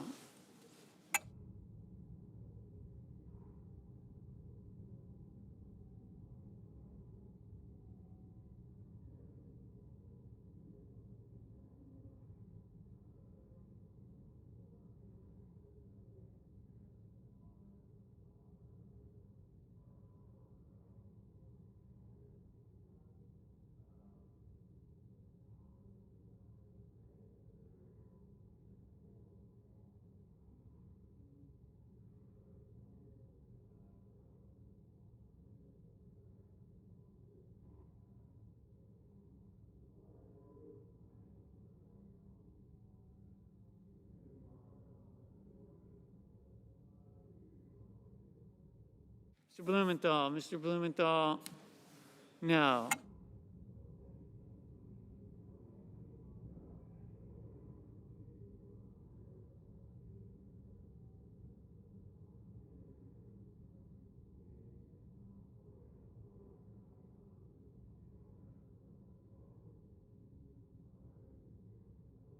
Mr. Sass, aye. Mr. Casey, no. Mr. Langford, aye. Mr. Barrasso, aye.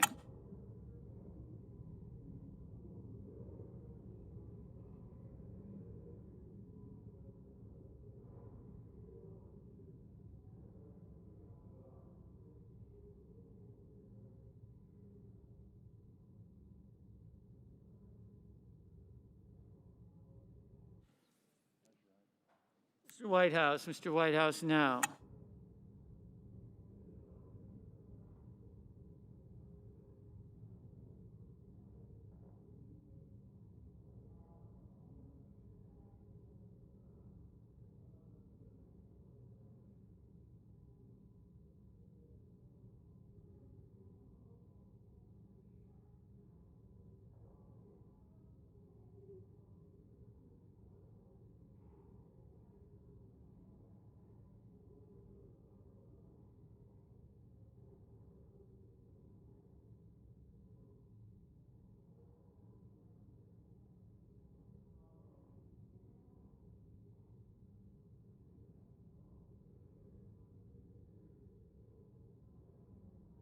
Ms. Klobuchar, no.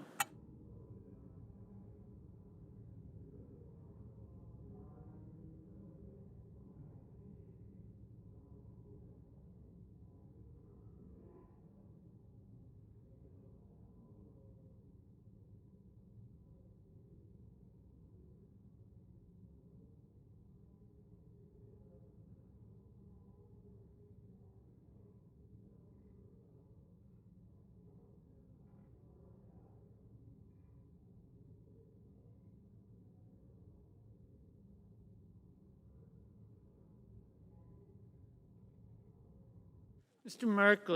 Merkley, no.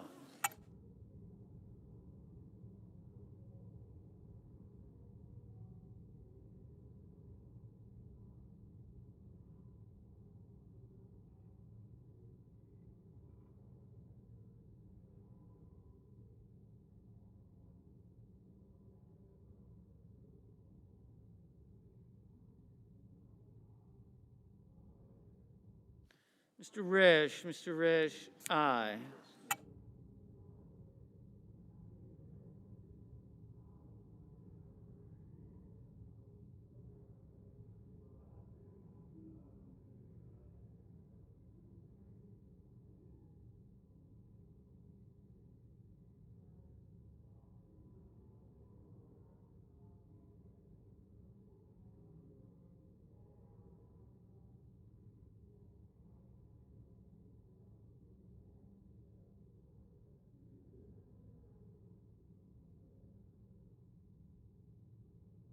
Mr. Paul, aye.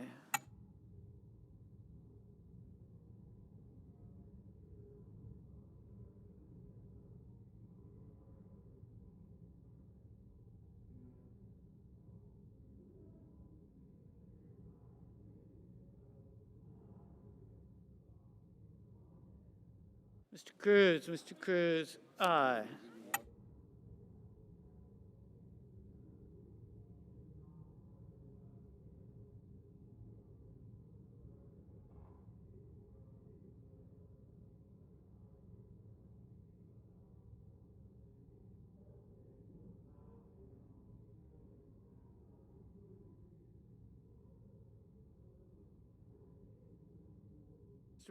Mr. Braun, aye.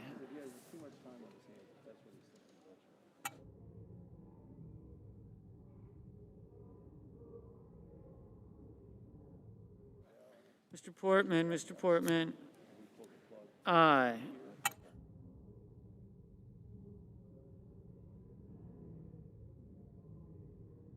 Ms. Stabenow, no.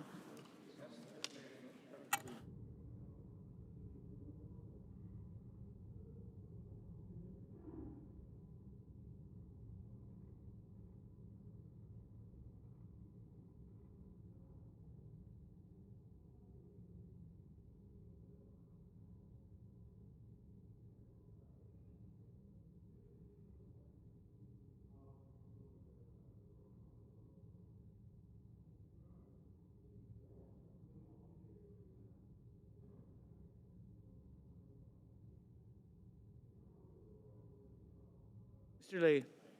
Mr. Lee, aye. Mr. McConnell, aye.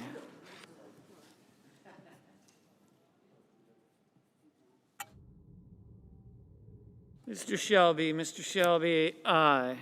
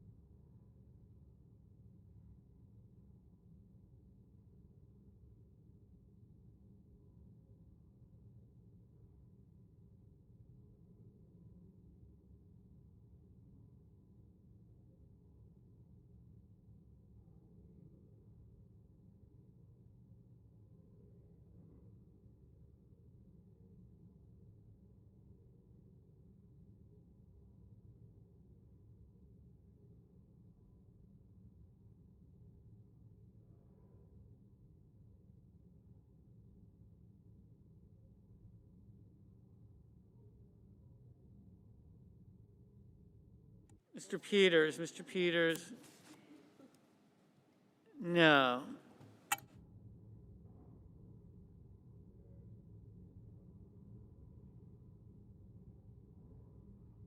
Mr. Rubio, aye.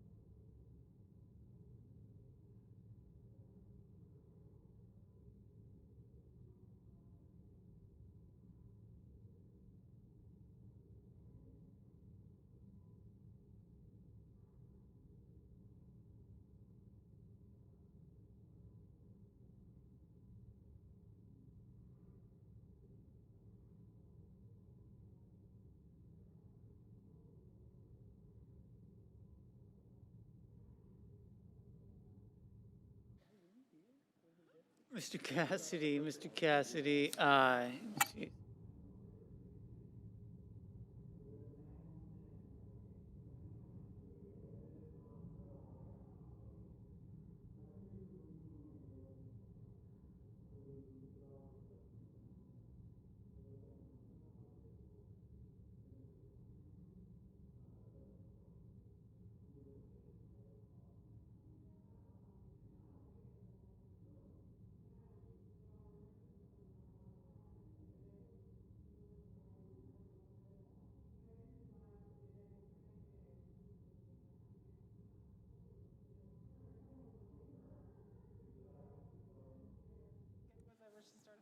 Ms. Cantwell, no. He knows what to do.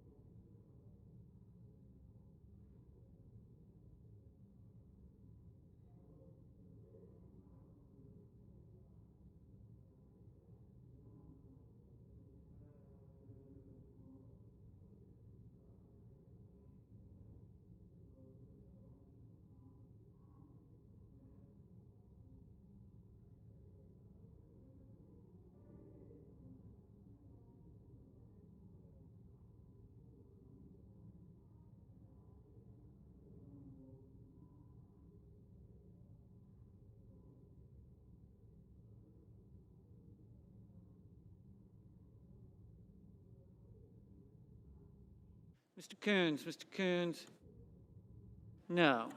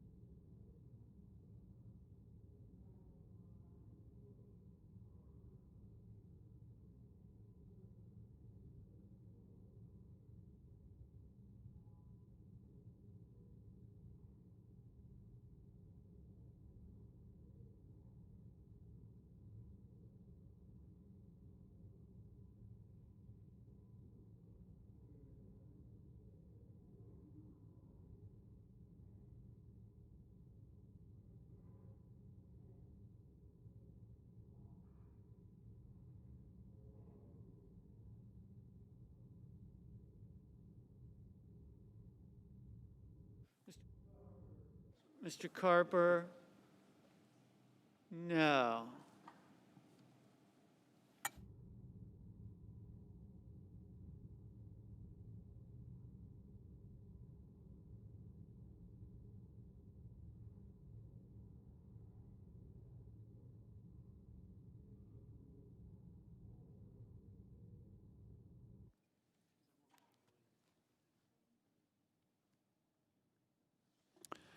Has any senator not voted?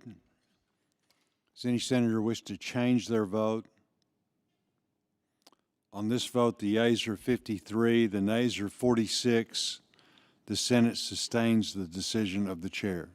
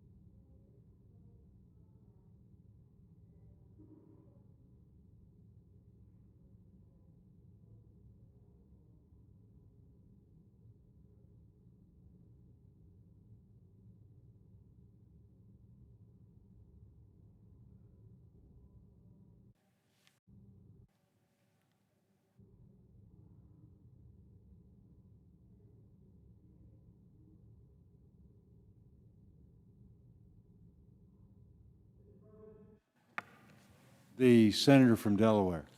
Mr. President, I ask the question, as I have for several weeks now, why are we here? What I hear from my constituents in Delaware, as I heard earlier today, an event at Westside Health, why is this Senate in session now, in the midst of a nationwide pandemic, focusing on rushing through a nominee for the United States Supreme Court rather than doing everything we can to work across the aisle to craft a solution to the problems, the crises facing our nation? Tens of millions of Americans unemployed. Hundreds of thousands of businesses permanently closed. Schools all over the country either not yet open or just barely open. and thousands upon thousands of Americans who died alone, in pain, uncomforted by family, uncertain of how they came to be in this place, uncared for by their country. 8.5 million infected, 220,000 or more dead. We are in the middle of a tragic pandemic and a recession made worse by our president's bungled mishandling of that pandemic. And instead of coming together and providing the relief that all of our states, all of our people are calling for, we are doing this. We are doing this. Instead, my Republican colleagues are walking over a dangerous precipice. They're doing something that, according to Chairman Graham of the Senate Judiciary Committee, was unthinkable just 2 years ago. In the last 10 days before a presidential election, in the last month before a presidential election, they are ramming through, for a lifetime appointment to the Supreme Court, President Trump's nominee, in a rushed and partisan process in the midst of an ongoing presidential election. Why? Why are we here, and why are they doing this? I've heard a lot of talk from my colleagues on the Judiciary Committee and here on the floor about justices and how they're not policymakers, that they are distinct from politics, about abstract methodological terms and ideas like originalism and textualism, about judges and justices as neutral arbiters whose decisions couldn't possibly be predicted. But you don't work this hard to confirm a Supreme Court justice in the middle of a pandemic, while a majority of American states are voting and tens of millions have voted, while Election Day is just 8 days away, and a third of us are up for election because you care most about abstract ideas or neutral principles. You don't go against your own promise, after you've claimed as a matter of high principle justices shouldn't be confirmed during presidential elections, and after you blocked a highly qualified nominee for exactly that reason, because you care most about neutral arbiters and judicial methodology. No, this race to fill this seat is about power. It is about political power. It is about knowing the American people have turned against the president, especially because of his failed, flawed, ultimately disastrous response to this pandemic. We are not turning the corner, as he declared just this week. We have a record high number of cases in dozens of states, an outbreak uncontrolled, unmanaged, and leadership uncaring. My colleagues know the election is upon us. Many are up for re-election. And so when Justice Ginsburg tragically passed away just a few weeks ago, President Trump and my colleagues saw one last opportunity, one last chance to decide the balance of the Supreme Court, not just for a year or a term, but for decades to come, and to entrench a hard right majority whose views are far outside the American mainstream. As my Democratic colleagues and I have been laying out on the Judiciary Committee and in speeches here on this floor, that hard right turn will have lasting, serious, significant, even devastating consequences for the American people. And after digging into and studying Judge Barrett's record as a law professor, as a judge, her writings, her speeches, her opinions, I am convinced that she will come to the Supreme Court with both a deeply conservative originalist philosophy in the style of Justice Scalia and a judicial activism even further to the right that will put at risk long-standing rights the American people hold dear in nearly every aspect of our modern lives. Simply put, Judge Barrett, as Justice Barrett, I am convinced, will open a new chapter of conservative judicial activism unlike anything we've seen. Why would I think this? First, Judge Barrett was handpicked by President Trump after he made clear he wants a new justice to overturn the Affordable Care Act. with potentially catastrophic consequences for a majority of Americans protected by the ACA. Everyone watching at home has heard my colleagues say for the last decade their top priority is repealing the Affordable Care Act. Every Republican senator on the committee talked publicly, repeatedly, about their desire to get rid of the law, and they have voted that way. So has our president. But despite their best efforts, he and my Republican colleagues failed to get the votes here on the floor of the United States Senate. So now they're taking their last best shot at overturning the ACA and trying to do it through the Supreme Court. This is where Judge Barrett comes in. As she admitted during my questioning, Judge Barrett has written in no uncertain terms. She thinks Chief Justice Roberts got it wrong in his ruling 8 years ago upholding the ACA against constitutional challenge. She wrote this article just 3 years ago in 2017, and soon thereafter found herself on President Trump's shortlist for the Supreme Court. Meanwhile, the Justice Department, under President Trump's leadership, has joined the challenge to the ACA, now back in front of the Supreme Court, and that will be heard by the court just 1 week from the election, 2 weeks from today, tomorrow. President Trump and his administration are arguing in no uncertain terms the court must get rid of the entire ACA. Now, my Republican colleagues have said this is fear-mongering. This is a different case and a different issue. But to anyone who thinks this characterization of this challenge is far-fetched, just read the brief. Read the brief filed by the Solicitor General of the United States, or the brief signed and co-signed by 18 Republican state attorneys general. President Trump himself lashed out at Chief Justice Roberts over and over again for upholding the Affordable Care Act and its protections for a majority of Americans, and he pledged as candidate Trump his nominees would do the right thing and overturn the law. And here, in the last minute of the last act of the Trump show, he may, at long last, have his chance. But it isn't just the Affordable Care Act that's on President Trump's Supreme Court agenda. He made clear he wants a nominee to do three things: overturn the ACA, overturn Roe versus Wade, and perhaps most chillingly for the future of our democracy, hand him the election if there is a dispute in the courts that makes its way to the Supreme Court. On that second point about overturning Roe, Judge Barrett steadfastly refused to say whether she thought Roe was correctly decided because it is the subject of legislation, of litigation, currently contested. But she refused to say as well whether the foundational case Griswold versus Connecticut, decided 55 years ago, that protects the right to privacy, the right to use contraceptives by a married family in the privacy of their own home. She refused to say whether that was right.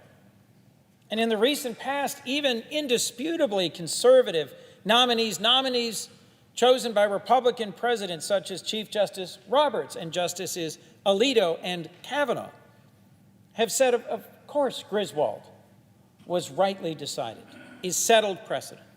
So I found Judge Barrett's hesitation, even refusal to say so, chilling. More broadly, and this is important, Judge Barrett's approach to precedent itself suggests she will lead the way in reversing longstanding cases upon which our rights rely. Precedent's been called the foundation stone of law. Precedent protects the rights and freedoms that many Americans rely on today. The right to be safe in your home from government intrusion. The right to marry whomever you love. The right to control your own body. But I've come away convinced that Judge Barrett, if confirmed to the court, would be even more willing than Justice Scalia to overturn those precedents with which she disagrees.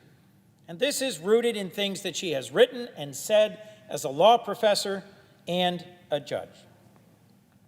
She's made clear judges and justices should feel free to overturn cases they believe were wrongly decided, regardless of how many people have ordered their lives around those decisions and have come to rely on them.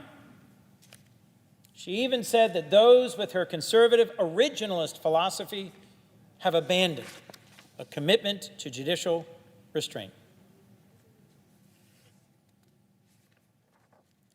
As I made clear in my questioning, the cases that could be in jeopardy with a Justice Barrett on the Supreme Court cover a vast range of issues.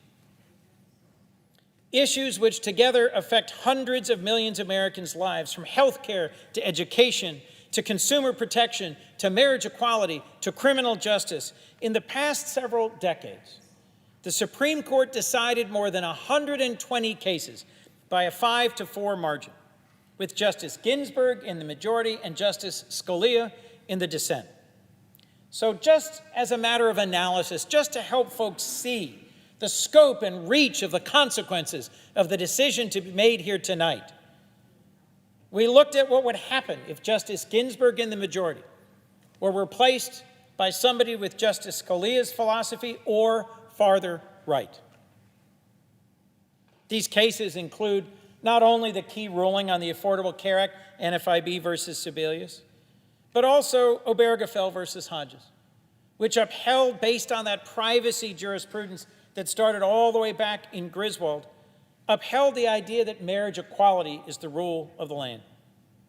Grutter versus Bollinger, which upheld race-conscious admissions policies at universities. Tennessee versus Lane, which held state governments must comply with the Americans with Disabilities Act.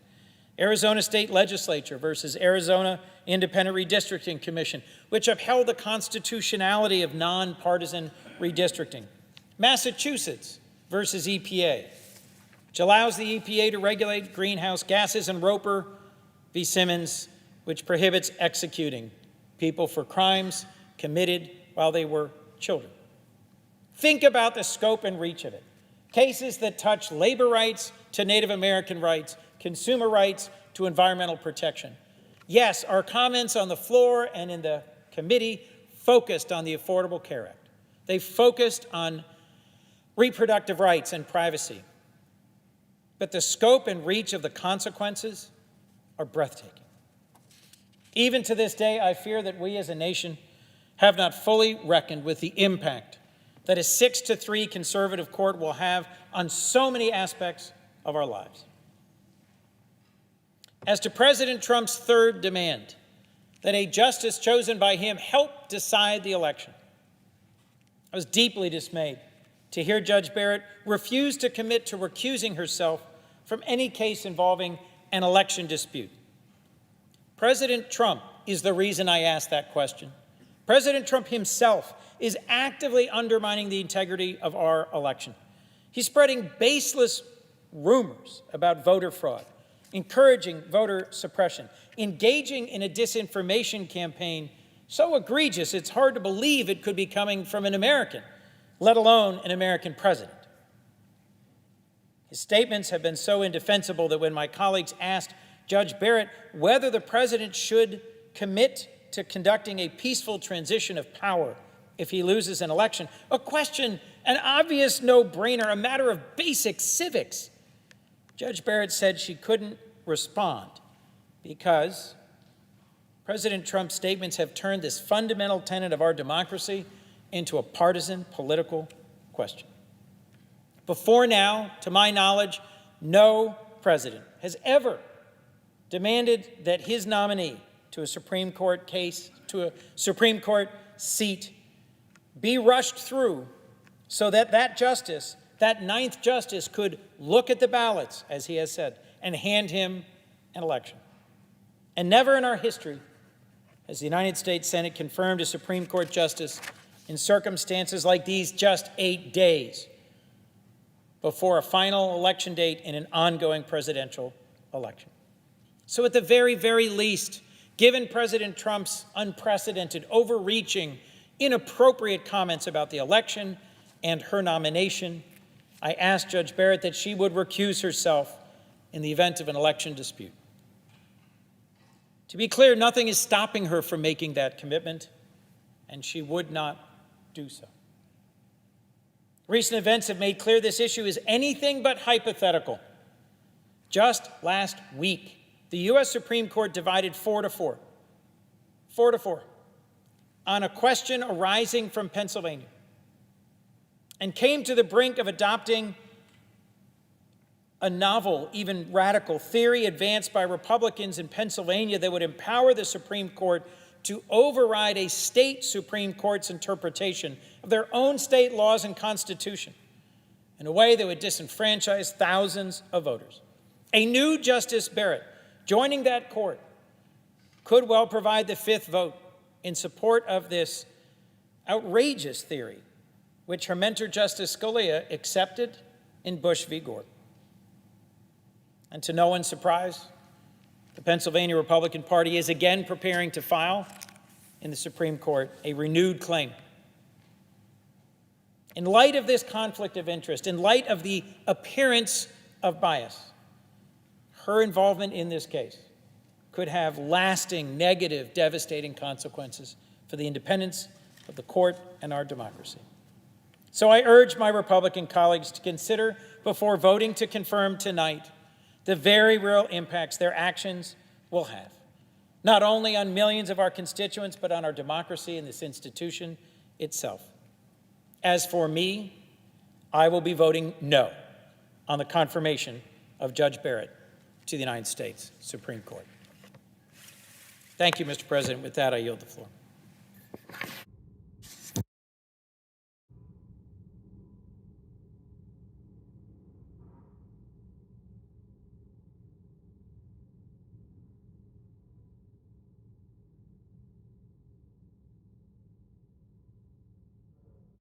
The senior senator from Texas. Mr. President, that was quite a speech from our friend from Delaware. I'd have to, if I had to categorize it, I'd say this is really the Chicken Little argument. The sky is falling. Amy Coney Barrett, this is the end of civilization. This is the end of the world as we know it. The irony to me, and frankly the hypocrisy of the argument, is that if the shoe were on the other foot, Senator Schumer, who has said everything is on the table if we win the majority, court packing, making D.C., making Puerto Rico states, that they would somehow show this superhuman self-restraint and not fill this seat. Mr. President, this is entirely consistent with the practice, given the fact that the President Trump's term, his first term, doesn't run out until January the 20th of next year.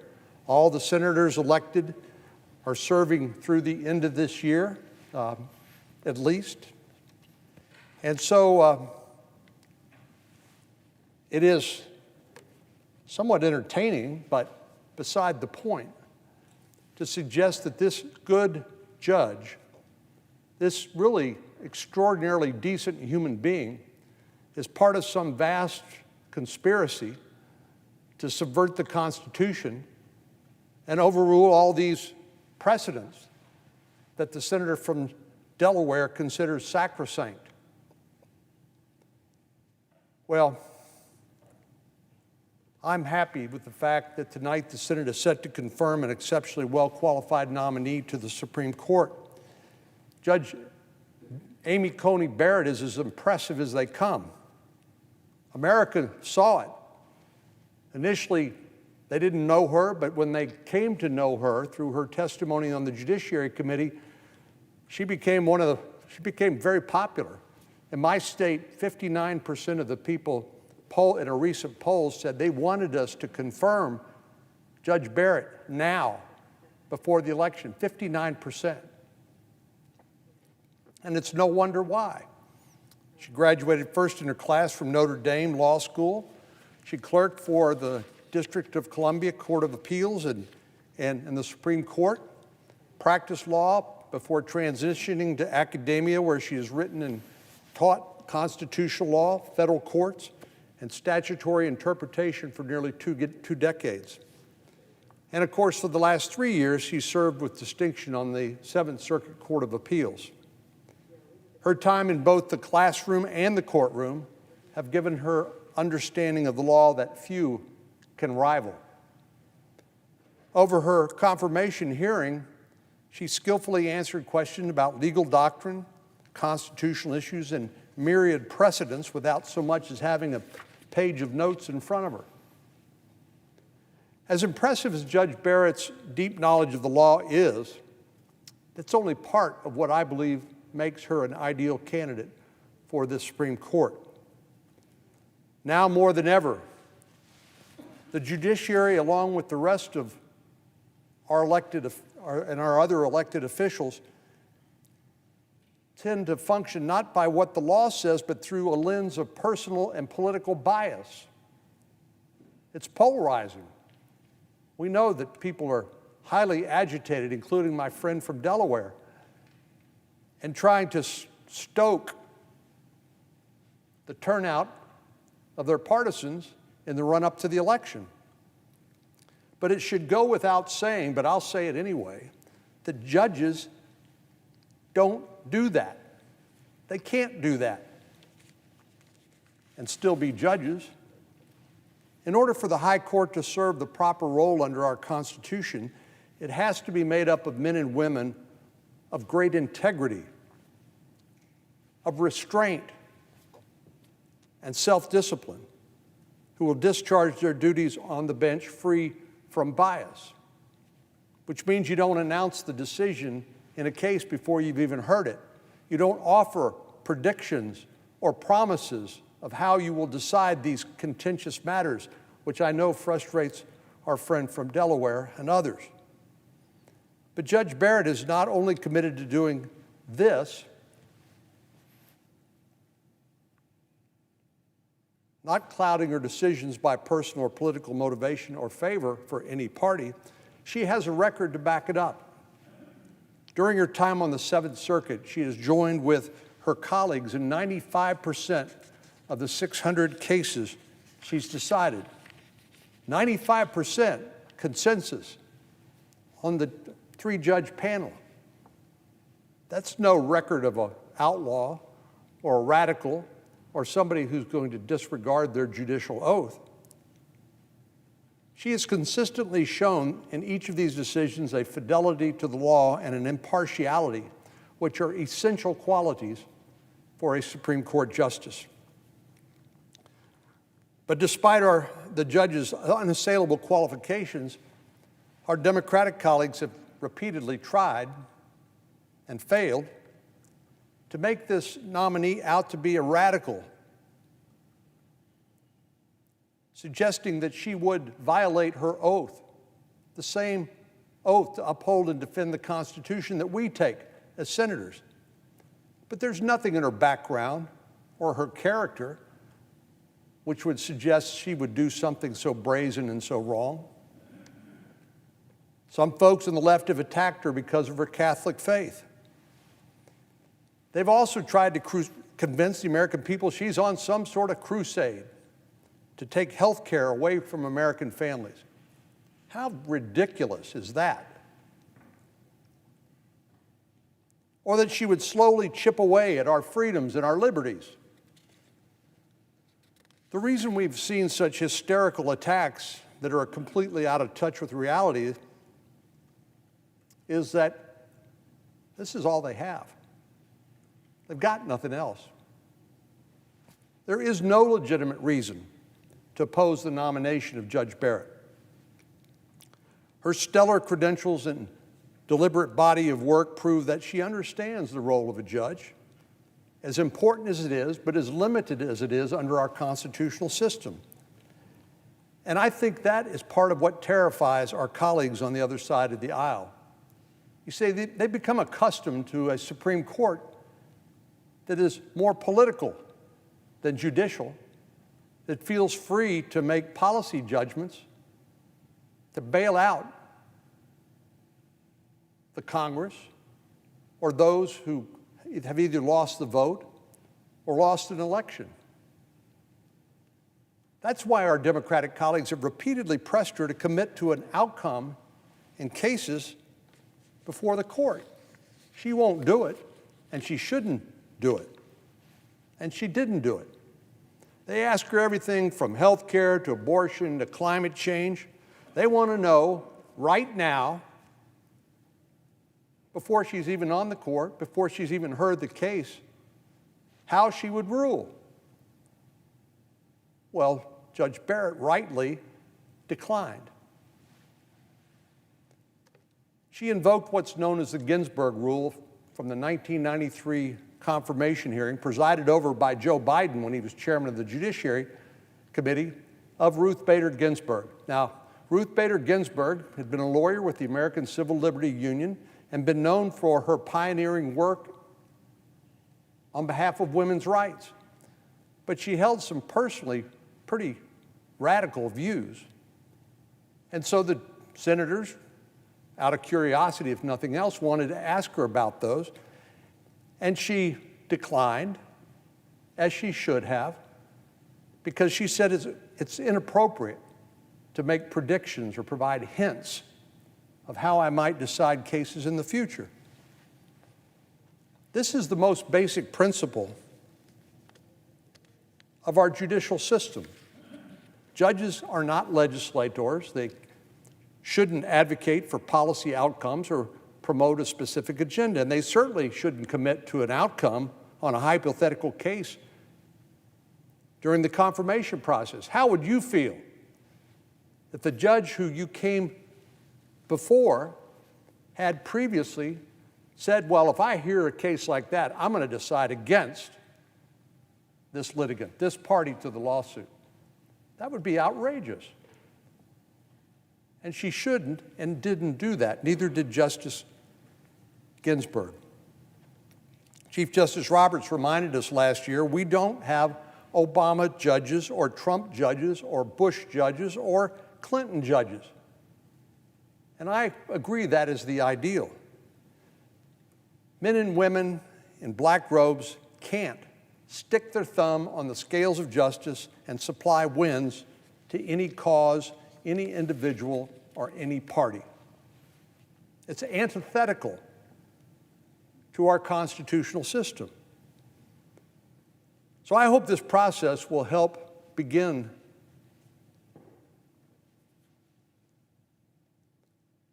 a way to guide our courts back to their proper function in our Constitution, and to remind all of us of what has rightly been called the crown jewels of our Constitution, and that is an independent judiciary.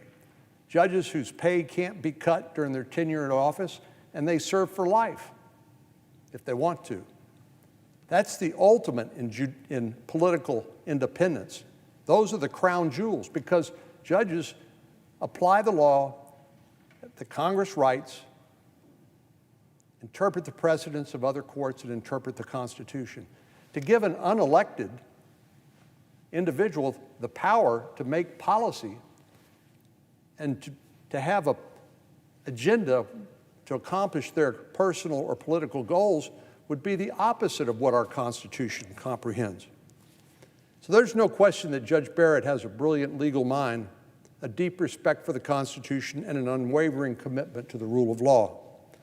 Her resume and her record are spotless. How do I know that? Well, if it wasn't, you would have heard about it. It's spotless. Her character is beyond reproach. And virtually everyone who's worked with or learned from Judge Barrett has offered their full-throated endorsement of her nomination. All the evidence points to one simple fact. Amy Coney Barrett is exceptionally qualified to serve on the Supreme Court. I have faith in Judge Barrett's ability to fairly interpret the law and apply it to cases before her. Nothing more and nothing less. Mr. President, I believe Amy Coney Barrett will be an outstanding Supreme Court justice, and I'm proud to support her nomination.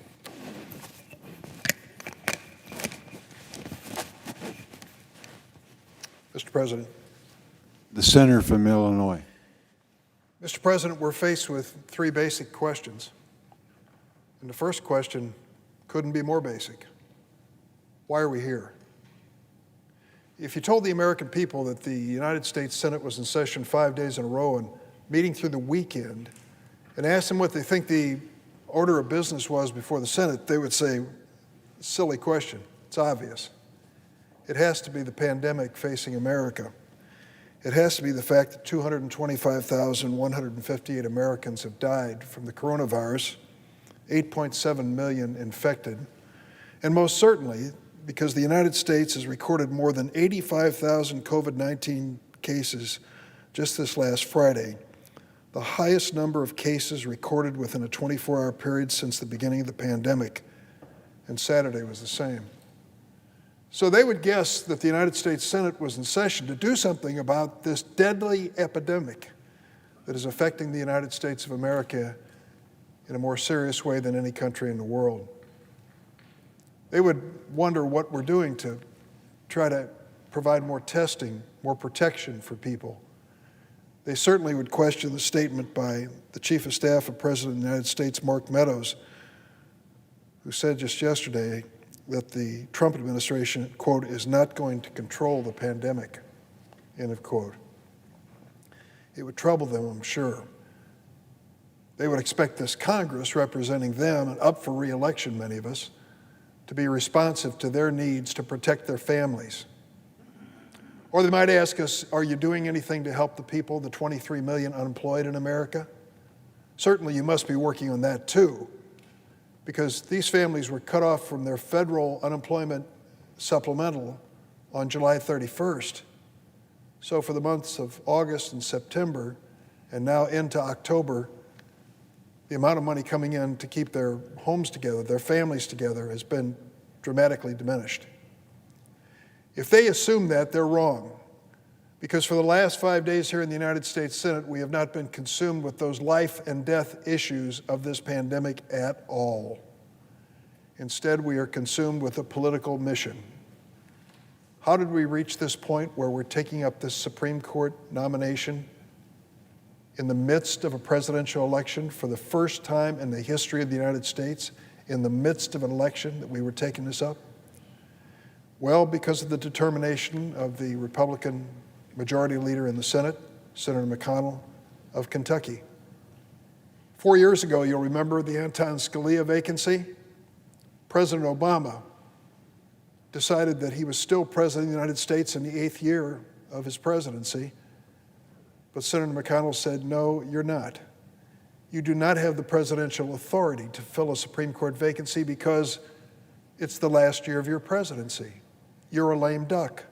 There's an election coming. Let the American people decide who will fill this vacancy. That was the McConnell rule 4 years ago, and the Republican senators marched in lockstep behind him with his logic. Fast forward 4 years. Vacancy with the death of Ruth Bader Ginsburg, and Senator McConnell has changed his story completely, and his troops are still marching obediently behind him. Now, under President Trump, he can fill a vacancy even in the midst of a presidential election. And that's why we're here today. This determination by Senator McConnell that this political errand that he's running for President Trump is more important than the COVID-19 pandemic, more important than the runaway infection rates in 20 states across the United States, more important than trying to deal with the unemployment and the dysfunctions of this economy under this president. Yes, we were asked basic questions to be answered by the Judiciary Committee, questions that were posed to Amy Coney Barrett, once a law school professor at Notre Dame Law School, now on the Seventh Circuit Court of Appeals. People say, is she qualified? Well, if you're asking whether she is studied in the law and has a head full of law, there is no question about it. It's been many years since I faced a law school professor, and I will tell you that she certainly knows a lot about the law. There is no doubt about it. But the questions that I asked of her really went beyond that basic question. I really wanted to know what was not just in her head when it came to the law, but I wanted to know what she has in her heart when it comes to the law. One of the senators who spoke a few minutes ago chided us because we kept bringing color photographs to the floor and to the committee hearings of people whose lives depended on the Affordable Care Act. He characterized it as theater and likened these images, these photographs, to cutouts at sporting events. Well, let me tell you, the ones that I presented from Illinois represent real-life stories of real-life families who depend on the Affordable Care Act. Why do we raise the Affordable Care Act in the midst of this hearing for filling this Supreme Court vacancy? For one simple reason. That's what the president did. It was the president who told us far in advance, I'm going to fill Supreme Court vacancies to eliminate the Affordable Care Act.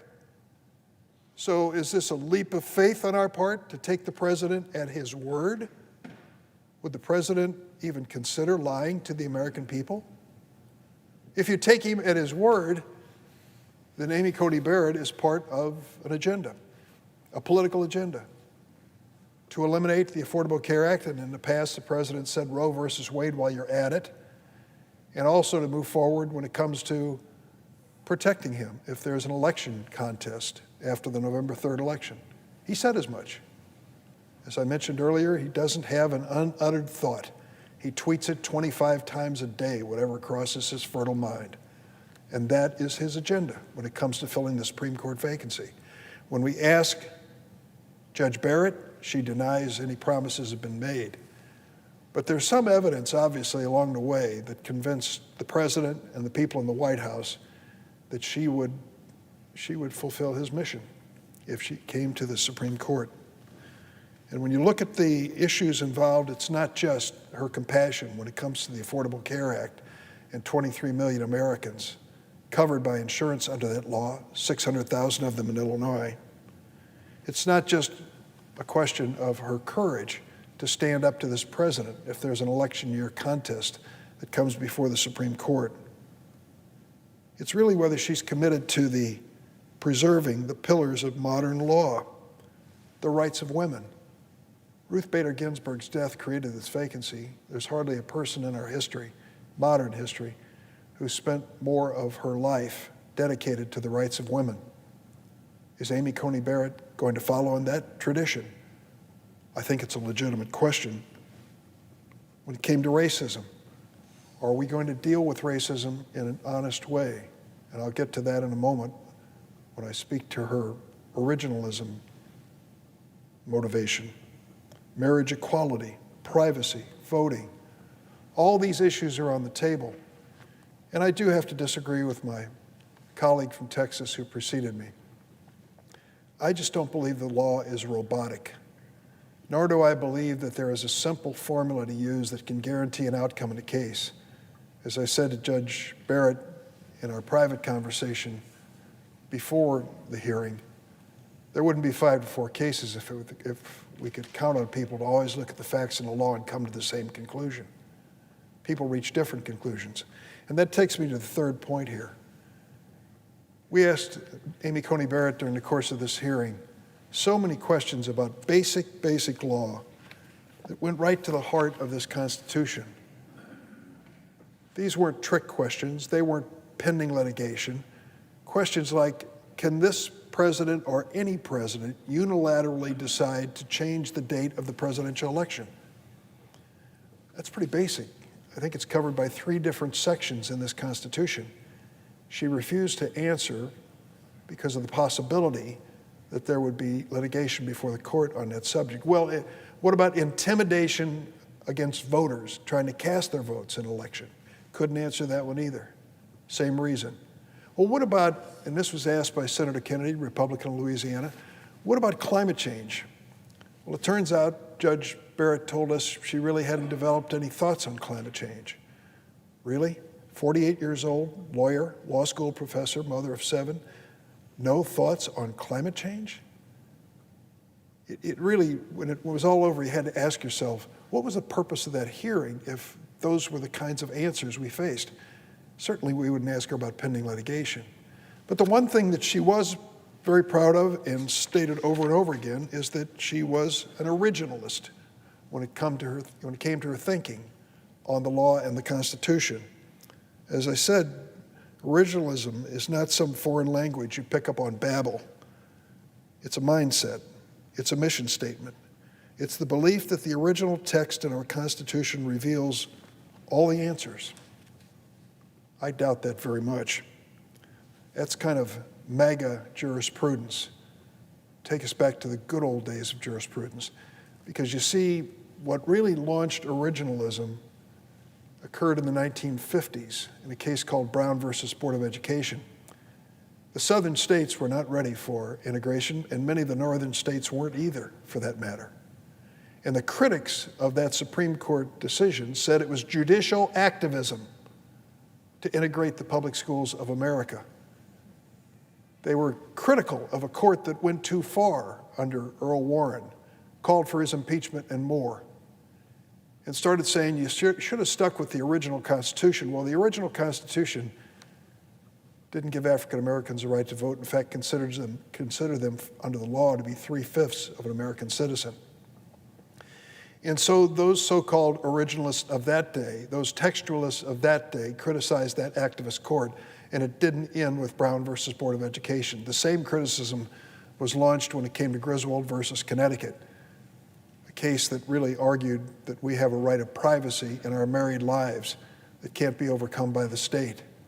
Loving versus Virginia, that interracial marriage was permissible. And then, of course, the case of Roe versus Wade, the ultimate case when it came to privacy and liberty. So those who come before us and tell us that what's really at stake here is restraint on the court, self-discipline on the court, we've heard all those words, and making sure that justices don't pursue policy. Think about all of those things in terms of what happened in Brown versus Board of Education, when they overruled Plessy versus Ferguson of decades before and said, moving forward, we believe this Constitution guarantees to every child the right to an education, regardless of their race. Dr. Chemerinsky is with the University of California School of Law in Berkeley, wrote a recent article in the New York Times on this originalism theory. And he noted the fact that it was Anton Scalia who gave it great popularity, and a lot of people followed Scalia because he was cerebral, jocular, fun to be with. He spoke to a luncheon of Democratic senators that I was able to attend. But when it came down to it, his views of the law were pretty strict and pretty rigid, pursuing this idea that, for example, under this view, the First Amendment means the same thing as when it was adopted in 1791. 14th Amendment means the same thing as it was ratified in 1868. It turns out that the circumstances in all of those cases have changed so dramatically in America. Judge Amy Coney Barrett argued she's an originalist. She would be joining that other originalist on the court, Clarence Thomas, with her legal thinking. And that gives me pause and concern when it comes to what she's bringing to the court. A head full of law for sure, but an approach to it that I think is oppose. It is a way to argue against change and evolution in America that is inevitable and, in fact, necessary. Professor Chemerinsky says, in fact, under the original public meaning of the Constitution, it would be unconstitutional to elect a woman as president or vice president until the Constitution's amendment, because Article 2 refers to them with the pronoun he. When you get stuck with the language in the original Constitution in the extreme, you find yourself reaching conclusions that are not in the best interest or consistent with American mores or values today. So, Mr. President, this is more than just another nomination to fill a vacancy on the Supreme Court. It comes at a moment in time when we should be focusing on the deadly pandemic facing America. We should have spent 5 straight days coming up with a COVID relief bill for the millions of Americans desperate for help today and desperate for peace of mind when it comes to this public health tragedy which we're facing. It is a nomination which comes before us when the rules of the Senate and the rules of the Senate Judiciary Committee are being twisted and turned to create a political opportunity for Senator McConnell and his side of the aisle. And sadly, it is a moment in time when a nominee for the Supreme Court wants to bring to us a political way of thinking, a legal way of thinking, I should say, a legal way of thinking which I believe is inconsistent with progress in this country when it comes to human rights and civil rights. Under originalist theory, we may never have had Brown versus Board of Education and the other cases I mentioned. What a loss for this great nation. That's not what we need on the court. We need people on the court who are realists, who will look at the law and the Constitution in real terms and not ideological terms. And the notion that this justice is being hurried before us in the hopes that she will eliminate the Affordable Care Act in the midst of a pandemic certainly is worth noting. It's one of the reasons, one of many of the reasons, that I'll be voting no on Amy Coney Barrett with her nomination to the Supreme Court, and I yield the floor.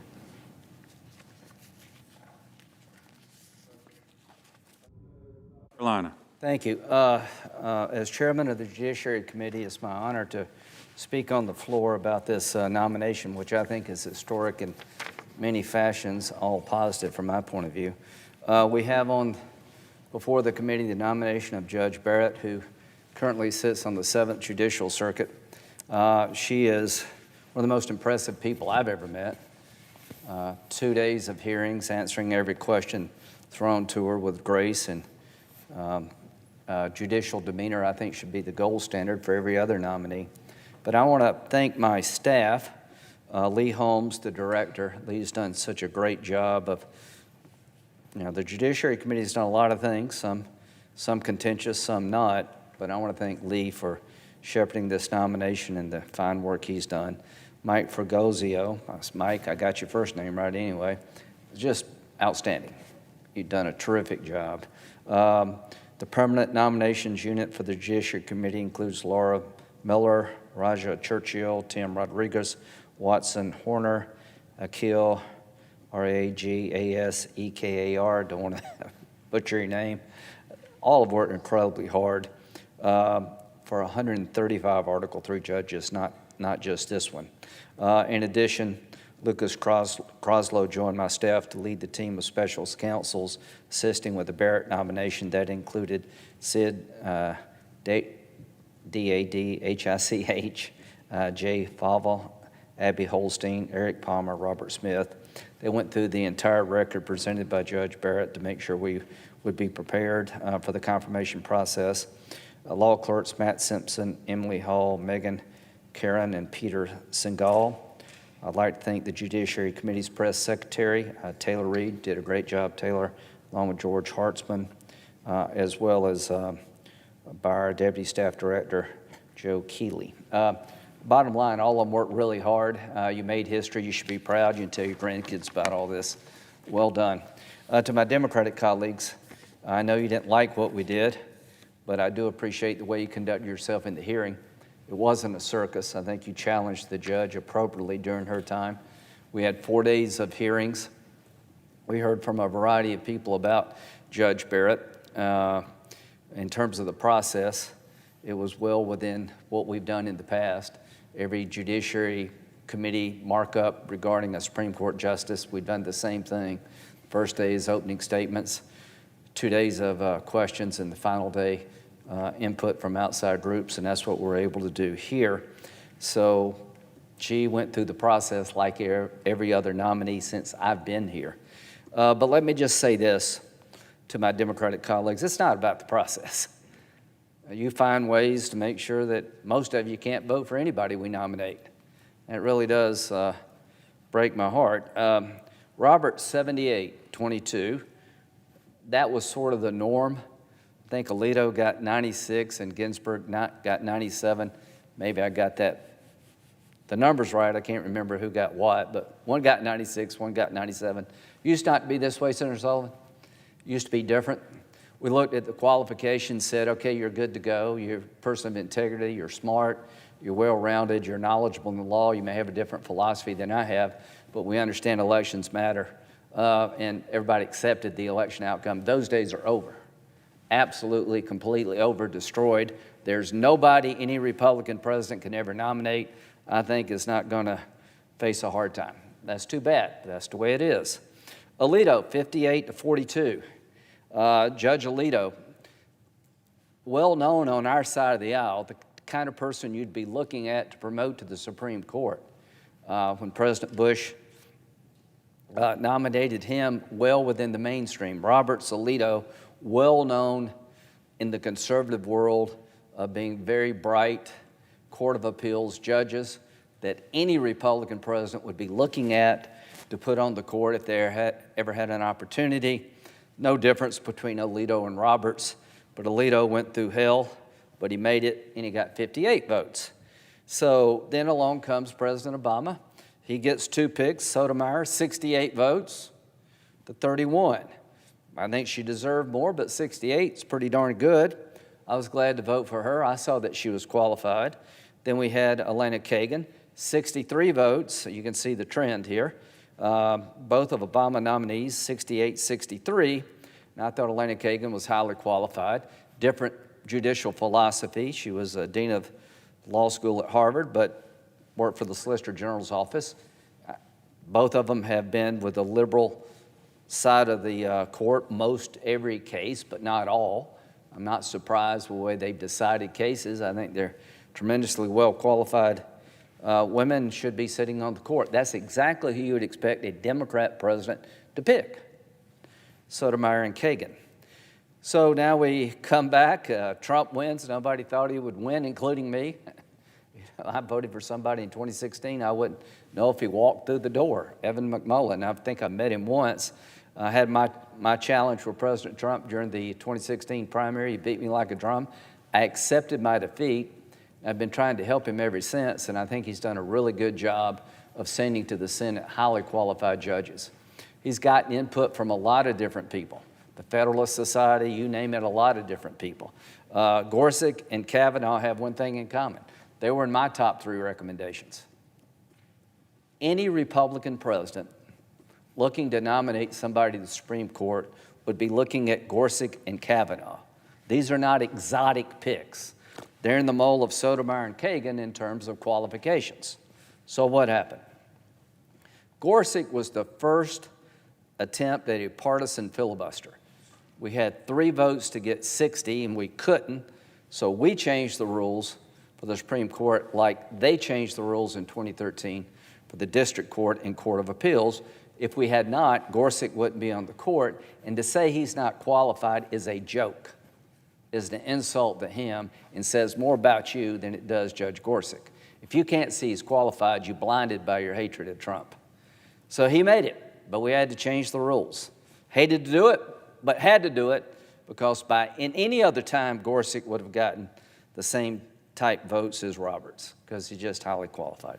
Then comes along Kavanaugh. Nothing about process there. There's no process argument.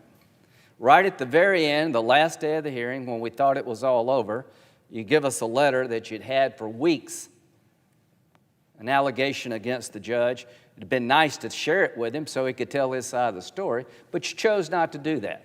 You had it pre-cooked with the press outlets, and everything blew up. So all of us on the committee had to decide what to do. I sat down with Senator Flake and Senator Collins, and we felt like the allegations had to be heard. They're made.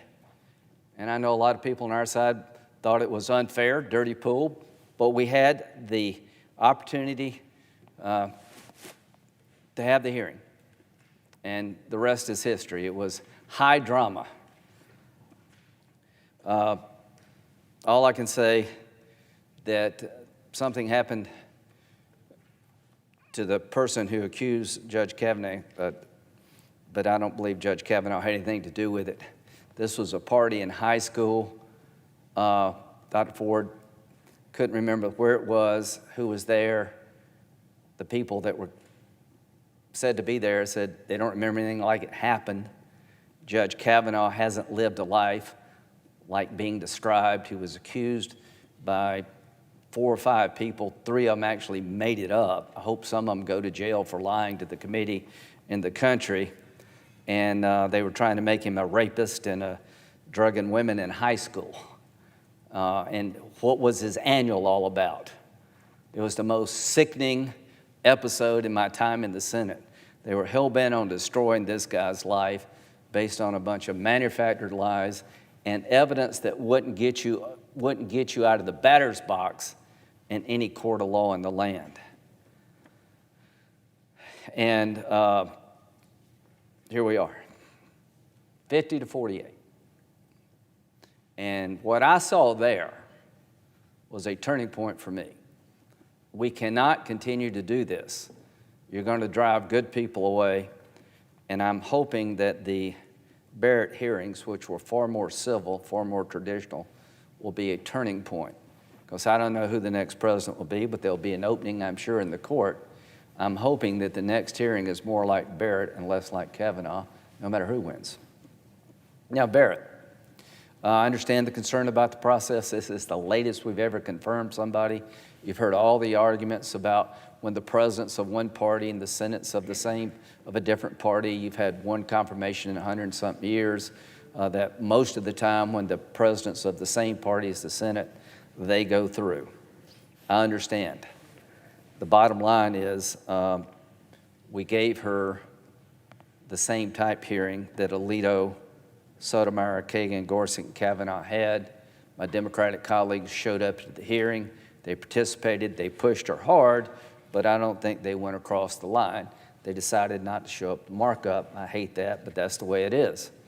I would like to spend a few minutes talking about the person who's going on the court in about an hour. If you're looking for somebody that a Republican would be picking, regardless of the process, it would be Judge Barrett. She would be on anybody's list. And I listened to Senator Durbin, who is a good friend, and we'll work on whatever comes our way after the election. I find that he's somebody you can work on hard things like immigration with, but his description of Judge Barrett simply doesn't pass scrutiny. I'm trying to make a character of this person that doesn't exist. There's nothing exotic about Judge Barrett. She's very mainstream in our world. All I can say is that after 2 days of hearings, the American people, by 51%, which is pretty hard to figure in this country, you get 51% agreement on anything, felt like she should be going on the court. So here's what Dean O'Hara said, Dean of Notre Dame Law School, who hired Amy Barrett to be a professor at Notre Dame. I have only communicated with this august committee on 2 occasions. The first was 10 years ago when I wrote a strong letter in support of now Justice Elena Kagan, whose term as Dean of Harvard Law School overlapped with my own. The second is today, introducing and endorsing Amy Coney Barrett in equally strong terms. Some might find these recommendations to be in juxtaposition, but I find them entirely consistent. And to anybody wondering about Judge Barrett, I would highly recommend that you look at the ABA's recommendations and the process they used to find her well qualified. Not one person uttered a negative word about her character, according to the ABA. Someone said to the ABA, the myth is real. She is a staggering academic mind. She is incredibly honest and forthright. She's exactly who you think she is. Nothing about her is fake. She is good, she's decent, she's selfless, she's sincere. She's an exemplary of a living and integrated life. The Standing Committee would have been hard-pressed to come up with any conclusion other than that Judge Barrett has demonstrated professional competence that is exceptional. Then they had a committee to look at her writings, all of her writings. They accepted input from 944 people that she's interacted in her professional life, not one negative comment. So forget about what politicians say about Judge Barrett. Forget about what people who don't recognize President Trump as being a legitimate president say about Judge Barrett. Forget about what I say if you want to. Look at what people who work with her said that are in the law business, that know her individually, have worked with her as a judge, as a professor, and they conclude without any doubt she is one of the most gifted people to ever be nominated to the Supreme Court. There's nothing exotic about Judge Barrett. She's going on to the court in about an hour. That's exactly where she needs to be. She's the type person who's lived a life worthy of being nominated. She's the type person that's worthy of receiving a large vote in the Senate, but she won't get it. She's not going to get one Democratic vote. And you're right off to the process if you want to. That's fine. But what about the others?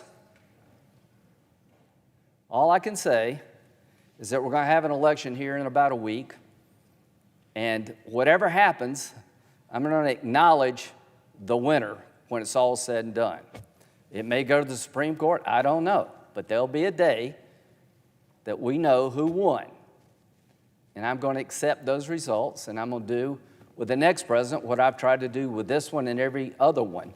Try to find a way forward on things that are hard, keep the country moving forward. So to the majority leader and the minority leader, it's a tough place around here now. This too shall pass. But this is about Judge Barrett. This is about her time, her moment.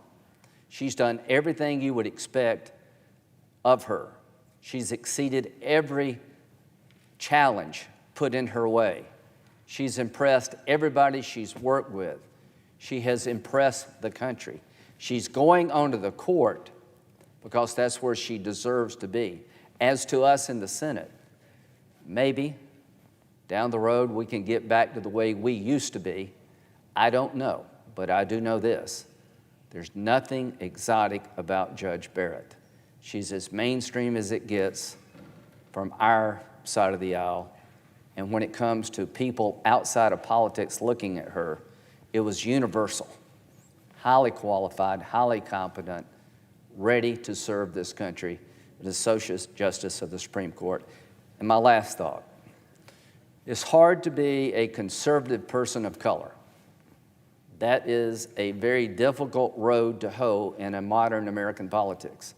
My good friend Tim Scott is a great voice for conservatism. And Tim, a lot of things said about Tim, it's said about nobody else on our side of the aisle. And he's tough, he can handle it. Same for conservative women. Judge Barrett did not abandon her faith. She embraces it, but she said, I embrace my faith, but as a judge, it will not be the rule of Amy. It will be the rule of law. It will be the facts. It will be the law, an outcome dictated by the law, not by anything I personally believe. But I will say this, for the young conservative women out there who are pro-life and embrace your faith, there's a seat at the table for you. This is historic. This nomination is different. This is a breakthrough for conservative young women. And I was honored to be the chairman of the committee that reported out Judge Barrett to the floor of the Senate. And I'm going to be honored to cast my vote to put her on the Supreme Court exactly where she deserves to be. I yield.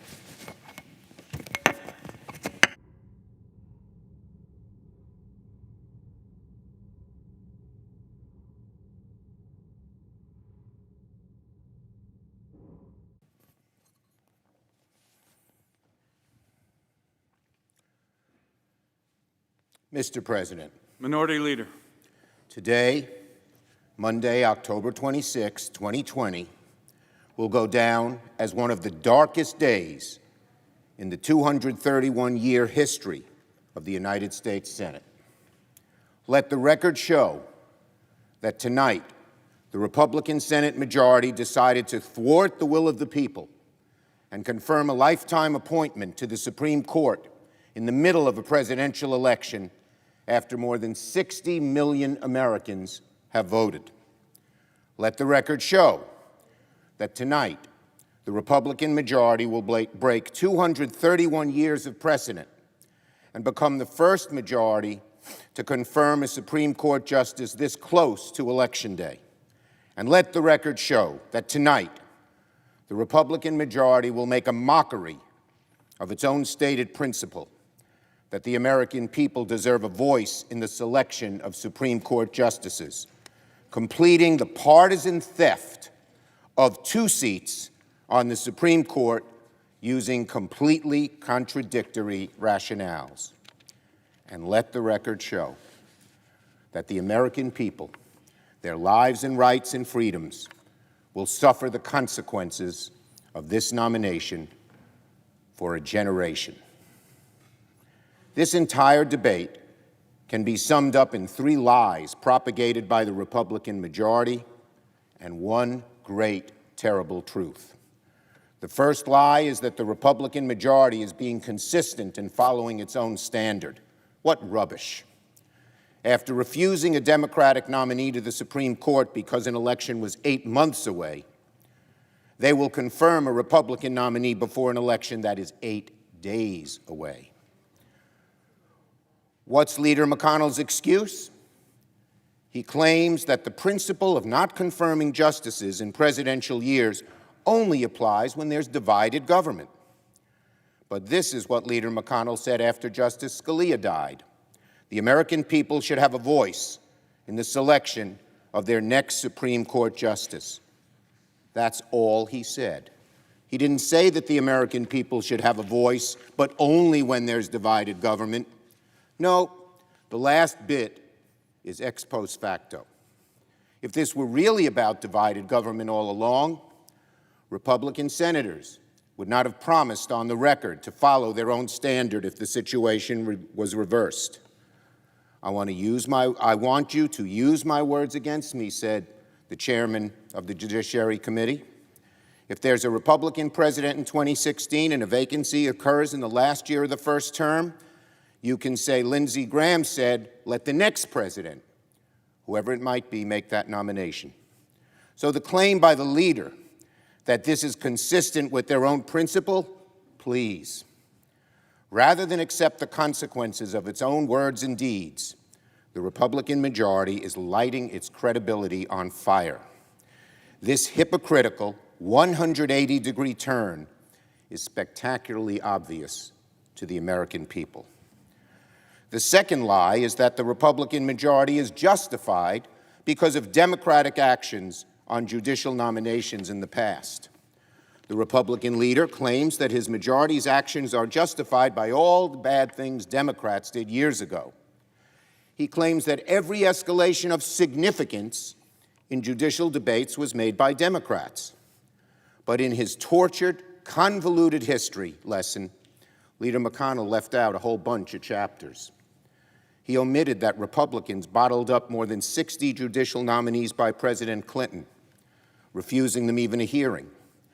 He made no reference to the decision by Republican senators to hold open 14 appellate court seats in the 1990s so that a Republican president could fill them.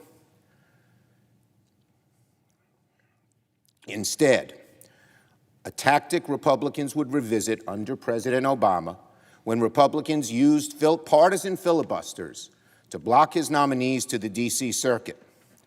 At the time, Republican senators, including my colleague from Kentucky, amazingly accused President Obama of trying to pack the court by the mere act of nominating judges to vacancies of the Second Circuit.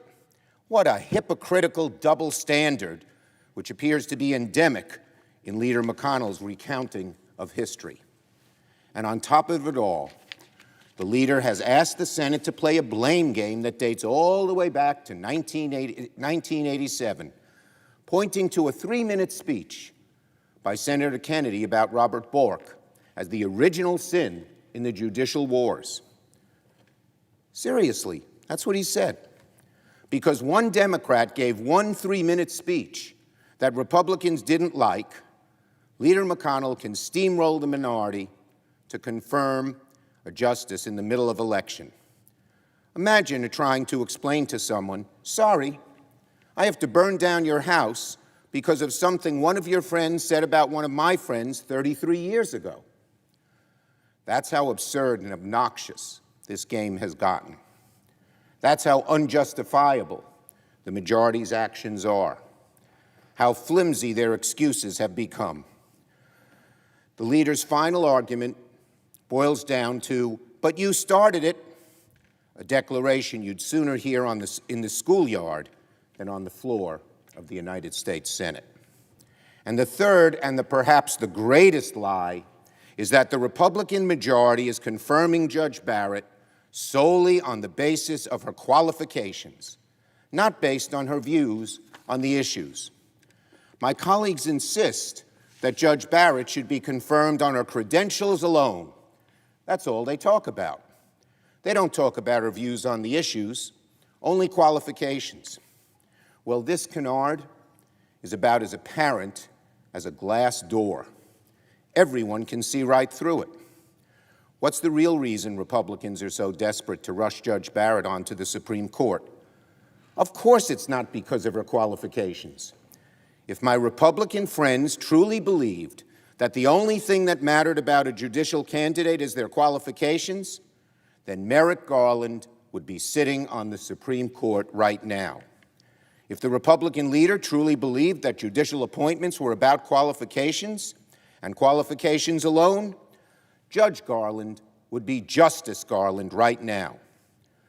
Judge Garland was among the most qualified candidates ever to be nominated to the Supreme Court.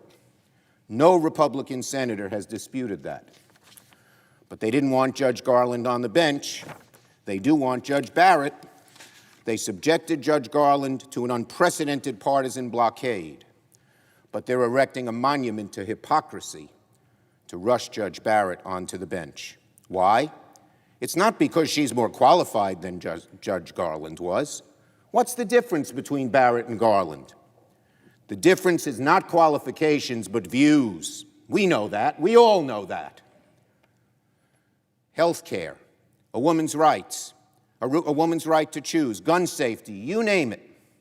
It's not because the far right wants Judge Barrett's views on the court, but it's because the far right wants Judge Barrett's views on the court, but not Judge Garland's.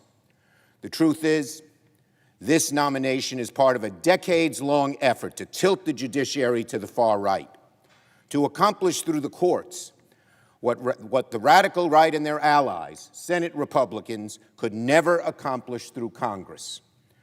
Senate Republicans failed to repeal the Affordable Care Act, so President Trump and Republican attorneys general are suing to eliminate the law in court. Republicans would never dare to attempt to repeal Roe v. Wade in Congress, so they pass onerous laws in state legislatures that they control to drive that right to the point of near extinction and then provoke the Supreme Court to review Roe v. Wade. The far right has never held a majority on the court to limit Roe v. Wade or Griswold, but if Judge Barrett becomes Justice Barrett, it very well might. And if you're looking for some hard numbers to prove that the political right considers ideology and not just qualifications, consider this. Under Justice Roberts, there have been 80 cases, 80, decided by a 5-4 majority, in which the 5 justices nominated by Republican presidents came down on one side, and the 4 justices nominated by Democratic presidents came down on the other. 80 cases, exactly the same majority, calling balls and strikes, and in an amazing coincidence, all the Republican nominated justices think it's a strike, and all the Democratic ones think it's a ball, or vice versa. It would be the most remarkable coincidence in the history of mathematics if 9 justices, simply calling balls and strikes, exhibited the same split in the exact same configuration 80 times. We all know what the game is here, so stop pretending. Stop pretending there aren't entire organizations dedicated to advancing far-right judges. Stop pretending that the political right doesn't spend millions of dollars to prop up the far-right Federalist Society and support certain judicial candidates because they only want qualified judges. No, they want to systematically and permanently tilt the courts to the far right. So does Judge Barrett have views on legal issues? You bet she does. And that brings me to the one great and terrible truth about this nomination. The American people will suffer the consequences of Judge Barrett's far right, out of the mainstream views for generations. Judge Barrett came before the Judiciary Committee and refused to answer nearly any question of substance. That's the new game at the hearings. She would not answer questions about health care. She would not say whether voter intimidation is illegal. She would not say if she thought Medicare and Social Security were constitutional.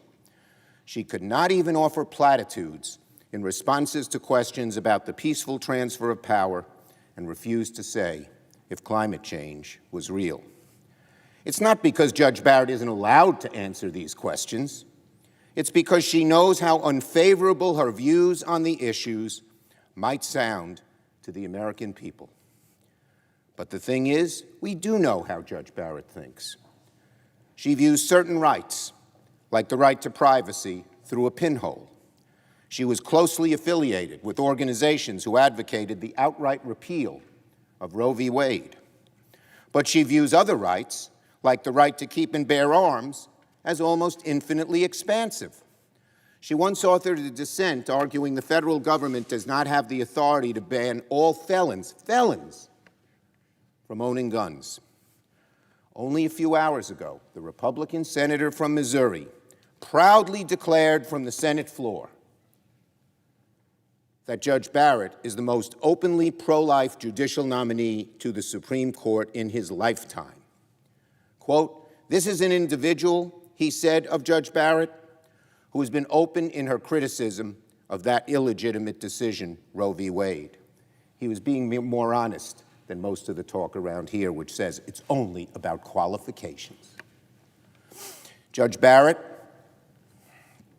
has proudly fashioned herself in the mold of her mentor, Justice Scalia, who before his death appeared set to declare union fees to be unconstitutional, driving a stake into the heart of the American labor movement.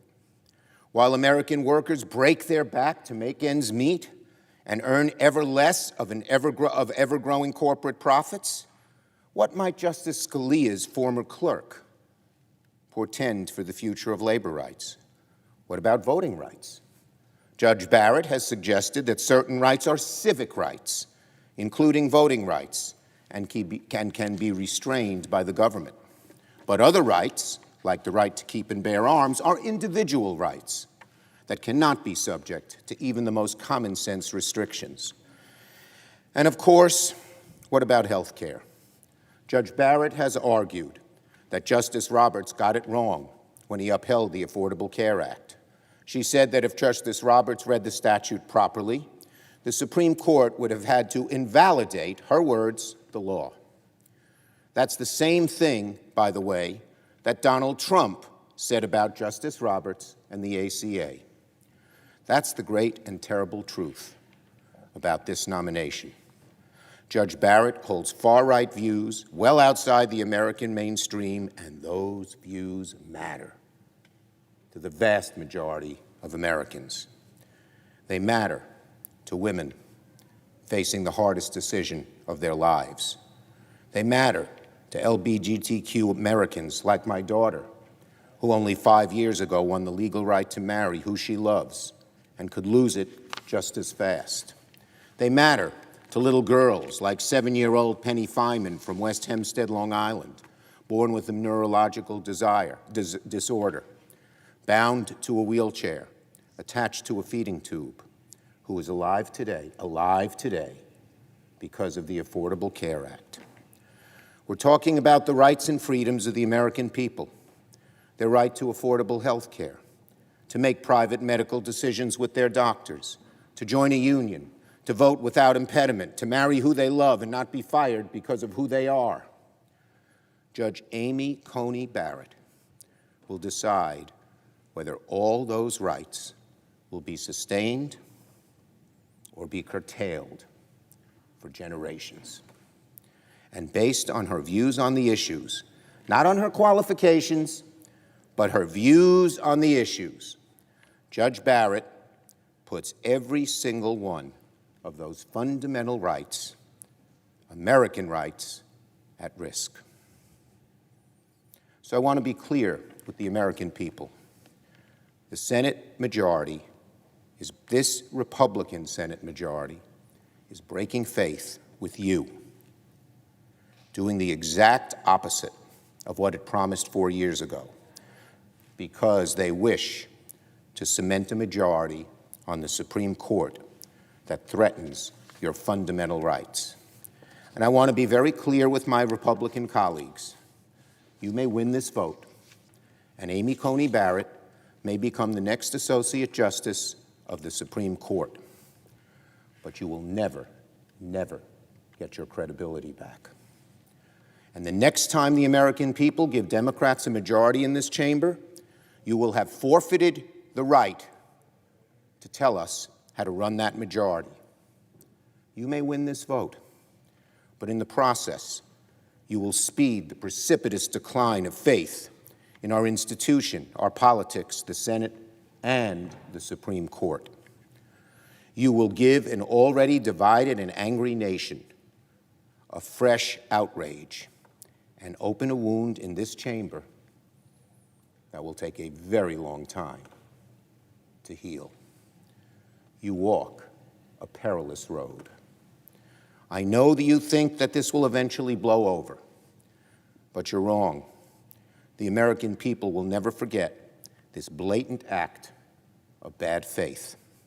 They will never forget your complete disregard for their voices, for the people standing online right now and voting their choice, not your choice. They will never forget the lack of consistency, honor, decency, fairness, and principle. They will never forget the rights that are limited, constrained, or taken away by a far-right majority on the Supreme Court.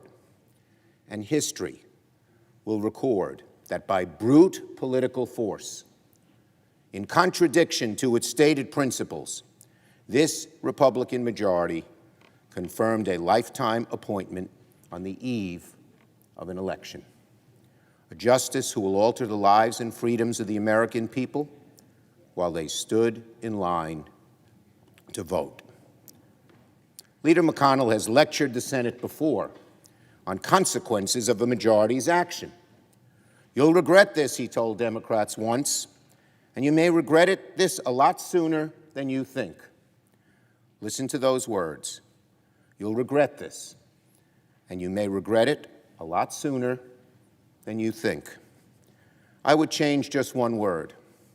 My colleagues may regret this for a lot longer than they think.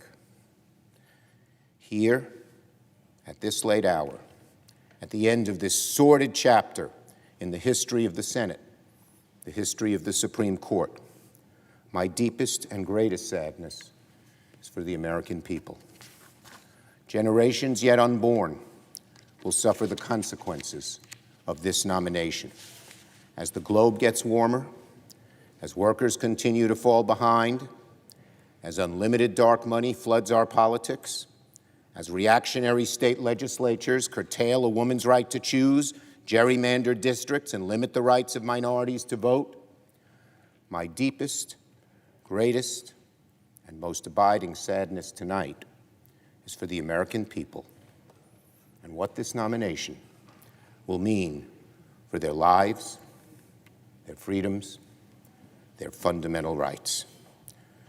Monday, October 26th, 2020, it will go down as one of the darkest days in the 231-year history of the United States Senate. I yield the floor.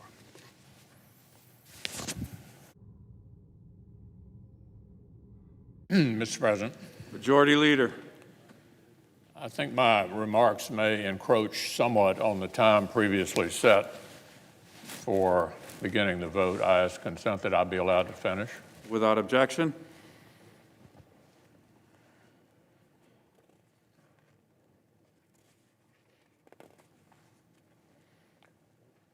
Well, this evening, the Senate will render one of the most consequential judgments it can ever deliver. We will approve a lifetime appointment to our nation's highest court. Since the ink dried on the Constitution, only 114 men and women have been entrusted to uphold the separation of powers, protect people's rights, and dispense impartial justice on the Supreme Court. In a few minutes, Judge Amy Coney Barrett of Indiana will join their ranks. This body has spent weeks studying the nominee's record. We've examined 15 years of scholarly writings, about 100 opinions from the Seventh Circuit, and testimonials from legal experts running the gamut from close colleagues to total strangers. There have been one-on-one meetings for every senator who wanted one, and a week of intensive hearings. All of it has pointed to one conclusion. This is one of the most brilliant, admired, and well-qualified nominees in our lifetime. Intellectually, Judge Barrett is an absolute all-star. She graduated #1 in her class at Notre Dame Law School. She clerked on the second highest federal court and the Supreme Court. Then she returned to her alma mater and became an award-winning academic. Judge Barrett's mastery of the Constitution gives her a firm grasp on the judicial role. She's pledged to apply the law as written, not as she wishes it were. Her testimony, her writings, and her reputation confirm a total and complete commitment to impartiality. And the nominee's personal integrity and strength of character are literally beyond reproach. She earned the highest rating from the left-leaning American Bar Association. They marveled at, quote, breadth, diversity, and strength of the positive feedback they received from judges and lawyers of all political persuasions. If confirmed, this daughter of Louisiana and Indiana will become the only current justice with a law degree from any school not named Harvard or Yale. Any school not named Harvard or Yale. She'll be the first mother of school-aged children to ever sit on the court. By every account, the Supreme Court is getting not just a talented lawyer, but a fantastic person.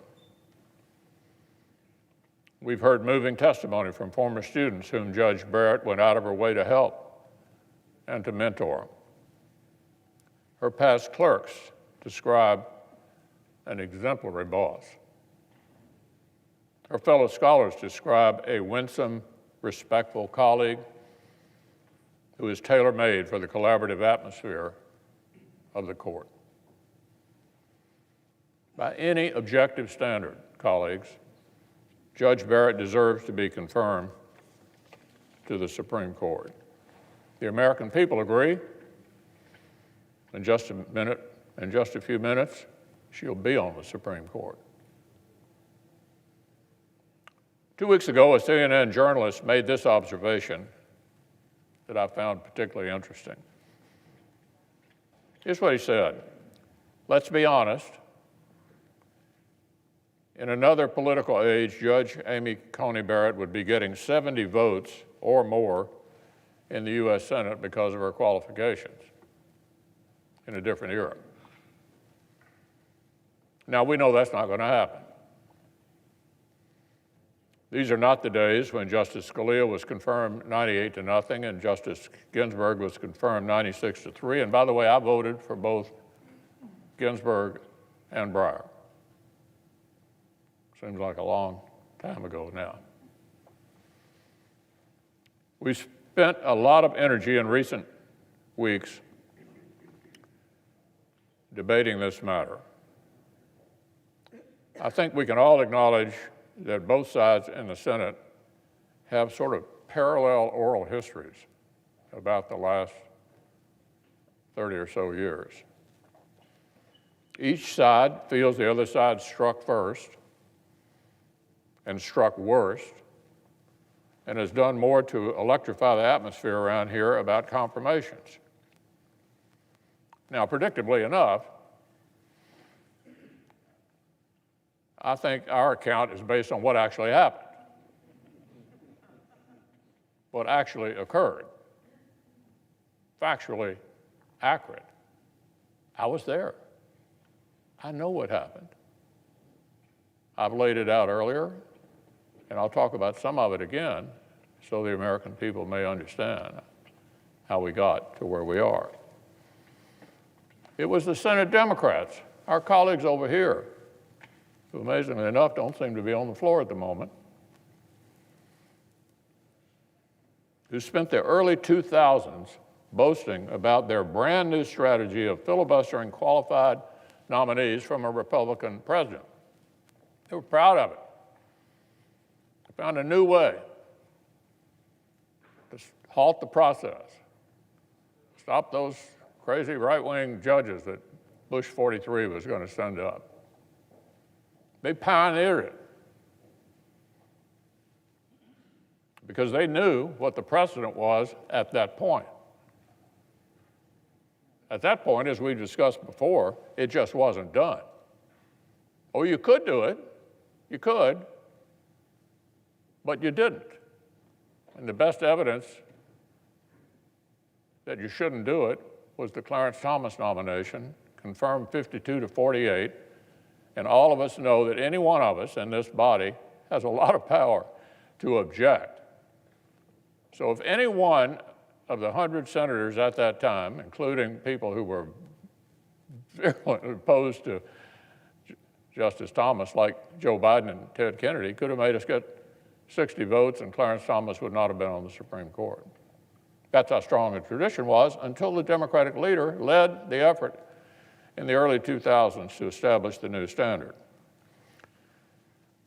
Well, after establishing a new standard, they got kind of weary of it, and in 2013, the so-called nuclear option was implemented because Republicans were holding President Obama's nominees to the same standard that they themselves had created. So when the shoe got on the other foot, they didn't like it too much. It was too tight.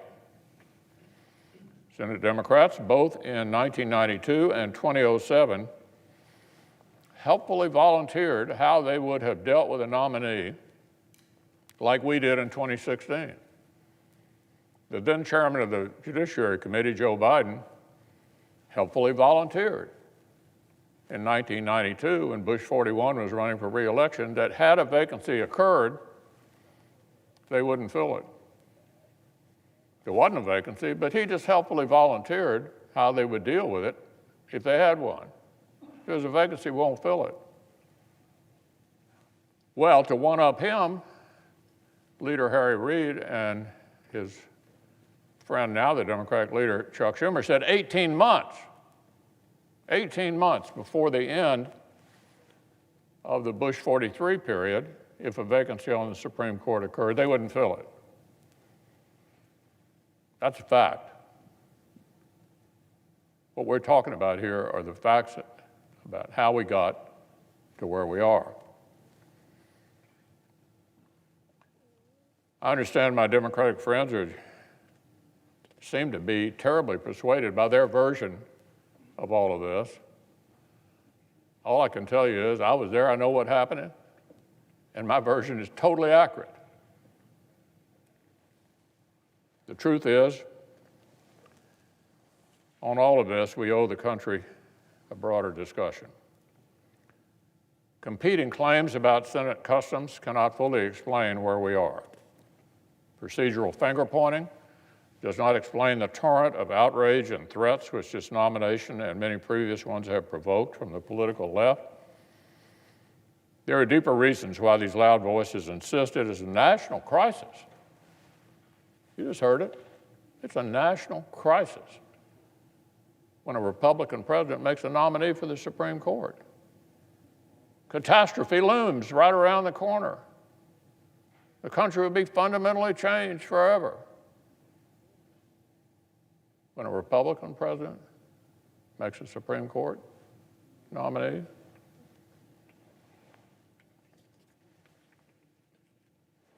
They've hauled out the very same tactics for 50 years. 50 years. Some of the opposition is more intense, but the doomsday predictions about the outcome of nominating these extremists like John Paul Stevens, David Souter,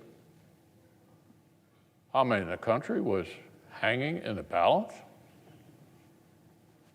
Really?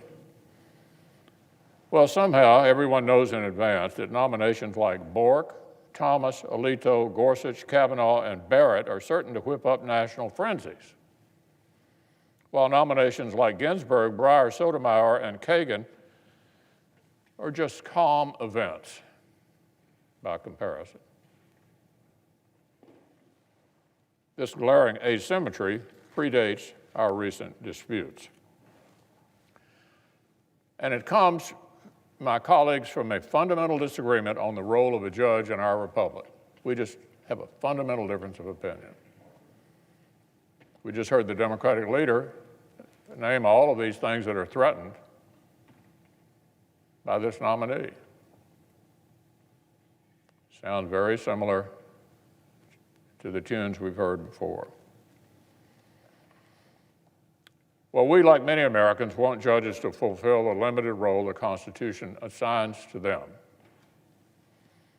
Stick to text, resolve cases impartially, and leave policymaking to the people and their representatives, which is what we do here.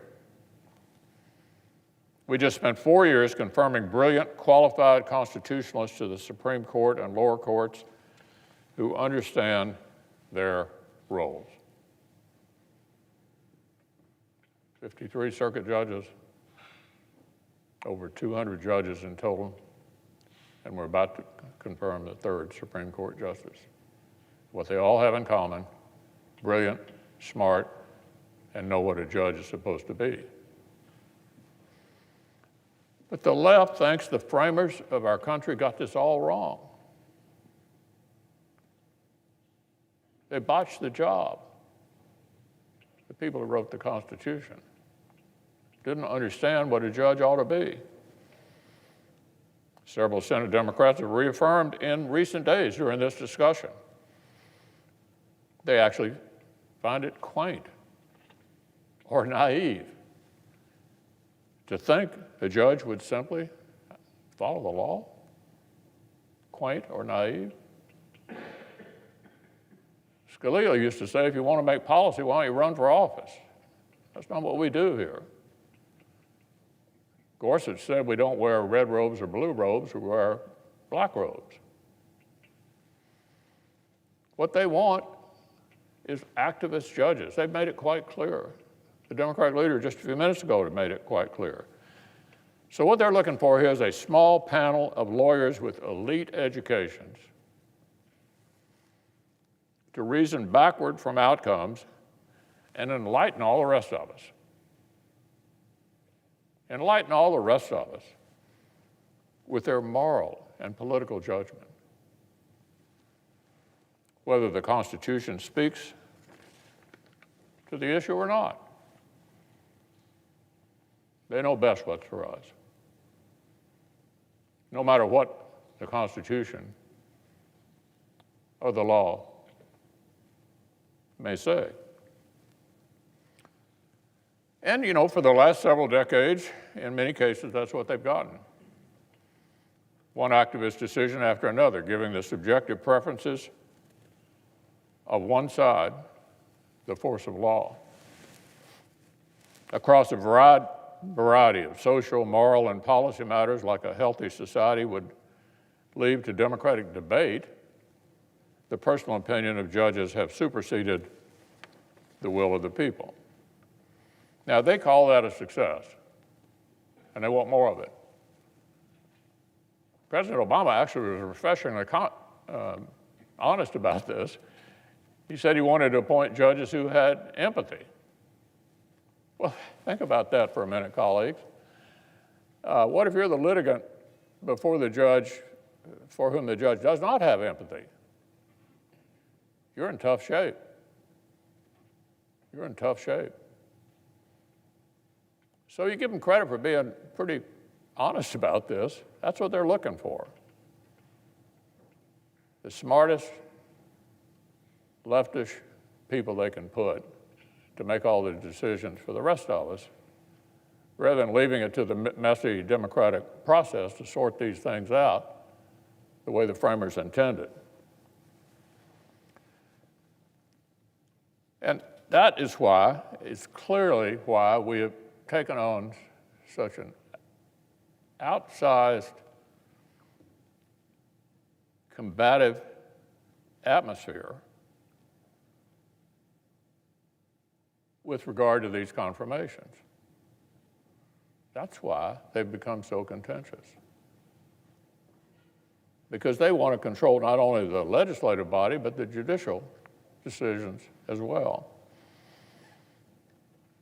Let me just say this, there's nothing innate about legal training that equips people to be moral philosophers. There's just nothing inherent in legal training that equips people to be moral philosophers. And incidentally, as I just said, that's why these confirmations have taken on such an outsized, unhealthy significance. The remarks we just heard from across the aisle show exactly why the framers wanted to stop the courts from becoming clumsy, indirect battlefields for subjective debates that belong in this chamber and over in the House and in state legislatures around the country. The left does not rage and panic at every constitutional judge because they will simply enact our party's policy preferences. Any number of recent rulings make that very clear. The problem that every judicial seat occupied by a constitutionalist is one fewer opportunity for the left to go on offense. For the left to go on offense. At the end of the day, this is a valid debate. The difference of opinion on the judicial role is something the Senate and our system are built to handle. But there's something else, colleagues, our system cannot bear. As you've heard tonight, we now have one political faction essentially claiming they now see legitimate defeat as an oxymoron. They now see legitimate defeat as an oxymoron. Our colleagues cannot point to a single Senate rule that's been broken, not one. They made one false claim about committee procedure, which the parliamentarian dismissed. The process comports entirely with the Constitution. We don't have any doubt, do we, that if the shoe was on the other foot, they'd be confirming this nominee. And have no doubt, if the shoe was on the other foot in 2016, they'd have done the same thing. Why? Because they had the elections that made those decisions possible. The reason we were able to make the decision we did in 2016 is because we'd become the majority in 2014. The reason we were able to do what we did in 2016, 2018, and 2020 is because we had the majority. No rules were broken whatsoever. So all of these outlandish claims are utterly absurd. And the louder they scream, the more inaccurate they are. You can always tell that. Just check the decibel level on the other side. The higher it goes up, the less accurate they are.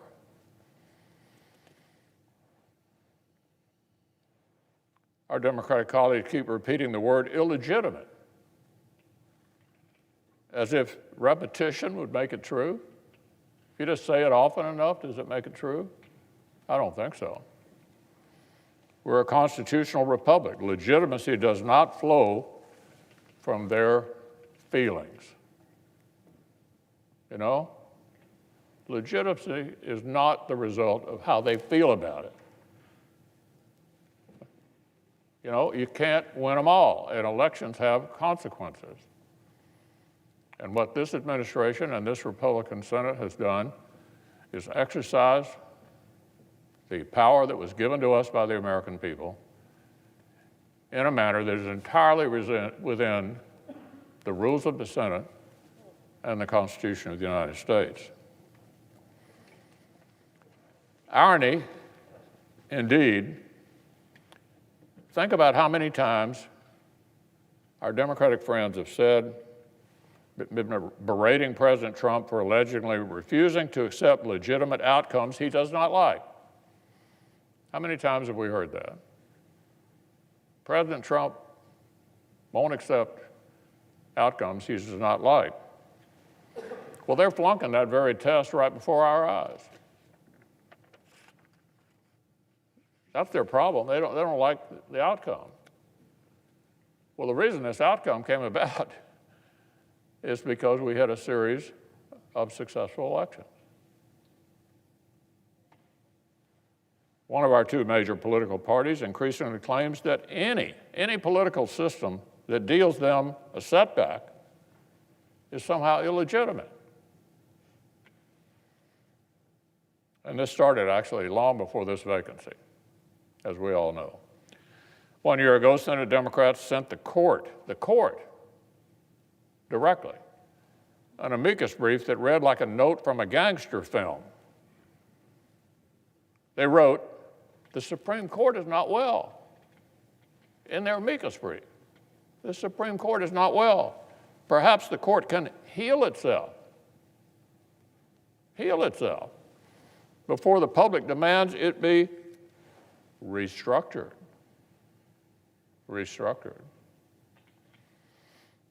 In March of this year, the Democratic leader stood outside the court, went over in front of the court, and threatened multiple justices by name. Here's what he said: "You won't know what hit you if you go forward with these awful decisions. You will pay the price." That's the Democratic leader of the Senate in front of the Supreme Court, mentioning justices by name, and in effect saying, if you rule the wrong way, bad things are going to happen. For multiple years now, Democrats in this body and on the presidential campaign stump have sought to revive the discredited concept of court packing. Every high school student in America learns about Franklin Roosevelt's unprincipled assault on judicial independence. So now they're thinking about repeating it. Former Vice President Biden, who spent decades condemning the idea here in the Senate, obediently says he'll look into it. Most importantly, the late Ruth Bader Ginsburg said last year, when asked about this, she said 9 is the right number. That's the vacancy we're filling right now. I don't think any of them have quoted her on this issue lately, have you? Ruth Bader Ginsburg said 9 is the right number. These latest threats follow decades of subtler attempts to take independent judges and essentially put them on political probation. If you don't rule the way I want, something dire might happen. How many consecutive nominees have Democrats and the media insisted would, quote, tip the balance of the court? How often do we hear that? Tip the balance of the court. Has anyone tallied up how many hard right turns the courts have supposedly taken in our lifetimes? All this ominous talk is a transparent attempt to apply improper pressure to impartial judges. Rule how we want, or we're coming after the court. Rule how we want, or we're coming after the court. Vote how we want, or we'll destroy the Senate by adding new states. These have been the Democratic demands This is not about separation of powers. It's a hostage situation. A hostage situation. Elections come and go. Political power is never permanent, but the consequences could be cataclysmic if our colleagues across the aisle let partisan passions boil over and scorch the ground rules of our government. The framers built the Senate to be the nation's firewall. Over and over, this institution, our institution, has stood up to stop recklessness that could have damaged our country forever. So tonight, colleagues, we're called on to do that again. Tonight, we can place a woman of unparalleled ability and temperament on the Supreme Court. We can take another historic step toward a judiciary that fulfills its role with excellence, but does not grasp after power that our constitutional system intentionally assigns somewhere else. And we can stand loud and clear that the United States Senate does not bow to intemperate threats. Voting to confirm this nominee should make every single senator proud. So I urge my colleagues to do just that.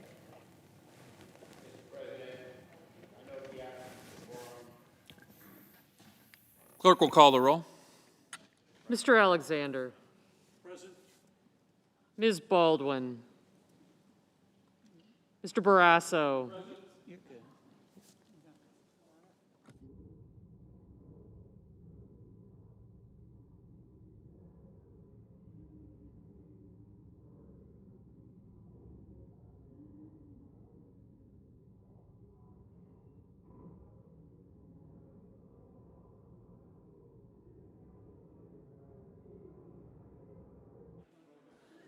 A quorum is present. Can I read? All post-cloture time has expired. The question occurs on the nomination of Amy Coney Barrett of Indiana to be Associate Justice of the Supreme Court of the United States. A senator. Is there a sufficient second? There is a sufficient second. The clerk will call the roll. Mr. Alexander. Aye. Ms. Baldwin. No.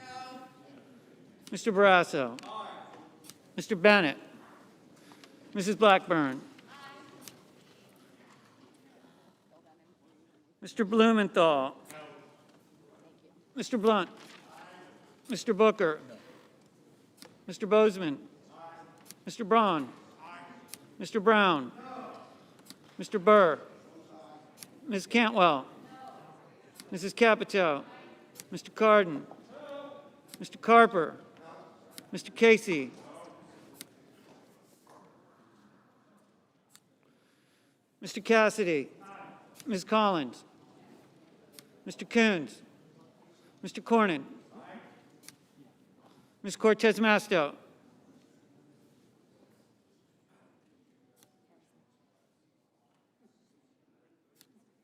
Mr. Cotton. Aye. Mr. Kramer. Aye. Mr. Crapo. Aye. Mr. Cruz. Aye. Mr. Daines. Aye. Ms. Duckworth. Mr. Durbin.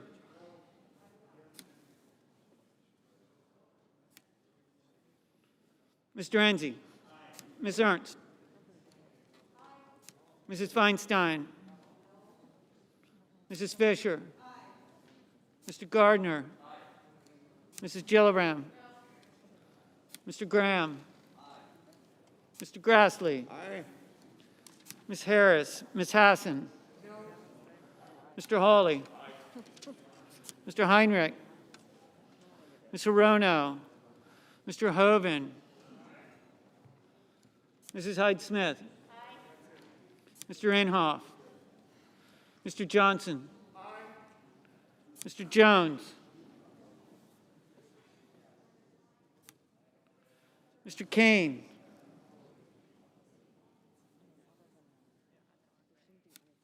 Mr. Kennedy. Aye. Mr. King. Ms. Klobuchar. Mr. Langford. Mr. Leahy.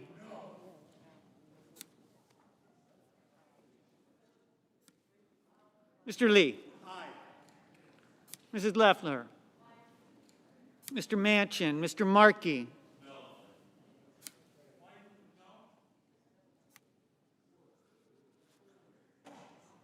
Mr. McConnell.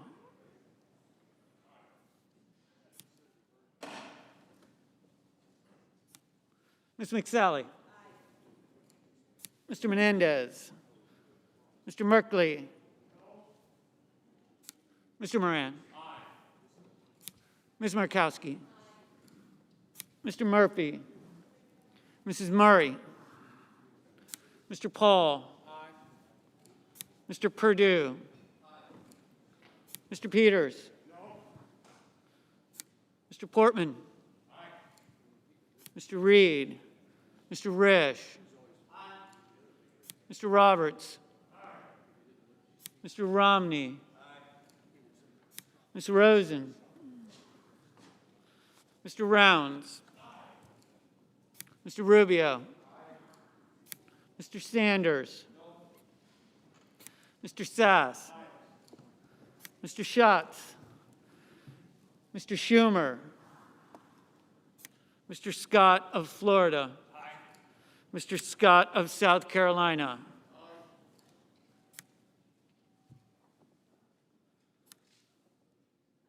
Mrs. Shaheen. Mr. Shelby. Ms. Sinema. Ms. Smith. Ms. Stabenow.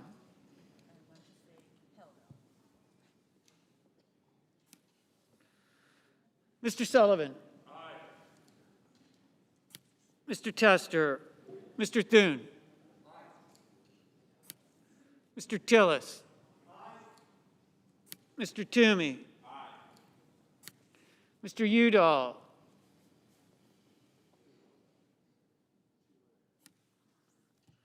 Mr. Van Hollen.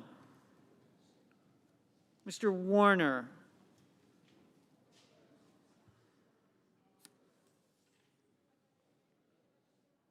Ms. Warren. Mr. Whitehouse. Mr. Wicker. Mr. Wyden.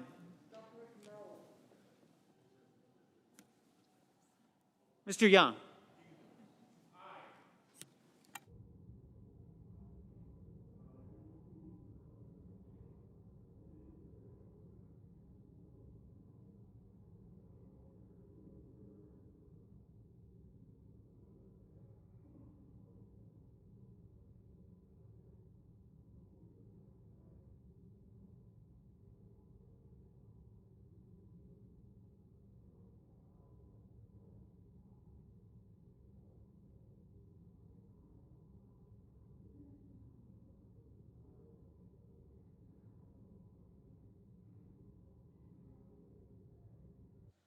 Senators voting in the affirmative: Alexander, Barrasso, Blackburn, Blunt, Bozeman, Braun, Burr, Capito, Cassidy, Cornyn, Cotton, Kramer, Crapo, Cruz, Daines, Enzi, Ernst, Fisher, Gardner, Graham, Grassley, Hawley, Hoeven, Heidsmith, Inhofe, Johnson, Kennedy, Lankford, Lee, Leffler, McConnell, McSally, Moran, Murkowski, Paul, Perdue, Portman, Risch, Roberts, Romney, Rounds, Rubio, Sass, Scott of Florida, Scott of South Carolina, Shelby, Sullivan, Thune, Tillis, Toomey, Wicker, Young.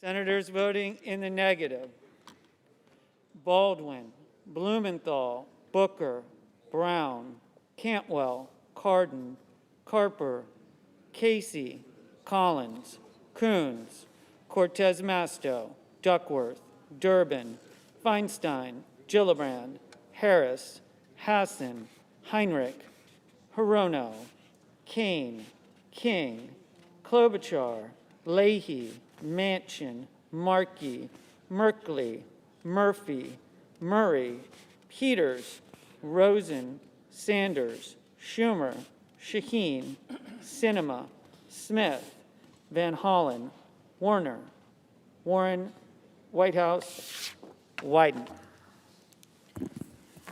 Mr. Menendez, no. Mr. Schatz, no. Mr. Reed, no.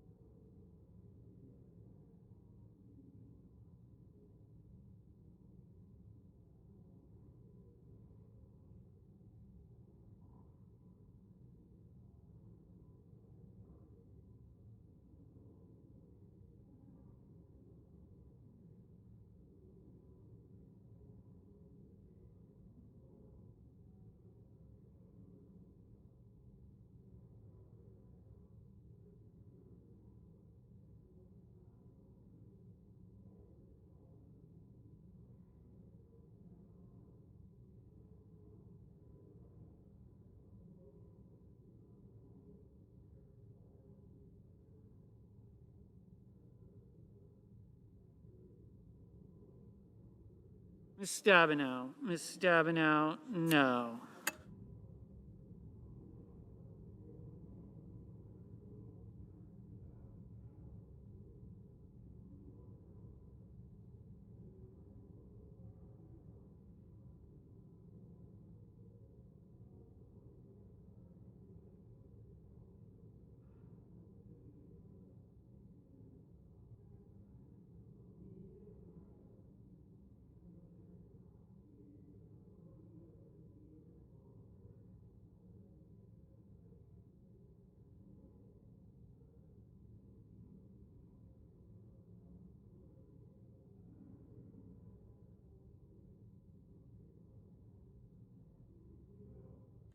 Mr. Bennett, no.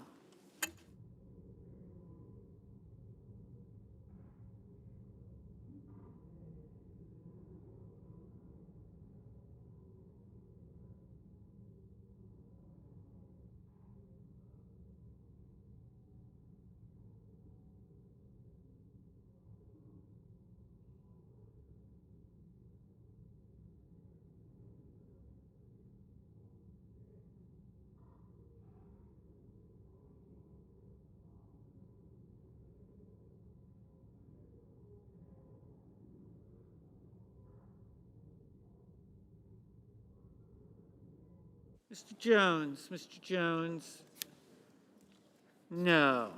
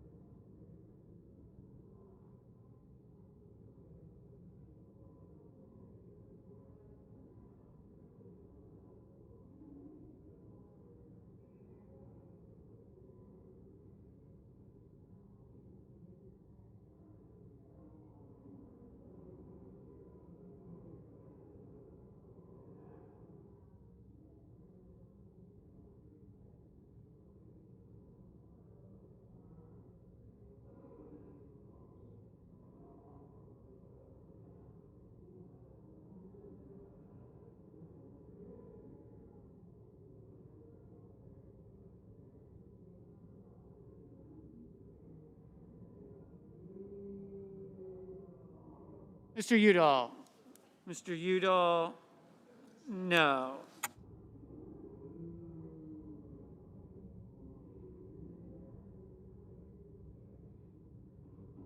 Senate will come to order. Are there any senators in the chamber who wish to vote or change their vote? If not, on this vote, the yeas are 52, the nays are 48.